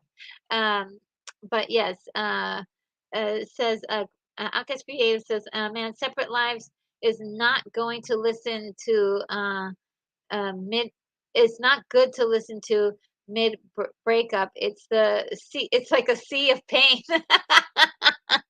Yes. Yeah, so sorry. So sorry if anybody's going through a breakup and we just added salt to the wound. Yes, don't watch. I mean, don't look up Separate Lives. But yeah, it's one of those things like against all odds. It's sort of like this uh Phil Collins has like a what's going on, Phil Collins? Oh man. And so William Blake Hall says we're coming up on 1991 when Richard Marx had sang a song which could have been in a movie in his own right, um, known as Hazard. Um, I vaguely remember that song, perhaps. But I do remember like stuff like Hold On to the Night and Don't Mean Nothing. Um, and I think there's one other song I'm forgetting. Um, and and Outcast Creative says, "Well, I'm up for that. Thank you. Okay, great. We're gonna put a pin and when it's time, we'll discuss the details." And an Outcast Creative says, "I'm 100. I am there and entirely comfortable with committing to such an awesome stream concept in public forums." So there's a thing in Mandy. Uh, my friend Mandy did the female vocals on the Never Ending Story. Oh, okay, cool. Um, and And Unicorn Rabbit Studio.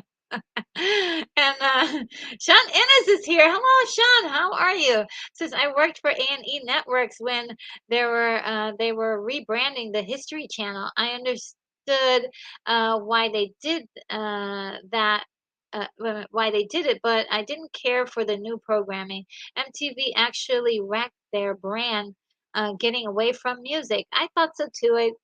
Like I said, you only have but so much time to really grab an audience, and you had people who were music lovers or people who were getting into the idea of loving music, and you were really expanding on that, and then you veered away from it. So that's the key problem with their change of pace. All of these like shows, like the Ben Stiller show, is really great, to have a few shows like that, but then get back to the music or somehow weave the music into the show. But we went too far into like, okay, we need another show to fill this time slot that's, that's comedic, and these other shows are getting more views, so let's do that instead of the music. So it became something very uh, something sad, a lost era of music and television, uh, to be quite blunt. A lost era of music television. Unicorn Rampant Studios says, Eve of Destruction, LOL, I remember it existed. Yes, that's the proper way to respond to that. I loved it so much. Really, a lot of fun for me. You know how much I love bad movies, and I wouldn't say that's a bad movie, but it's pretty. It's not the best quality. And but it was cheeky and schlocky, just like you guys. Yes, I remember it's a bit schlocky, and we've proven to like schlocky. Hee hee. Yes, I love schlocky. It was great. Um, and if you haven't seen it in a while, take a look at it again, because you will laugh your butt off. And maybe you'll see something and say, "Oh, that's cool." And the thing also too is that they made it. It was a female kind of Terminator, but it wasn't for the reasons why people make gender swaps today. It was definitely sort of it was a cute thing that they wanted to do. So that's part of the reason why I loved it. It was not done with any agenda at mind. It was done for the heck of it. For the heck of it. Let's just make a Terminator movie for the heck of it. And do something different with it too. And Zach says, that's amazing about your friend Mandy. Is she in the music video or did something else lip sync her um, to lip sync her part? And Outcast says she did the female backing vocals. And yeah, she lip synced for the UK video in place of Beth Anderson. Okay. And I think she looked better for the video. Okay. Yeah, they were doing that a lot around the 90s, the late 80s and 90s, picking people because of their looks to be in videos. And we know we've heard of Milli Vanilli, right? And they were chosen for their looks over the actual people who sung the song. Ah. And okay, so let me continue the rest of this. So we got the Ben Stiller show. Okay, so did I read everything from the so the Ben Stiller show was an original MTV sketch comedy series that aired 1990 to 1991. The show went on to Fox. So there were a lot of shows got their start on MTV and moved on to a lot of them that did that. And then we had this guy, Totally Polly series aired on MTV television, starring Pauly Shore, who was pretty much a regular on on MTV. The broadcasts were between 1990 and 1997, 1998 to 2000, and then 2000 to 2003. So he had a very long-standing career and time with MTV. And everybody remembers Pauly Shore from the late from the early 90s, and a couple of the movies that he did like Biodome, and how much wacky fun he was. Then just showing some random pictures of celebrities in the early 90s, in the year 1990 in particular, with Madonna doing this incredible stint at the MTV Awards. That was absolutely stunning and incredible. People were were talking about it for weeks and weeks. We had the what they had, I think at one point they were called Biv DeVoe, Bell Biv DeVoe, and then they all got back together again because they were part of New Edition. So New Edition got together, and they had even Bobby Brown, who had started his own career by himself, joined up with these guys again for one last stint in the 90s. We've got Janet Jackson. We're kind of wearing the same hairstyle. What do you think? Uh, and we've got these guys. Oh my God, they're on the tip of my tongue. You guys remember these ladies? It's gonna kill me later on. Mm, when I remember them, but yes, you guys will tell me exactly who they are because I forgot. And Sinead O'Connor, and Michael Jackson received a prestigious award this year. There's Adam Curry with his hair, so much still embracing the 80s. And we got the Red Hot Chili Peppers, um, and that Winston. Yes, thank you so much, guys. Let me just pull them up again. Uh, there they are. Wilson Phillips. Thank you so much. I can't believe their name was on the tip of my tongue. Again, the mental delete button was on. Somebody pressed that button in my head. And so, yes, thank you, Sean Ennis and Unicorn Rampant Studios. You guys are operating in all cylinders, memory functioning absolutely perfectly today. Thank you so much. I'm gonna call you guys the memory wizards because you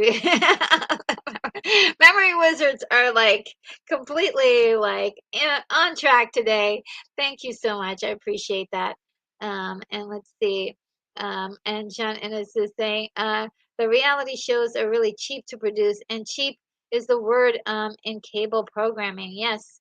If it, yeah, they want to make as much money as possible, and they forgot about the true meaning of what they were doing, and what it meant to the people who watched the show. And Unicorn Rampant Studio says almost 4.5 hours. I know I'm going for it today. I'm so sorry, guys. Well, I just went off the deep end with this one, but we were having so much fun. I didn't want it to end. Um, and Outcast Creative says, as featured in the film Bridesmaids. Um, what was featured? um, and not sure what was featured in the film Bridesmaids. Let me know. Sean Ennis says, I hate to admit I knew Wilson Phillips, but I didn't want your head to explode, RNG. Thank you so much. I appreciate it. It's still on. It's still on. Thank you. Um, um, and let's see. And yes, Unicorn Rampant Studios remembers the song they sung, "Hold On for One More Day." Such an awesome memory there. And Brogu says, "That is that Janet Jackson or Retro Nerd Girl? The world may never know." Yes. That's so cute. Thank you so much, Brogu. That's just such a sweet thing to say. And Sean and it says, Brogu Retro, you are nasty, haha. And Wilson Phillips appears in in person at the end of the movie is what Outcast Creative is saying, that they show up at the end of Bridesmaids. I did not know that. Thank you for letting me know, letting us know that. Um, and okay, so we've got all this information. Now we're up to 1991. We're closing to the end soon, guys, because we're starting with liquid television. And I don't know about you, but liquid television really sparked off a huge amount of creative um, um, animated stories that came from this particular adventure that happened. The Liquid Television was an animated animation showcase that appeared on MTV from 1991 to 1995, and it was oh so very influential. Like I said, getting a lot of animation shows their start. And so, of course, my very favorite Aeon Flux animated television series created by Peter Chung aired on MTV from 1991 to 1995. I loved um, this series. I loved Aeon Flux. The idea itself, the the uh, the artwork, uh, the fact that the original um, animation was not didn't have any dialogue in it, and it was more visual storytelling than anything else. It was so powerful to me growing up, and by that time I was 21 when this came out, but I was still growing and learning about art and creativity, and this was exemplary. It was just so mind blowing and brain melting and like jaw dropping. And I loved this series so much. I don't know about you guys. I could talk about it for an hour. I won't do that though. Let's move on to the next slide. Okay, so the next slide, I did put a little compilation of some of the people and things that were really um, happening on MTV at the time. We've got Mariah Carey, I believe in 1989, or she came out with her album, and she was really starting to see more success of it in the 1990s. In the year 1990 and 1991, she was really, her star was rising. Then we have the purple one himself, revealing some body parts. And we've got all the greats, including a very shirtless LL Cool J. And Arsenio Hall, what a wonderful announcer he was. He was a staple at MTV for the award ceremonies, and it was so much fun to see him on that show. And there we have a few more. We've got Metallica. The difference is we got Metallica, and then we have Vanilla Ice there on Yo MTV Raps. They got Paul McCartney. Guys, I remembered his name today. Paul McCartney. Remember, I forgot his name on Wednesday. What was going on there? Again, the delete button. Uh, and there we have Marky Mark and the Funky Bunch, Paula Abdul, Whitney Houston, and now we're on to 1992. Let's see what you guys are saying in the chat here. Uh, Outcast Creative says, "Hold on for one more day" is sung live by them in the final scene of the movie Retro. How can you not remember this? Oh, I don't think I believe I don't think I saw Bridesmaids. I don't. And if I did, yes, I would. This is um, you see, my brain is like this. If it's sci-fi, I remember. If it's not, it's really the Bridesmaid is not my wheelhouse, if you will. Even though I do like it was a great movie, and I will be exploring it in the future. It's just not one that that stood out in my mind as I was like, oh yeah, that's cool. That was my response to Bridesmaid. Maid. Let's see. Uh, and Unicorn Rampant Studios says Aeon could never get enough. Me either. I mean, look, you could just play all the clips of Aeon Flux over and over and over and over again, and I will watch it all with intensity. With intensity. I mean, it's just incredible stuff. I love the visuals on that story. It's just wonderful to me that we were blessed with that show. And I know some people are like, really, what are you talking about? It for me, it blew my mind. It blew my mind. Like that. I love that show. Like really. Oh, look, Turk and Raz is here. Hi there, how are you? How are you doing? Says happy Friday, RNG. Happy Friday to you as well. We're usually not on this late, but we're just vibing with this energy here.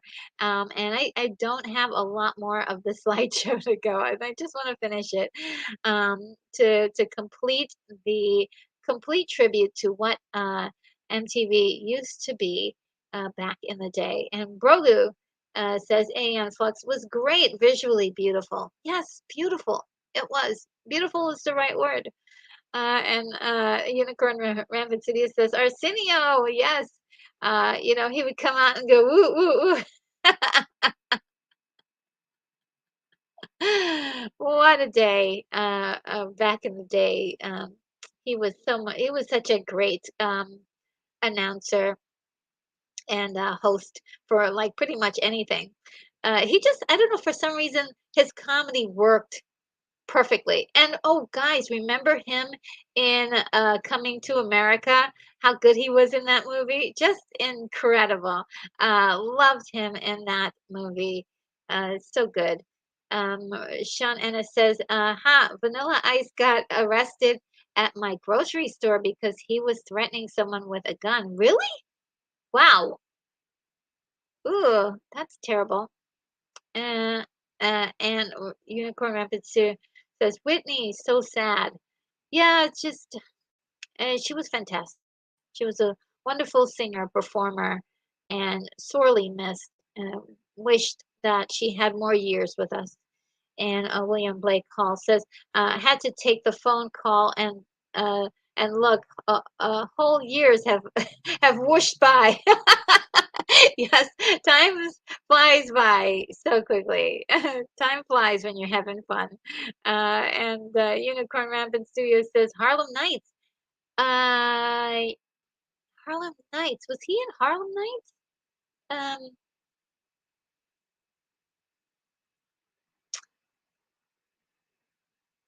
I don't remember. Thanks for yeah, thanks for thanks for jogging my memory. Harlem Nights. I have to take a look at that. It's been years since I've seen Harlem Nights, to be very honest with you. William Blake Hall says, I love the bit in Passenger 57 where everyone seems to assume that Wesley Snipes is Arsenio Hall. Oh man. And oh, okay. Unicorn Rampant City. I see the. You're a wizard. I'm gonna say Harlem Nights, Eddie Murphy, Arsenio Hall, Richard Pryor, Red Fox, Della Reese.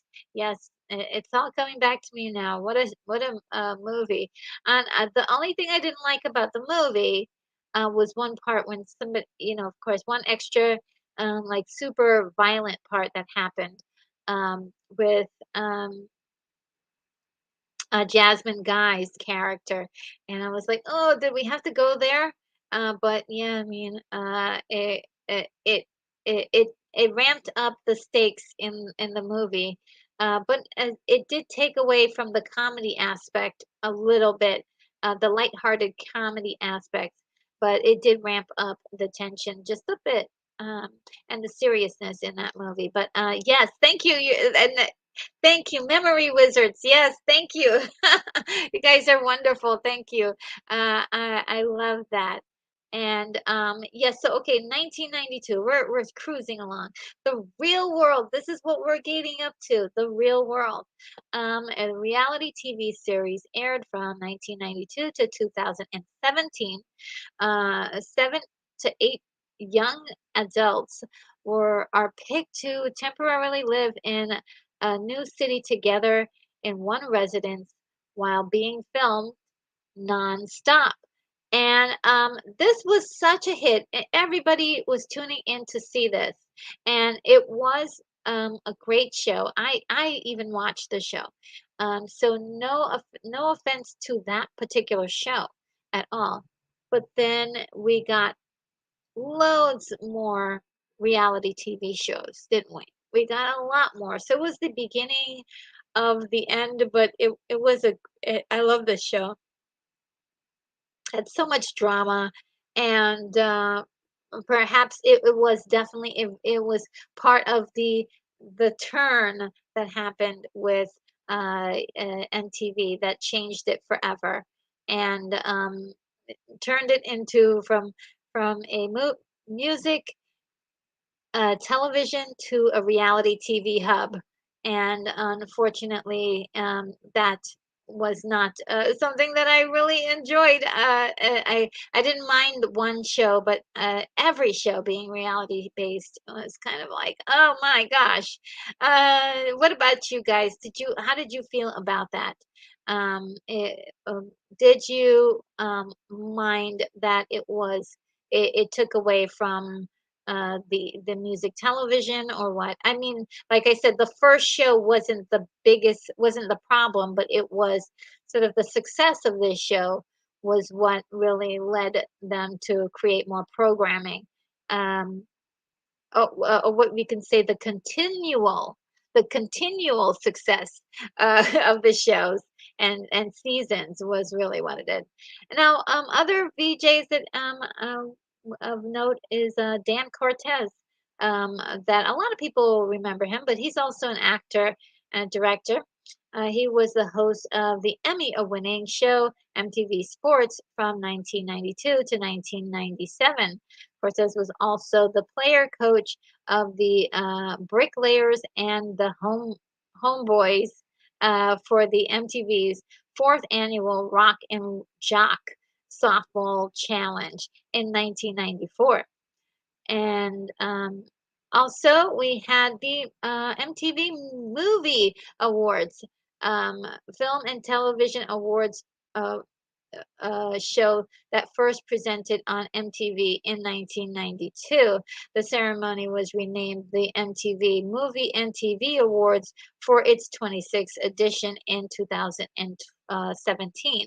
So this is also yet another this is another uh, area where they veered away from the music aspect of the channel.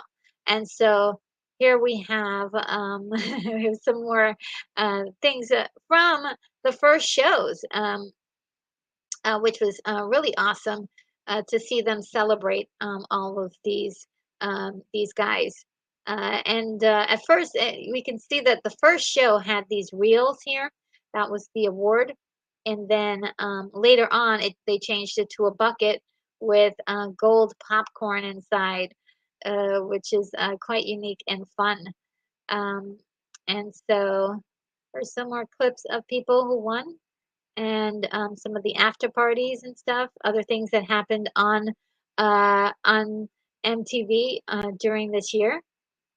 And and then we come to 1993. And 1993, of course, we have the lovely Daisy Fuentes, who looks pretty much the same even to this day. And what a lot of people don't know is that she married Richard Marx, the singer that we mentioned earlier today, which is really they've been together for quite some time. Fuentes joined MTV in 1993, becoming the first Latina VJ in the U.S. while also hosting shows for MTV Latin America at MTV Fuentes. Let me just get a. Where did I put it? Where's my thing? There we go. I'm having a problem. Uh, okay. At MTV, Francis was also a host of the fashion and modeling series House of Style. I don't know if you guys remember that, but I would watch that show with my mom because we were both into fashion. I even went to FIT, Fashion Institute of Technology, for a little while there, and along with other correspondents, because corresponding gigs with MTV, she achieved um, name name recognition. Oh my God. With MTV, she achieved name recognition as one of the network's more popular hosts as soon and soon was courted by companies to be their spokesmodel. And that information I got from Wikipedia. She stayed with MTV until 2002. And so, yes, everybody loved themselves some Daisy Fuentes. And look at that picture. She's gorgeous. Again, she looks very similar. There's hardly any changes or differences to her today. And what a lot of people don't remember is that Jon Stewart got his start on MTV. He had the Jon Stewart Show, late night talk show that was hosted by comedian Jon Stewart, premiered on MTV in 1993 as a 30-minute daily offering and became one of the network's more popular shows. It was it had an official run from 1994 to 1995. And then, of course, everybody loves Beavis and Butthead, animated TV series created by Mike Judge for MTV seasons 1 through 8, 1993 to 1997, and then reprised in 2011. Later, Paramount Plus grabbed it and has been season 9 um, to the present day in I believe to the present, and then it says 2002. So I don't know what that means, if it's to the present or if it's from to 2002. So and here's just a few. Oh yeah, if I don't know if everybody remembers the Bodyguard and all the music that came to that. Came with that soundtrack was so big during that time. Huge, huge, huge, huge. Then we have Daria, animated TV series created by Glenn Eichler and Susie Lewis Lynn that aired from 1997 to 2002 on MTV. And then, did anybody remember that Jenny McCarthy had her own show? Which was a variety sketch comedy series starring Jenny McCarthy that aired 19 episodes on MTV in 1997. We're flying through the years now. We're almost done. Celebrity Deathmatch. You guys remember Celebrity Deathmatch? Celebrity Deathmatch. Slow motion claymated series created by Eric Fogel from 1998 to 2002. And then Tom Green had a show, um, the Tom Green Show from 1999 to 2000 on MTV. Then the Osbournes had their reality TV show airing the domestic life of heavy metal singer Ozzy Osbourne on MTV from 2002 to 2005. And the Newlyweds, Nick and Jessica reality show, aired on MTV 2003 to 2005. Nick Lachey and Jessica Simpson played on the stereotype dumb blondes in with the whole chicken of the sea tuna skit that they had. Well, I don't know if it's a skit or if it was reality, but she says, "Is this chicken what I have, or is it a fish?" I know it's tuna, but it says chicken, um, chicken by the sea. So that was a funny moment in time that it was sort of played over and over and over. People were enjoying that.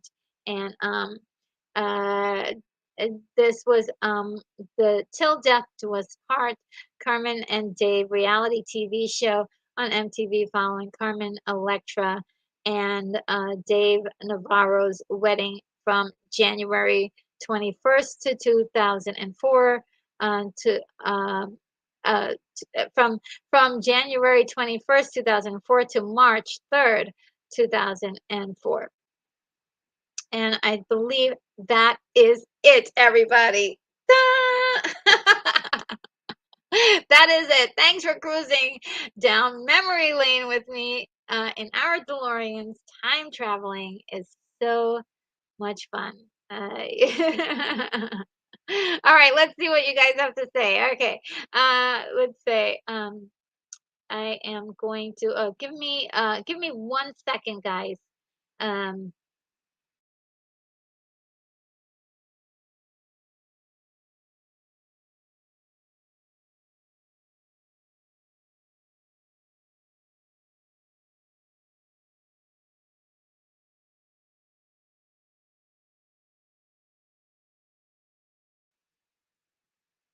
all right.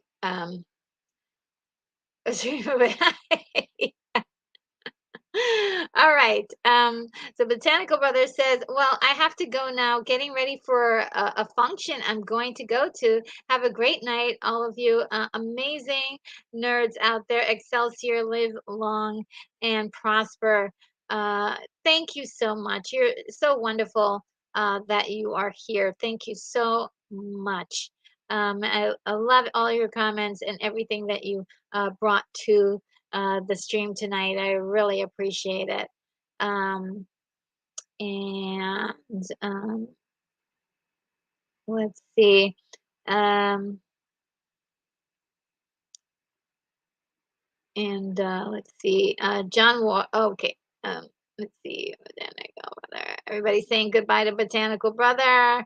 And Brogu says, Real World was the first reality show on television. It opened up the way for all of those reality TV shows that uh, we see to this day.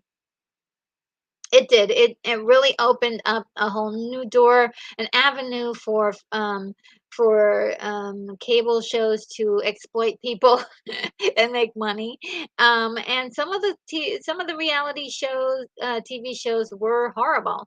They were terrible, and some of them were very entertaining. It was like watching a car crash, to be honest. And to me, I find it it's got its audience, right? It's got its audience, and it's most necessary for those people who find it entertaining.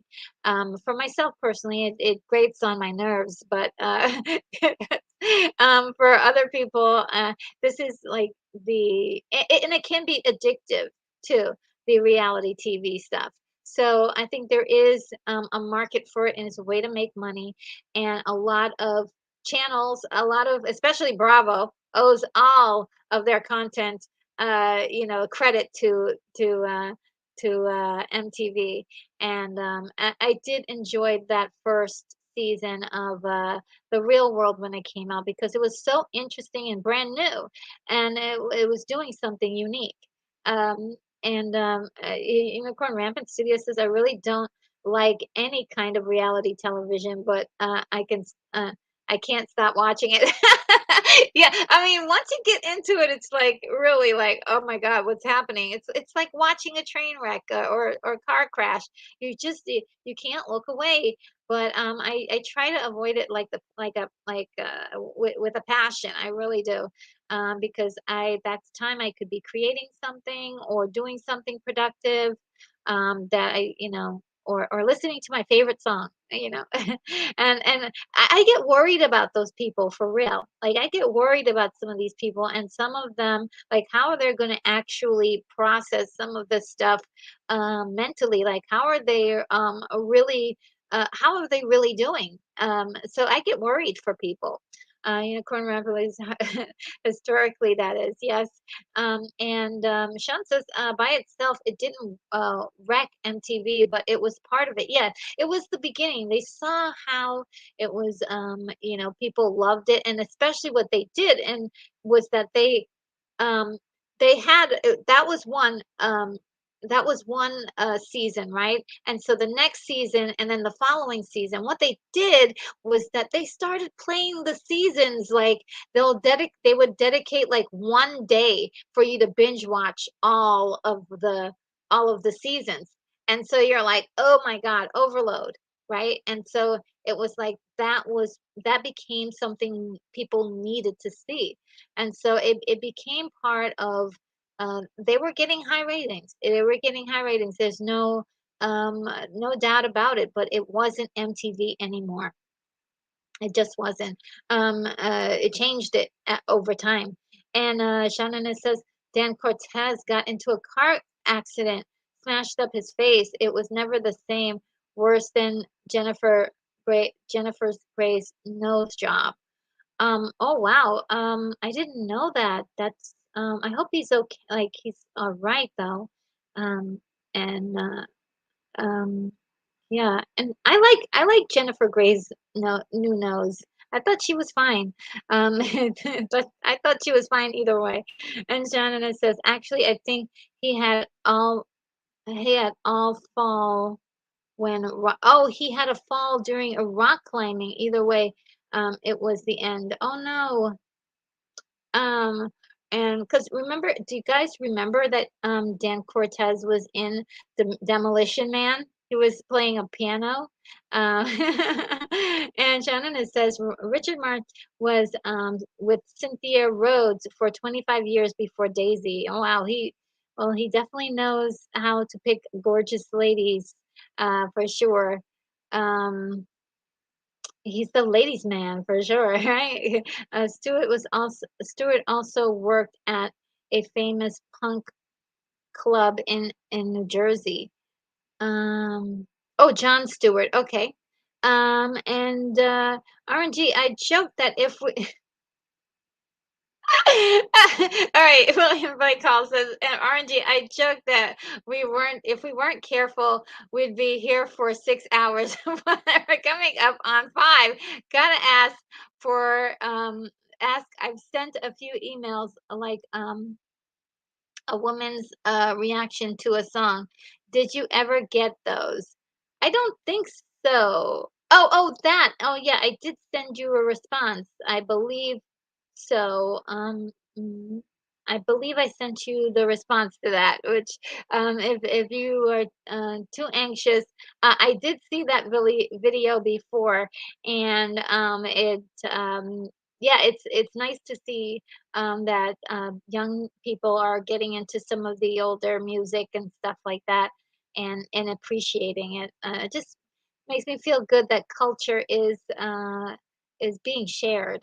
And William Blake, well, I do miss Celebrity Deathmatch. Wasn't that a good show? I mean, it was hilarious, and it did involve the celebrities. I mean, it involved many of the singers and people in the music industry. So I felt like it was appropriate.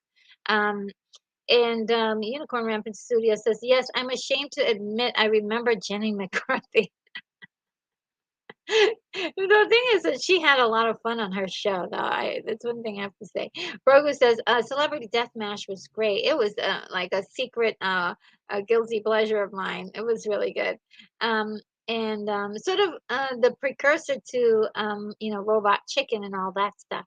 And Turk and Raz says, Chicken of the Sea was hilarious. Wasn't it? It broke the barrier. Like everybody was talking about that moment in history. It was iconic.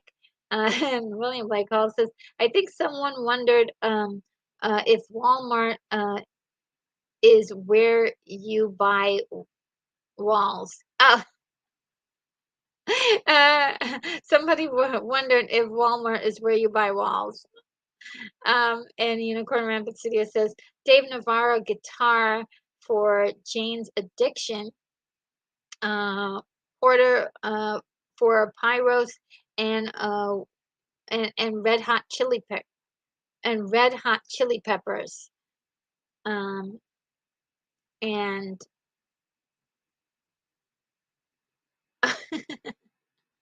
Oh, okay. I wasn't sure. And oh, look, Mark D with a C is here. Hello, great to see you. Good night, everyone. Yes, so good to see you. And Unicorn is waving high, and Mark D with a C says, "I really miss the old MTV TV from the 80s and 90s." Me too. I mean, it was such a great time, and really was about learning about music. And I learned about. I would not. There would be so many bands that I wouldn't know about because of MTV, and how what they were able to show me, and it was great. I was exposed to so many. I feel like we all share the same the same music, and so in many ways, it's connecting people. Even still, even to this day, the MTV is still connecting people from what their work that they did in the 80s and the 90s. And what I say is like it was good work because historically they were about the music. They were about them, especially the very early group.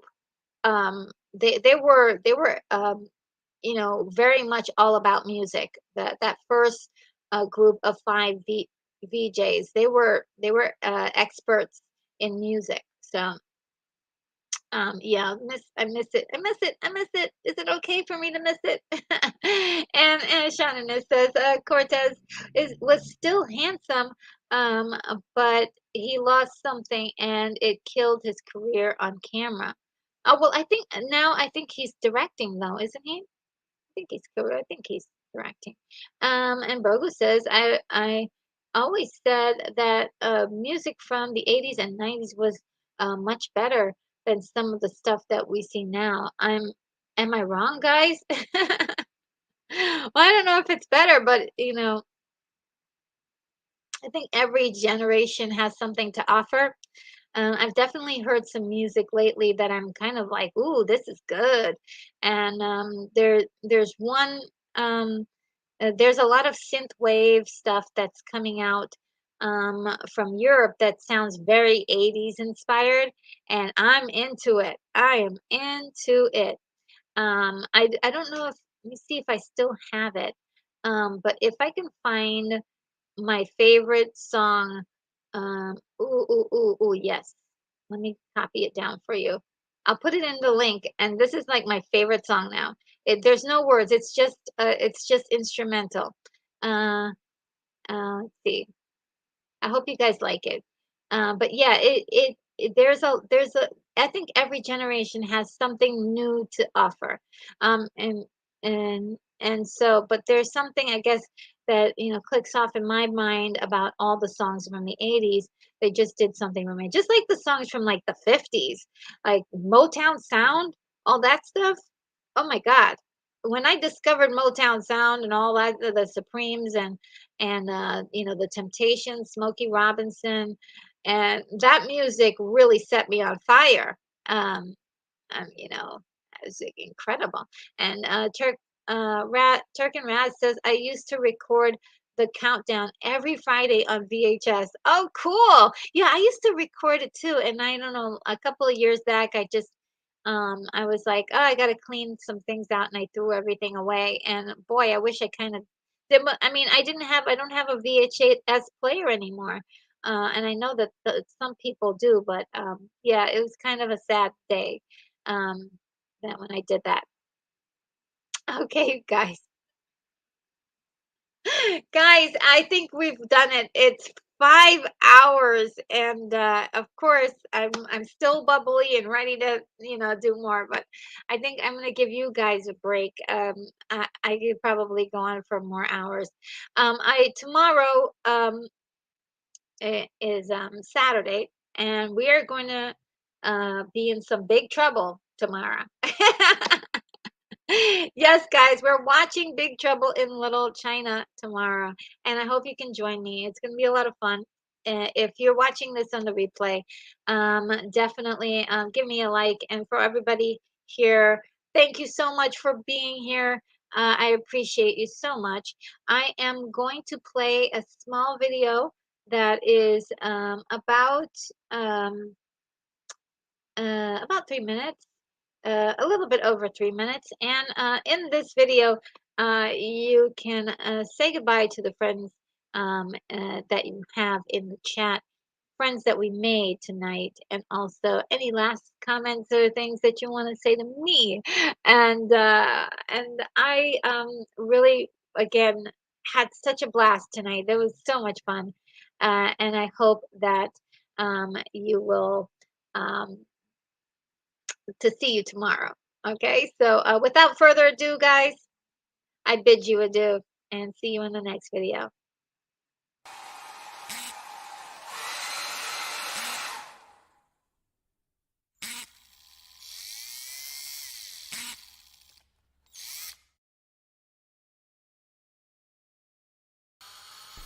Retro Nerd Girl, you are clear for takeoff.